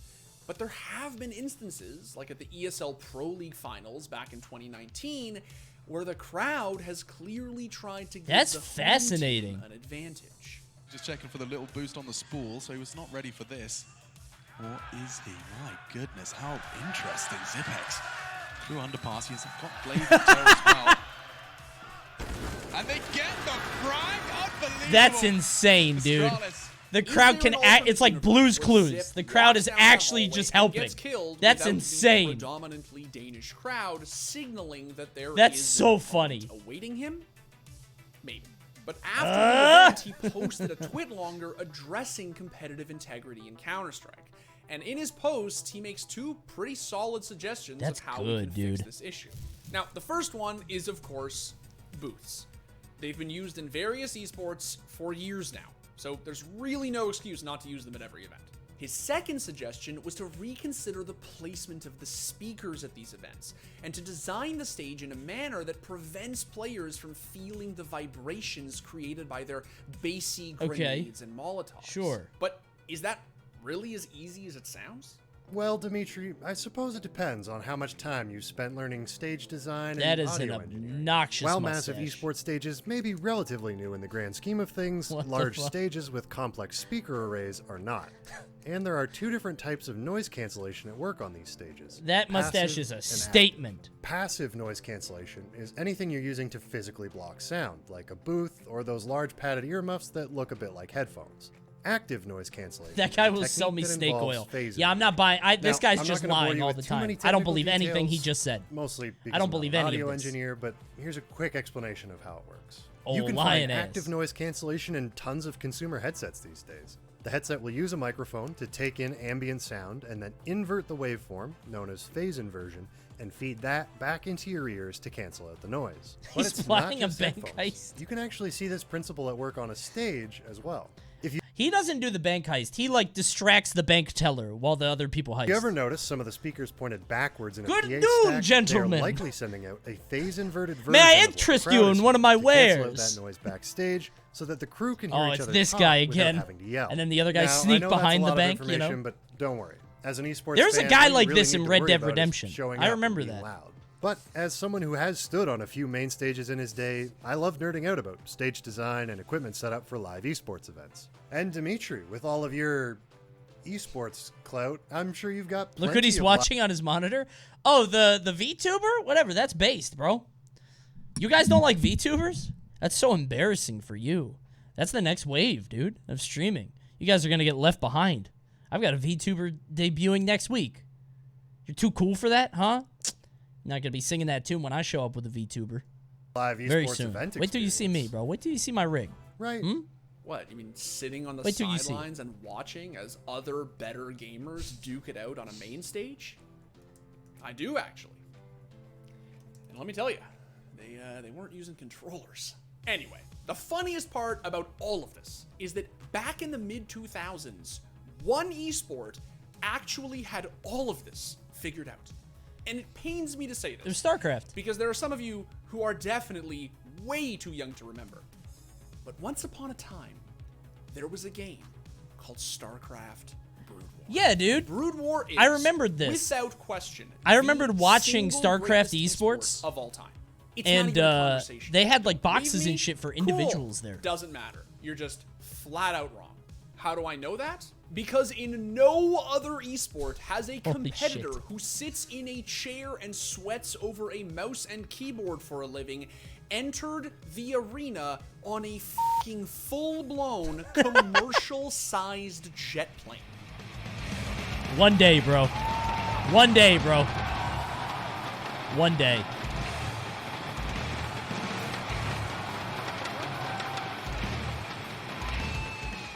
Now, for those of you who were unlucky enough not day, to bro. behold the sheer, unadulterated Coney coming to the Nick All-Star Brawl tourney Let me to give you a get quick 25th. rundown of what it was. So, StarCraft Brood War is an RTS, or real-time strategy game, released by Blizzard back in 1998. It was an expansion for the original Playing only StarCraft. Helga. The basic idea Swearing of the she's game good. is to collect resources, Going and upgrade your 5'2" military in a before 1,000-man bracket. your opponents. I cannot fucking believe that society has degenerated to a point where I have to explain what StarCraft was. It is kind of crazy that important thing to StarCraft, note like, a lot of people don't know about this stuff. That StarCraft you know? was a game with fog of war. This means Because I that remember each seeing this section shit, of the map and it was like, remains hidden until you this was so explore it. advanced even You don't then, have and it much stayed that information way, about you where know? your opponent is or what exactly they're doing without having to look for yourself. Now, as StarCraft grew in popularity, so too did its esports scene. And eventually, thousands of fans would show up to watch some of their favorite players compete. But even as early as the early 2000s, StarCraft's stages were pretty unique. You see, to avoid any information being shared between Why does he have players shoulder and pads? fans, each player would sit in their own glass booth, armed with headphones and white noise machines. So if someone did something clever in Fog of War, the players couldn't hear the crowd rumble. So this is the inside of a Golem booth right That's here? neat. This is kind of cool, I guess. Yeah, They're called pauldrons? Yeah, we I would know have that, never Greg. known that had you not been here. Thank This is you. your first match. So as we You've take done a so step much for me today. into these booths, Oh, it's we day can 9. see that not only are they given headphones and earbuds to blast music in their ears so they can only hear and think about the game, but we also have these lights so the audiences can see them a little better, and even white noise generators. And everything is noise canceling, including the headphones and the booth. So literally, no sound escapes this when the players end up starting that match. That is when it's focus time, and that is the only thing that they will be thinking about. So it's safe to say that StarCraft really had their shit together. Neat. They'd already solved esports' biggest problem. But, as usual, the West had to show up and f everything up. Even today, League of Legends has chosen to continue using noise-canceling headphones rather than booths. Riot Games recently announced a partnership with Bose, which started with Worlds 2020, which means that their headphones are now used at all global Riot events. But although headphones haven't really solved the crowd noise problem in the past, Bose has made some You can't sell booths to extraordinary people. strides Good over the point. past few years when it It's a comes good to point. modern noise You know what, cancellation. though? If Riot didn't own everything, they could do something with this, right? Like, let's imagine their scene is like Smash, and there isn't a governing body on top of it. You sell the booths to the tournaments themselves, to the TOs. It's B2B, you know? The fact that they own everything means that they can't make money from it. But if they were like, if they just were the producer of this stuff or somebody else produced it and the tournaments were sort of more fractured or regional, then you could sell that shit and you could do it at a high cost. The unfortunate thing is that we haven't really been able to test out how well they work for the past year and a half or so. And the booths have ads on them. Yeah, well, you there's can't even this see thing the players. called COVID, They're just and plastered fans with haven't really been ads, filling top to arenas bottom. as of late, Perfect. which is a big sag. But as the world slowly returns back to normal and competitions resume with supporters, it seems as though we might have more work to do. Because it's pretty clear that we haven't exactly found a proper solution to this problem. But the hope is that we're close. And who knows? Maybe once we're able to test out Bose's top-of-the-line headsets and we learn how to move speakers around properly, then perhaps one day the battle against Pretty sound cool. on LAN will be won. But until then, it's hard to deny that Korea's original solution from Yeah, pretty good. We could go in one of two directions here now. Hold on. Not a bad movie. So, I've got two movies for you. Okay. 1 second.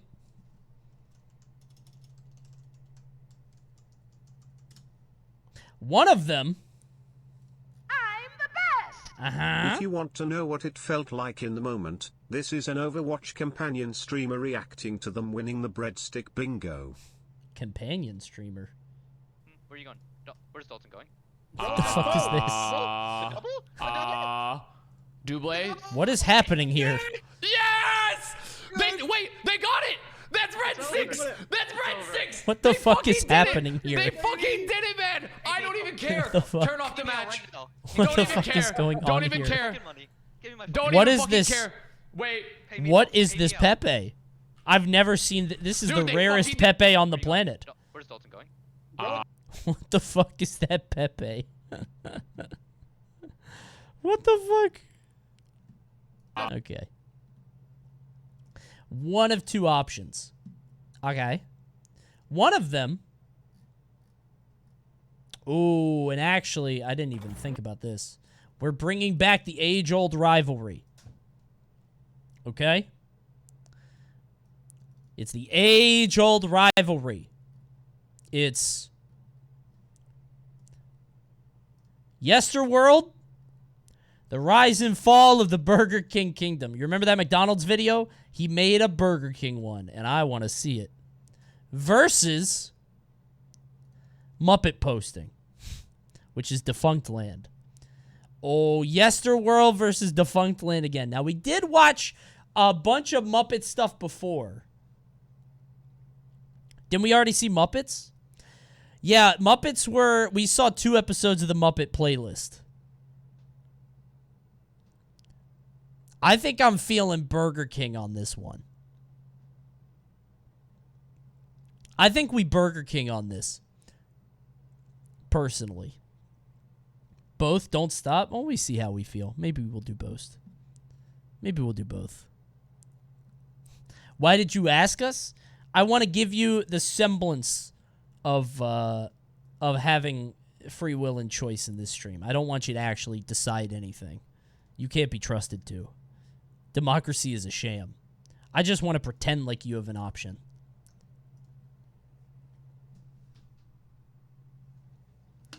It's the Coney clause.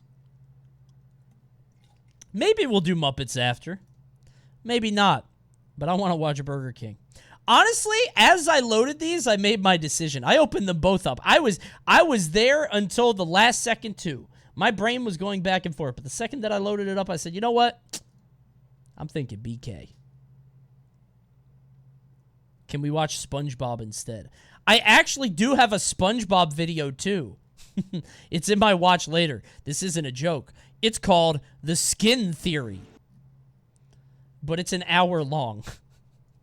So, not tonight. Not tonight. Not tonight. It's really disappointing. Is it not good?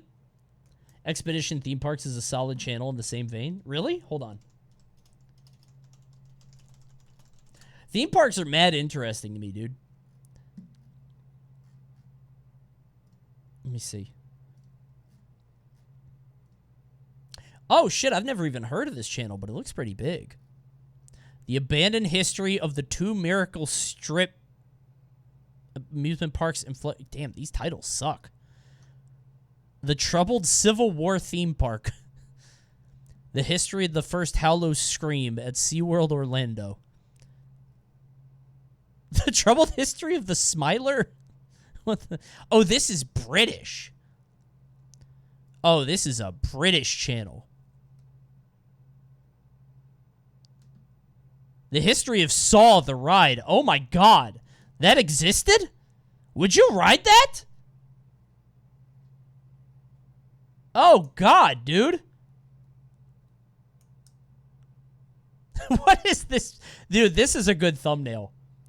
This one? Just the track incomplete? That's a good thumbnail, actually. That's good. Oh, man. I went on this ride. The Vin Diesel Fast and the Furious one. That's funny. Oh. Okay. Not bad. We're watching Burger King. They talked about the BK Kids Club, dude. I want to find out what happened to them. This episode of Yesterworld is sponsored by Current, the future of mobile banking. Damn, look at this. We'll talk about it more after the episode, but it's a great He even solution tells if you you've when the grown episode tired of all the begins. inconveniences and What a outdated good guy. restrictions of traditional banks. Just go to current.com by signing up What a today. nice guy, dude. When it comes to the history of fast food restaurants, There's a mod of Roller Coaster Tycoon 2 that adds multiplayer. How? What does that even look like? there's certainly no shortage of interesting stories. From the downfall of the once insanely popular Burger Chef, Subway's origins as insane. Pete Super Submarines, and of course the world and characters of McDonald Land. But then you have the Burger King This Ronald. Submarines, and of course the world. This Ronald is still so fucking funny to me. I love this Ronald so much. And characters I of love McDonald that Land. Ronald. He's But so then you sad. have the Burger King Kingdom and the numerous incarnations of the restaurant's fictional fast food universe. Plus, this horrifying I didn't know that it monstrosity. had a universe. Similar to McDonald's, it's a story that spans over 50 years and goes in quite a few unexpected directions. So sit back, Who the fuck is that relax, purple and let's guy? take a deep dive into another one of fast food's most iconic and absolutely bonkers advertising campaigns. That's the purpler? I don't think that's his name. The story begins all the way back in 1953 with a hamburger restaurant called Insta Burger King in Jacksonville, Florida. The owners of the establishment were Keith Kramer and Matthew Burns, and their inspiration actually came from a visit to the very first McDonald's in San Bernardino, California. Wow, However, really? unlike McDonald's Speedy system that used flat-top grills, they used a machine known as the Insta Burger Stove. Hence the name I didn't know Insta they Burger actually King. grabbed it from Another them. difference They between were the two inspired burger by them. businesses That's was crazy. their mascot, or lack thereof. As while McDonald's had a half-human, half-burger abomination for theirs, Insta Burger King didn't have one at all. At least not yet. Which is weird Enter James considering their McLemore name. and David R. Edgerton, who just so happened to be friends of the owners and expressed the desire to become Insta Burger King franchisees. But they also had the belief that in order to truly succeed, it was time for the burger franchise to have an official mascot, one that rivaled or surpassed McDonald's Humburger. So they came up with the Burger King, who was he's either cute. incredibly small or somehow produced gigantic Ooh, hamburgers. thank and you, milkshakes. High on Hibiscus, for the 10 gifted. Holy crap. Thank you for the 10 bomb. Bro, there's no way we don't hit the goal now. There's no way we're not hitting it. Look at that. It's right there. It's definitely going to go to it, for sure. The first implementation of the Burger King was in 1954. An additional Oh, you just locations with the unsubbed? new Ah, shit, that actually might hurt us. If you just unsubbed, then actually we might not hit it. Hey, but if somebody is a Prime, if you've got a Prime, you might want to just check, because that would be free, and that would definitely let us hit it. That would mean so much to me. Thank you. Please take a look. new mascot began popping up all over My Florida. sub ran out But yesterday. you might You be better wondering, catch it. okay, so why isn't Burger King called Insta Burger King today? And if not, I'm gonna tell you anyway. You see, despite the catchy name, the Insta Burger Stove was a headache to Drugby. use and constantly suffered from mechanical issues. So Edgerton and McLemore developed a completely new cooking system. Macklemore? This innovation say was called the Macklemore? flame broiler, as instead of cooking in an oven, the burgers were transported over gas flames on a chain link conveyor belt. That's my favorite Going rapper. even further, the new cooking device wound up giving the patties a distinct grill line, and though completely unintentional, this also made the burger stand out among the competition, aka McDonald's. But more importantly was the introduction of the Whopper in 1957, as well double the price of a Bro, Rigid, what happened to this? What happened here? Are you okay? Rigid, did you take an Ambien? What happened here?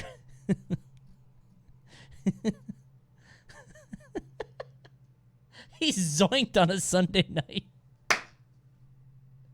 He is McDonald's done, burger, bro. it was He also swallowed quite some larger aqua and far balls. more filling. So the word Insta Thank was you, taken Maxi off Bro. the Thank title you, of the Austin. restaurant, and due to the popularity of the Whopper, they simply He became off the Burger aqua King, dots. home of the Whopper. Anyway, the original owners sold the That's company funny. to Edgerton and McLemore in 1959, and that's when profits truly began to soar. But the real meat of our story begins in 1967, as the franchise was sold once again, but this time to the Pillsbury Company. Really? Hi, I'm Poppin' Fresh, the Bro, stop motion animation is so unsettling in such a weird, visceral way. Berry Doughboy. Hi. Out of cookies? I don't know why. Let's make some. It isn't? Yes, it is. Quick fun fact. The Pillsbury Doughboy's original name was going to be Jonathan Pillsbury. It's so who was also weird. voiced by Paul Frees, aka the Haunted Mansion ghost host. Now, as strange as it sounds, Look at the him. Pillsbury Doughboy actually played a pretty major part of the evolution of the Burger King. You see, the 1960s and 70s was the boom of companies using animated mascots to advertise their products on television, specifically to children. Cereal commercials and sugary snacks were by far the most popular, in which adorable characters were mixed with humorous skits to— What the fuck? Oh my god. Thank you, Jerry. Or Gary. I hope I got it right. That'd be very embarrassing if I got it wrong. If you dropped 25 and I got it incorrect. Oh my god. Thank you for the 25 bomb. Jesus Christ. Thank you so much. That was a big-ass bomb. Jesus. to drive up sales. So as an attempt by Pillsbury to capitalize on this Like growing Jerry, I thought television so. marketing Thank you fad, so much. they came up with the adorable Thank you, King of the Pillsbury Sun. Doughboy Oh my God. and his equally adorable TV spots. Of course, the campaign was a huge success. I love the So Pillsbury when Pillsbury Doughboy, bro. got their hands on Burger He's so King, cute. they desired to do something very similar. Thank you, But Jerry. much Oh like my what they goodness. were also doing with the lovable Doughboy, they also wanted to merchandise Burger King's mascot. The problem was that the original design for the Burger King himself was a bit off-putting. Bro, and why not is he super sitting on the merchandise-friendly. burger? So together with a new logo and tagline, he was given a complete redesign to appear much more like a television cartoon character. Don't they use this logo again now? Is it Burger King back to this? I don't watch TV or like see ads or anything, so I don't know. But I feel like they went back to their old logo, right? No, I said television character. Kind of? Not terrifying character. But your time will come. Here's the Burger King himself. He's Your so Highness, small. Exactly what is it you go to Burger King for? Lunch. Yes, but I mean, is it the Whopper? He's so tiny. Thank you. Or the fries? Thank you, Matchburn, for the 5. Man. Burger King. Thank you. Now these animated Burger Wait, we hit 3K. We're back at 3K. Hell yeah. Thank you, everybody. No decay here. No decay here. No decay happening here. We're all the way back up. I will never decay. King television ads were pretty straightforward. Back up to in which 3K, reporters baby. interviewed the Burger King about I the will restaurant never or decay. featured shenanigans with Never, fantasy ever. characters. Thank Though you to guys be so fair, much. This is based on just 2 examples, as unlike the countless early McDonald's commercials, these are exceptionally hard to find online. I mean, I literally spent hours upon hours pouring through 60s and 70s television ads, but I only found these 2, so the rest of their storylines are a bit of a mystery, or how many there actually were. This dude did his Adding research. to the mystery was a redesign of the character in 1972, so I have to imagine there's even more commercials featuring this iteration. Now, since it does tie into our story later, it's also worth mentioning the restaurant's live-action Thank you, promotion, Ham and Cheese. or more specifically the slogan, "Have it your way." You see, this was a sort of slap in the face to McDonald's, as when it came to food options and special requests, they were pretty inflexible. What am I, a mind reader? From now on, I just don't care. However, with Burger King, patrons were encouraged to, well, have it their way, with a much wider selection of condiments and toppings. I always thought The that was such a McDonald's weird influences phrase, would 'cause you soon could, go like, get beyond just custom Burger orders King's food anywhere. offerings, as the 1970s was also the height of McDonaldland. Get yourself ready for a trip through McDonald land. I love this song. Hey, if you haven't seen the video, we covered the McDonaldland, Now, for those incident. unaware, we extensively covered the entire history of McDonaldland in a Bro, don't previous steal my episode. thunder. No, I made that video. Skip. I already made that video. No. Starring Ronald I McDonald. made that video. They were also Get outta filled here. to the brim with other McDonald's food-centric characters, featuring all Cheating kinds of shenanigans that usually revolved around a particular menu item. What's the matter, McCheese? The McDonaldland cookie machine. It's making the delicious cookies upside down. Oh my god, I forgot about McDonaldland cookies!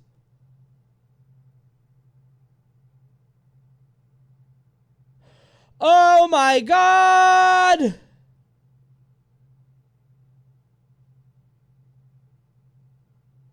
I forgot about them. Were they good? Not really.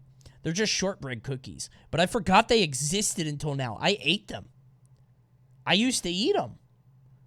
They were not great. They were just shortbread, I think. you know. The campaign was incredibly successful. Wait, they had cinnamon on them. No, they taste like Teddy Grahams. That's what it was. Guys, Teddy Grahams. That's what they were. Successful and a pop culture That's phenomenon. what it was. So it should be no surprise Damn, that the you rival... old. Bro, it wasn't the 70s. I wasn't a kid then. I just had the cookies when they existed in the 90s. I'm not that old. Come on. Burger King wanted to do something This is not very what my similar. TV looked Enter like. Tony Hissini, founder of the International Magician Society and a well-respected magician himself. You see, in 1976, he had the idea for a television campaign, one that would feature a magical character performing on-screen magic tricks. So he pitched the idea to Burger King. What? And together with their desire of competing with McDonaldland, a new iteration of the Burger King was born. A magician king? Well, this is awkward. I wasn't referring to you. But we'll get there. I promise. Introducing that king of fun. The one who's okay with us kids. The Magic Burger King. In person. Oh my god. I'm the marvelous magical Burger King. I've never seen this. Anything. Now watch me, kids, when I twist my ring. Yeah? Magic. What? The first of Burger King's new magic-centric television commercials appeared in 1977 and introduced the marvelous magical Burger King. As the whimsical name implies, the revitalized mascot was now a magician, although most of his powers seemed to be limited to Burger King menu items. The vast majority of the magic tricks were performed in camera, thanks to the talents of Tony Hissini, and the rest were achieved using magic tricks were performed in camera. Wait a minute. He's not even doing magic, bro. What is he? He has to do the magic off cam. This is so funny. What does that soon mean? Yeah, that's ominous. That's crazy. Also, yeah, his hand is his hand backwards? No, it's the same. Because if he used his right hand, yeah, they both right hand. Yeah. Stupid, you're dumb. Thanks to the talents of Tony Hissini, and the rest were achieved using special effects and editing techniques. I'm up here, kids, but don't give up hope. I'll be right down with my magic rope. I love magic. Didn't look that high. That's fun. Now, I wouldn't blame you for thinking, never okay, heard this of doesn't seem that similar to McDonaldland, and at first it wasn't. But then came the other characters a year or so later to join the Burger King. I've never heard of any of these And that's when these promotions characters. became What? very suspiciously McDonaldland-esque. There was the Duke of Doubt, who was convinced that the Burger King's magic was fake and frequently tried to oust him as a fraud. See this burger? I doubt it's true. I'll change it to fries. I doubt it. True and true. Now, if you were like me... That's the guy's whole character? The guy's entire character is just like, nuh-uh. That's not even real. I love the Duke of Doubt, bro. And he gives I you a love the severe Duke of case of Doubt. the EBGBs, it's more than likely because he bears an uncanny resemblance to the horrifying child catcher from the movie Chitty Chitty Bang That's Bang. funny. Here we are, children.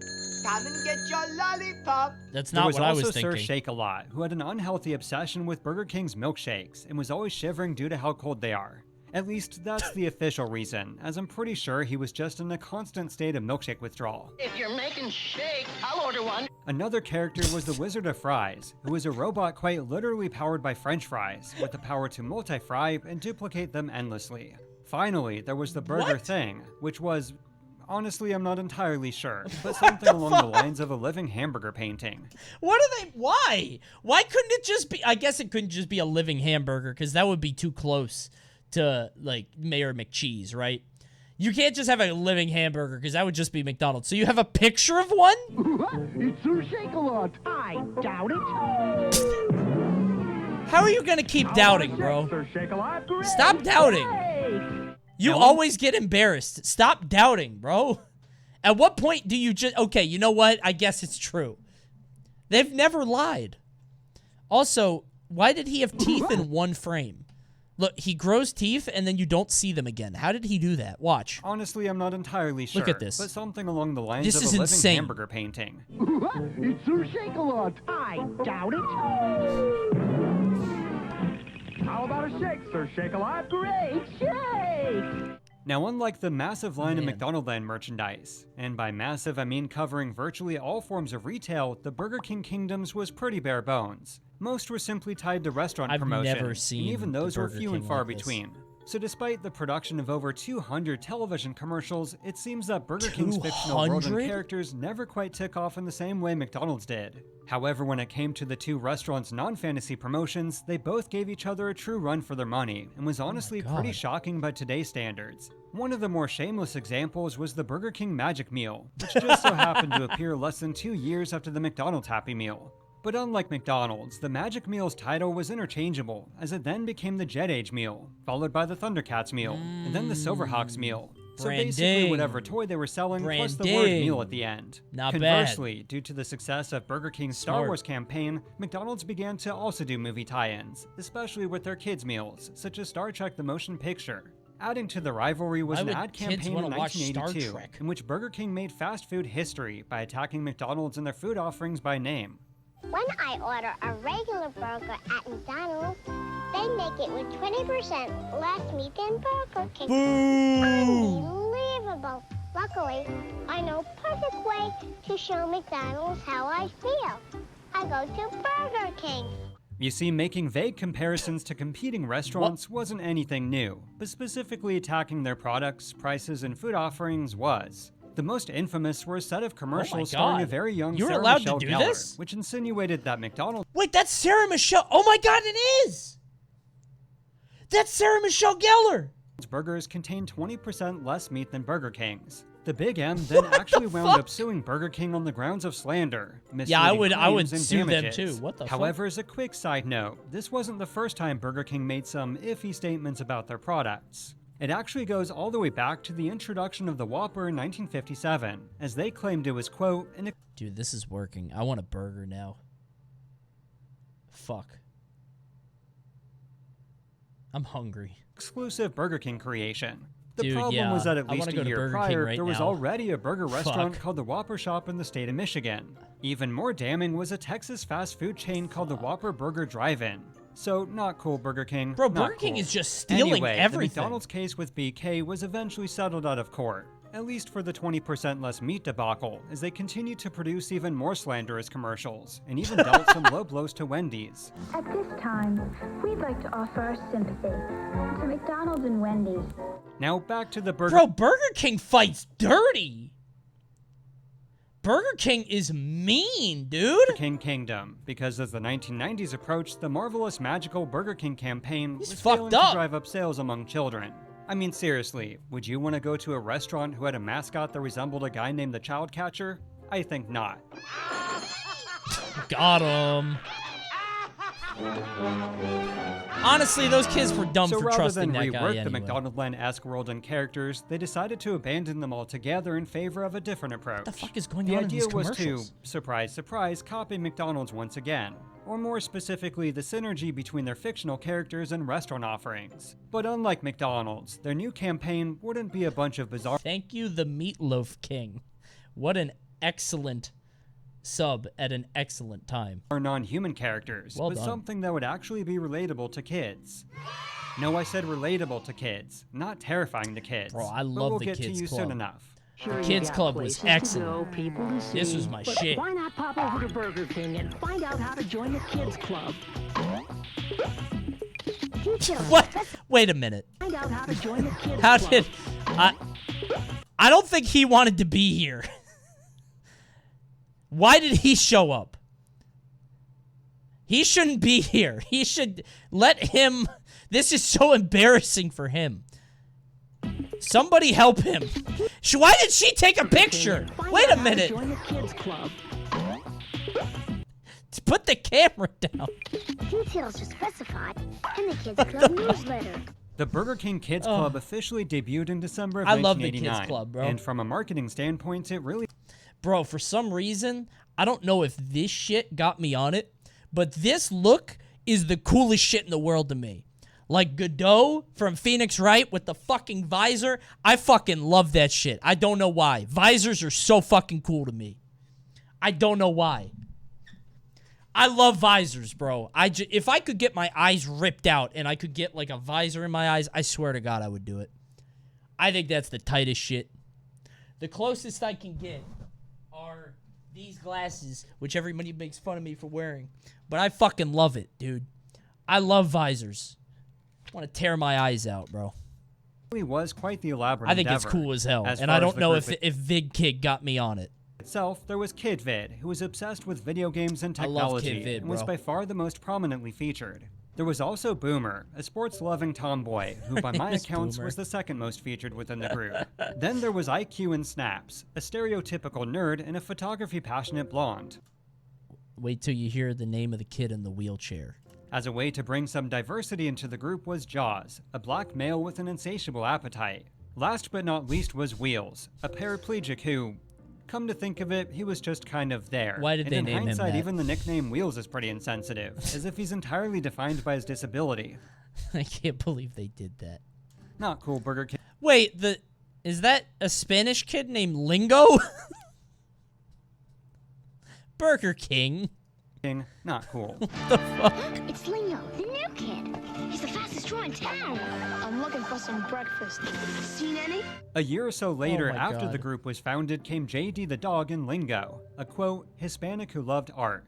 The kid, not the dog. But the Burger King Kids Club was more than a group of fictional kids to promote food offerings, as they were part of an actual kids club, one that children could actually join. Yup. On top of I was a receiving an member. official membership card, It's every true. year on their birthday, members got a special packet with games and a coupon for a free kids meal. Inside the store itself was the I didn't Kids get Club that, Adventures but magazine, I think which was it's true. essentially a free pamphlet featuring games, puzzles, and trivia, along with information covering upcoming movies and merchandise. However, one of the most nostalgic elements of the Kids Club were of course the toys, and as strange as it sounds, it actually began with Disney and McDonald's. Now when you buy a $5 book of McDonald's gift certificates, you get a free plush musical I've seen ornament of this. Oliver I Dodger. think I've seen the this. characters I think I've seen this fucking commercial. Hold on. Oliver and Company. Never mind. This was 1988. I was just born. I haven't seen this. from the new Disney movie Oliver and Company. You I see, haven't in the seen that, 1980s, but I was close. McDonald's became Disney's go-to fast food chain for restaurant Close. tie-ins, especially in association with the Happy Meal. But then came the live-action film Dick Tracy. He's still Dick Tracy posting. This is like the third video on this channel where Dick Tracy has come up. In which, based on Disney's confidence it'd be a massive I love hit, that shit. McDonald's put together I mean, a it always rather makes sense. expensive It's and just elaborate funny. ad campaign. Unfortunately, Dick Tracy drastically underperformed at the box office, and the campaign wound up being a massive flop, costing McDonald's quite a bit I wanna financially. watch this So movie, when it dude. came It looks to the funny. prospect of future Disney promotions, This is a McDonald's goofy kind movie. of noped out of the Is that choice. Al So when it Pacino? came to the I can't tell. prospect of That's Al Pacino, right?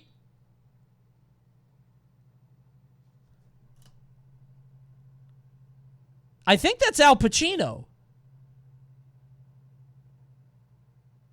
He goes by Dunk now. I'm sorry, you're right. That's insensitive. Dunk. A family friend of my dad's, Uncle Bud, was VP of McDonald's and came up with It's the not idea Al to make the anymore. buttons on the cash register that match items on the menu to make calculating order totals easy. Really? They turned him down, so he went to Burger King. Really? That's fascinating. Holy shit. That's such a cool idea too. It's so easy to just have the pictures of the items on the menu. And it also makes it easier to automate when you want to get rid of the cashiers, you know? Get the customers to do it. That's fascinating. Holy shit. That's not even the craziest part of the story. Dude went on to invent light gun machines at arcades. What? Inventing light gun machines? That's insane, dude. Better be a millionaire. You better come from a rich family. Uncle Bud was busted. That's crazy. That's almost as crazy as, so you guys want to know something? I have no idea if this is true. You guys know Gimmer and Apostle, right? From VG Boot Camp. You know Cracker Barrel? This is their uncle. I don't know if this is true. Apparently, this is their uncle. His name is Uncle Herschel. Or like a great uncle or something. They're somehow related. I don't believe them, but Apostle has told me this a few times. I told him I think he's trolling, but here's the thing. He said that his name was Uncle Herschel, And the fact that he knew that triggered something in my brain because I ate at Cracker Barrel and I remembered a meal called like Uncle Herschel's Favorite. And so the fact that he knew the name of that meal made me think that he might not be trolling. So maybe they're fucking with me, but if so, it goes deep. So, real shit, Cracker Barrel gives me racist vibes. Yeah, I mean, like, I think everybody feels that way. Like, I don't know. There's nothing it's doing. It's just the feeling of it, right? It's very, like, old America. You know? It's just the feeling of the place. You know? Didn't they get sued? Oh, wait, no. I think you're right. I think it's true, actually. They actually did get sued for that. So maybe it's not just the vibe, actually. I don't remember, though. I think it's just all the old people there, right? There's a lot of old people all the time. Dick Tracy, IMDb. Now I'm curious. That's definitely, that's Dunk, for sure. Yup. As Big Boy Caprice. Warren Beatty? Madonna?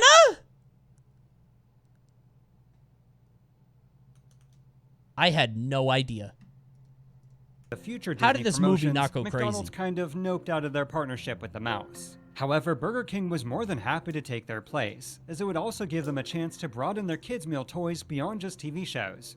This was more or less like winning the fast food lottery. I can't believe that the Disney didn't hit. Renaissance era was just around the corner, and though it technically began with The Little Mermaid, and some might even say The Great Mouse Detective, Beauty and the Beast solidified it. Nobody would. Burger King invites you to meet the stars from Walt Disney's Beauty and the Beast, now in theaters. There's Belle and the Beast, Cogsworth, and Chip. You can collect all four at Burger King, a new one each week when you buy a kid's meal. Much like the film, the toy integration with BK was incredibly profitable, both for the restaurant and Disney. Yeah. This was followed by another successful campaign with the Little Mermaid's VHS release. Oh, I was After gonna that say, I another thought Little lucrative Mermaid came out promotion with first, Aladdin. but okay, and yeah. for this one, the fast food franchise. Bro, After that was another lucrative promotion. I had this fucking monkey. I had that monkey. I did. I used to go to a daycare, and the daycare had a bunch of toys like this and little trinkets, and everybody fought over this monkey. There was also an NES that I played Tiny Toons on a lot. With Aladdin, and for this one, the fast food franchise This went is all all true. out. But then came a little movie called The Lion King, which made the success of the prior Disney integrations pale in comparison. My great-great-grandfather came up with the original KFC recipe but was arrested during the Great Depression for stealing food from his job, and his co-worker copied the recipe and made bank. What? I was robbed of fried chicken inheritance. What the fuck? Are we just lying? Are we just... Is it true? He said truing in chat. I trust Pax on this one. He said truing in chat. I believe him. I believe him. He said truing. I don't think he's lying. Okay. That's crazy. Isn't it crazy that Cracker Barrel is named after its target You audience? made the joke. You did make the joke. Good joke. You made it. The lowest hanging fruit, and you said, "Give me that." That's crazy, dude. That's wild.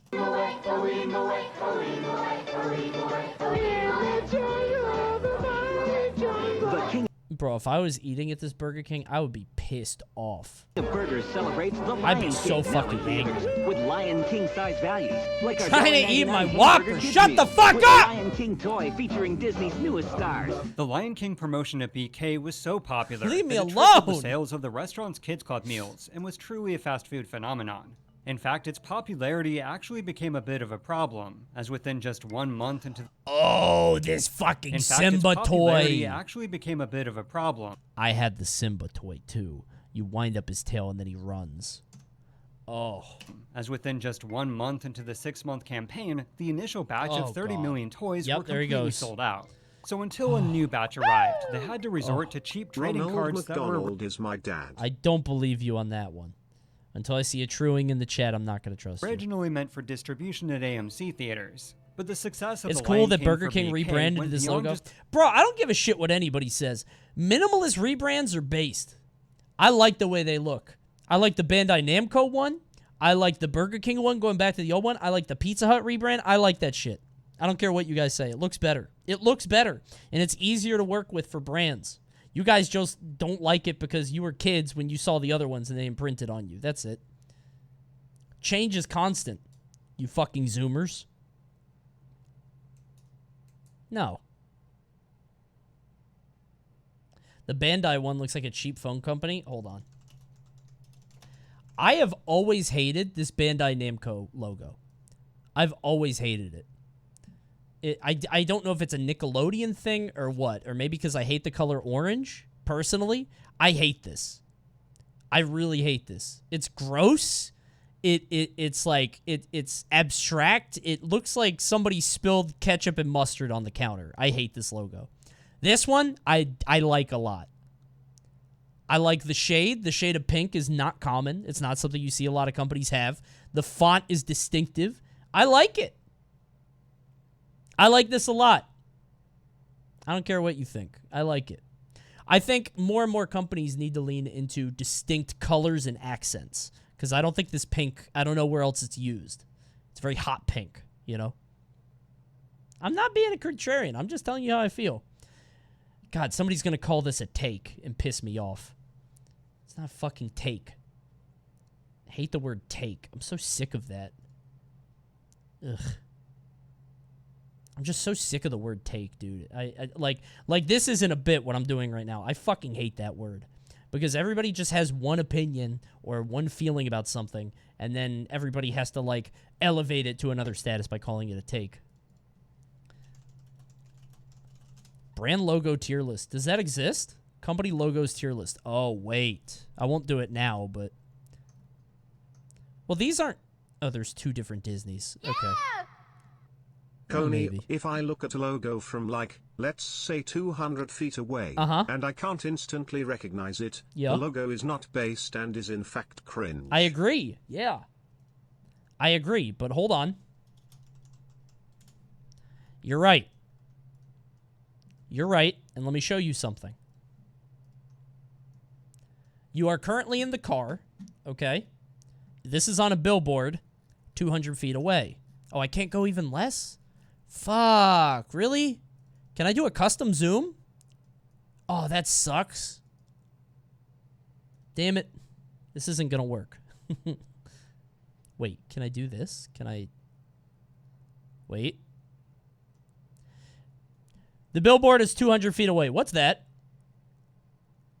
What logo is that?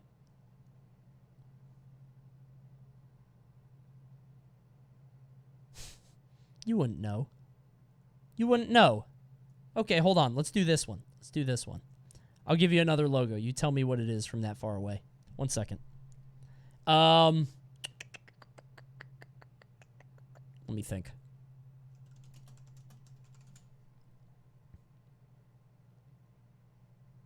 Here we go. I got one. You ready? Let me make it small. What logo is this?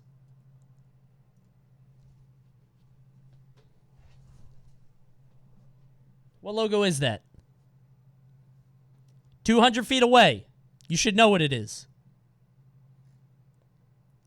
Hmm? Okay, some of you guys got it. Everybody that got it, okay, you're right. Okay, no, okay, one person got it and then everybody else flooded in. Shut the fuck up. Shut the fuck up. Shut the fuck up. You cheat. Oh, it said in the tab.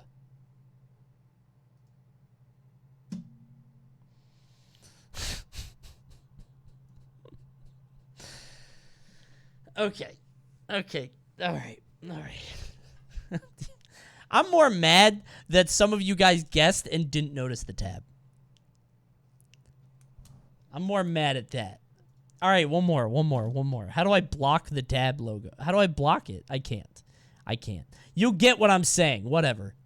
The initial you get what I'm saying. As within a single year, they had not just one, but two more campaigns, which at the time was pretty unheard of. This was the primary reason behind the Disney-McDonald's partnership in 1997. Wait, I know how to do it. All right, I gotta find a logo. One sec. Let me think. One second.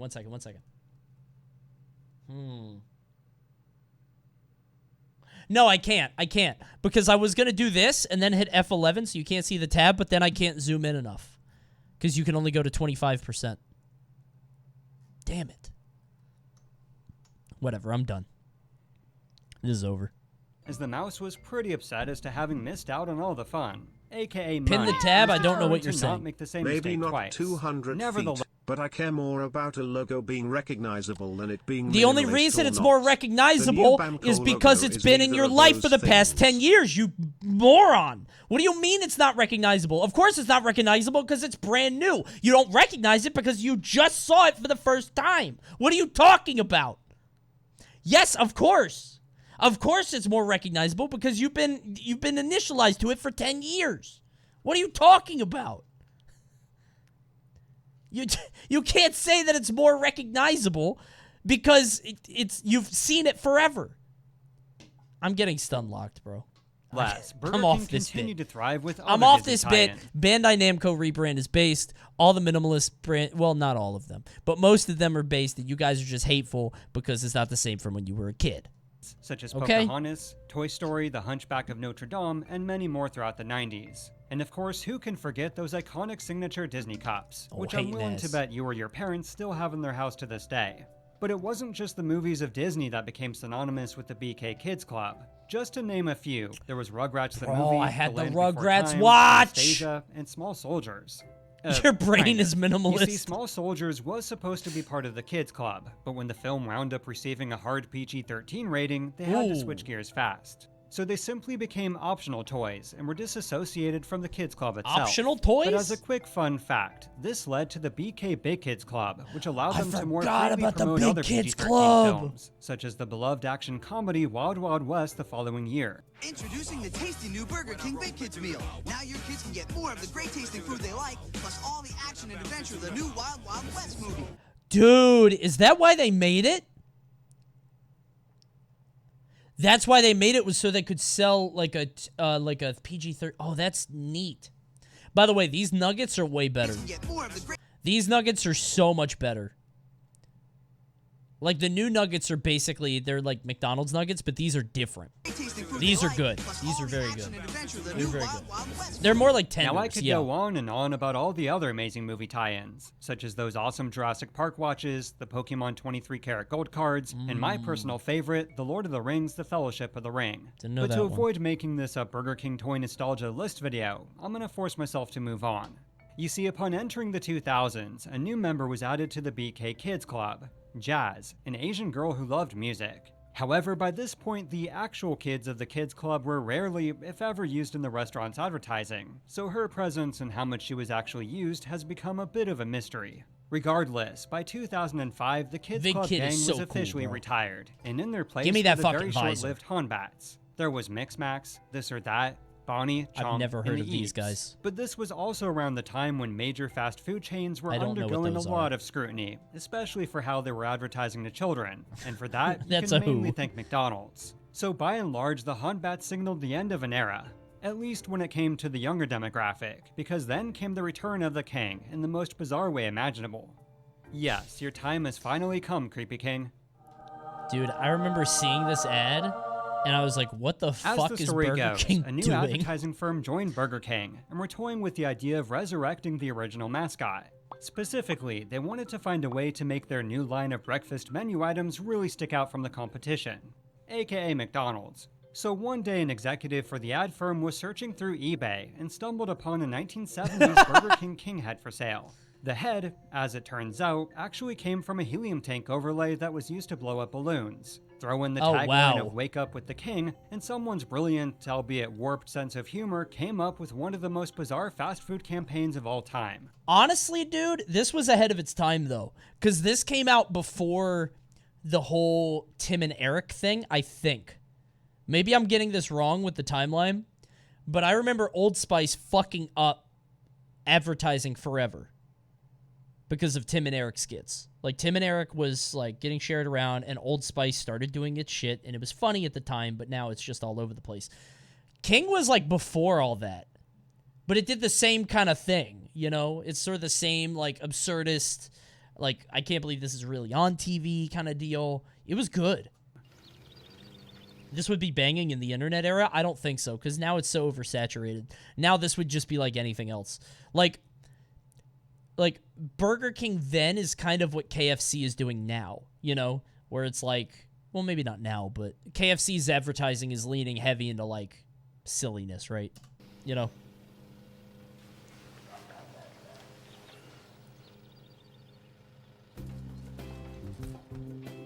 New, the double sandwich. The debut of the so-called Creepy King was just what Burger King needed to stand out amongst the competition, and for nearly a decade was quite the pop culture phenomenon. It was also a total 180 when it came to marketing. I mean, can you imagine Ronald McDonald literally stalking people in their houses and handing them Big Macs? I don't think so. I loved Burger The King, Creepy bro. King also I loved it. occasionally appeared alongside iconic characters in movie tie-ins, and in one of the most awkward integrations of all time, promoted the SpongeBob SquarePants Kids Club meal. I like square butts and I cannot lie. Squid and sea star can't deny. When a sponge walks in, 4 corners in his pants like he got phone book implants, the crowd shouts. All the ladies stare. Dang, those pants are square. Okay, what the absolute There were even That was on TV?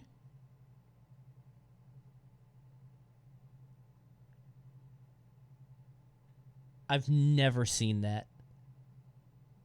I did see these, though. I loved these games. Xbox. Dude, Big Bumpin' is legitimately good, and Sneak King is funny. 360 video games produced starring These games the were creepy Burger funny. King icon. One of which, and I swear I'm not making this up, had you play as the Burger King himself. It's like sneaking Hitman. around and stalking unsuspecting pedestrians and offering them Whoppers. However, 6 or 7 years in, it seems the shock value and appeal of the character began to wear thin, as the Burger King's creepy ruler was retired in 2011. Although in Really? recent years, the King has made quite a few appearances. It feels and like as it was of sooner than 2020 that. seems to 10 have come years out of ago? retirement, Man. at least temporarily. So unlike most episodes, there's really no end to this story. So if you were banking on a hard-hitting and epic conclusion, I'm sorry to disappoint you. However, speaking of banking, are you disappointed with all the hassles and frustrations of traditional banks? Good one. Good one. Okay. Nice integration. I'll give it up for that. Good integration, bro. Good integration. It was good. It was good. All right, it's bedtime. What time is it? Yeah, it's almost 12. Good stream. Had a good time. Muppet posting? Nah, not tonight. Sorry. Maybe Tuesday. Perhaps. Perhaps. Now it's bedtime. Who are we gonna raid? I feel like I raid the same people all the time, dude. I always say that I need to do stuff, and then I don't do it.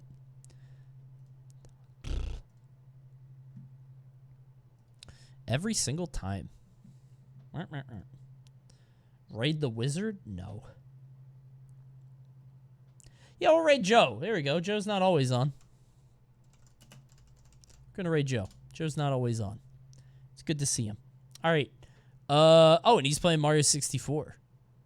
Is he practicing one long jump and nothing else? Yeah, that sounds fun. All right, go raid Joe. I'll see you guys on Tuesday. Tuesday's gameplay. We're either going to do Dark Pictures Anthology, or I'm going to play a scary game that isn't actually scary. I don't know. We'll see. Some kind of gameplay. We'll see. Thanks for watching, and thank you for everybody that subbed, bro. We broke 3K tonight again, which is crazy, and I need it because when the 31st comes, I'm in deep trouble. Good night. How I love this pretty bed. Now I'll rest my weary head. Good night. Wait. Wait for the ad break. Wait for the ad break.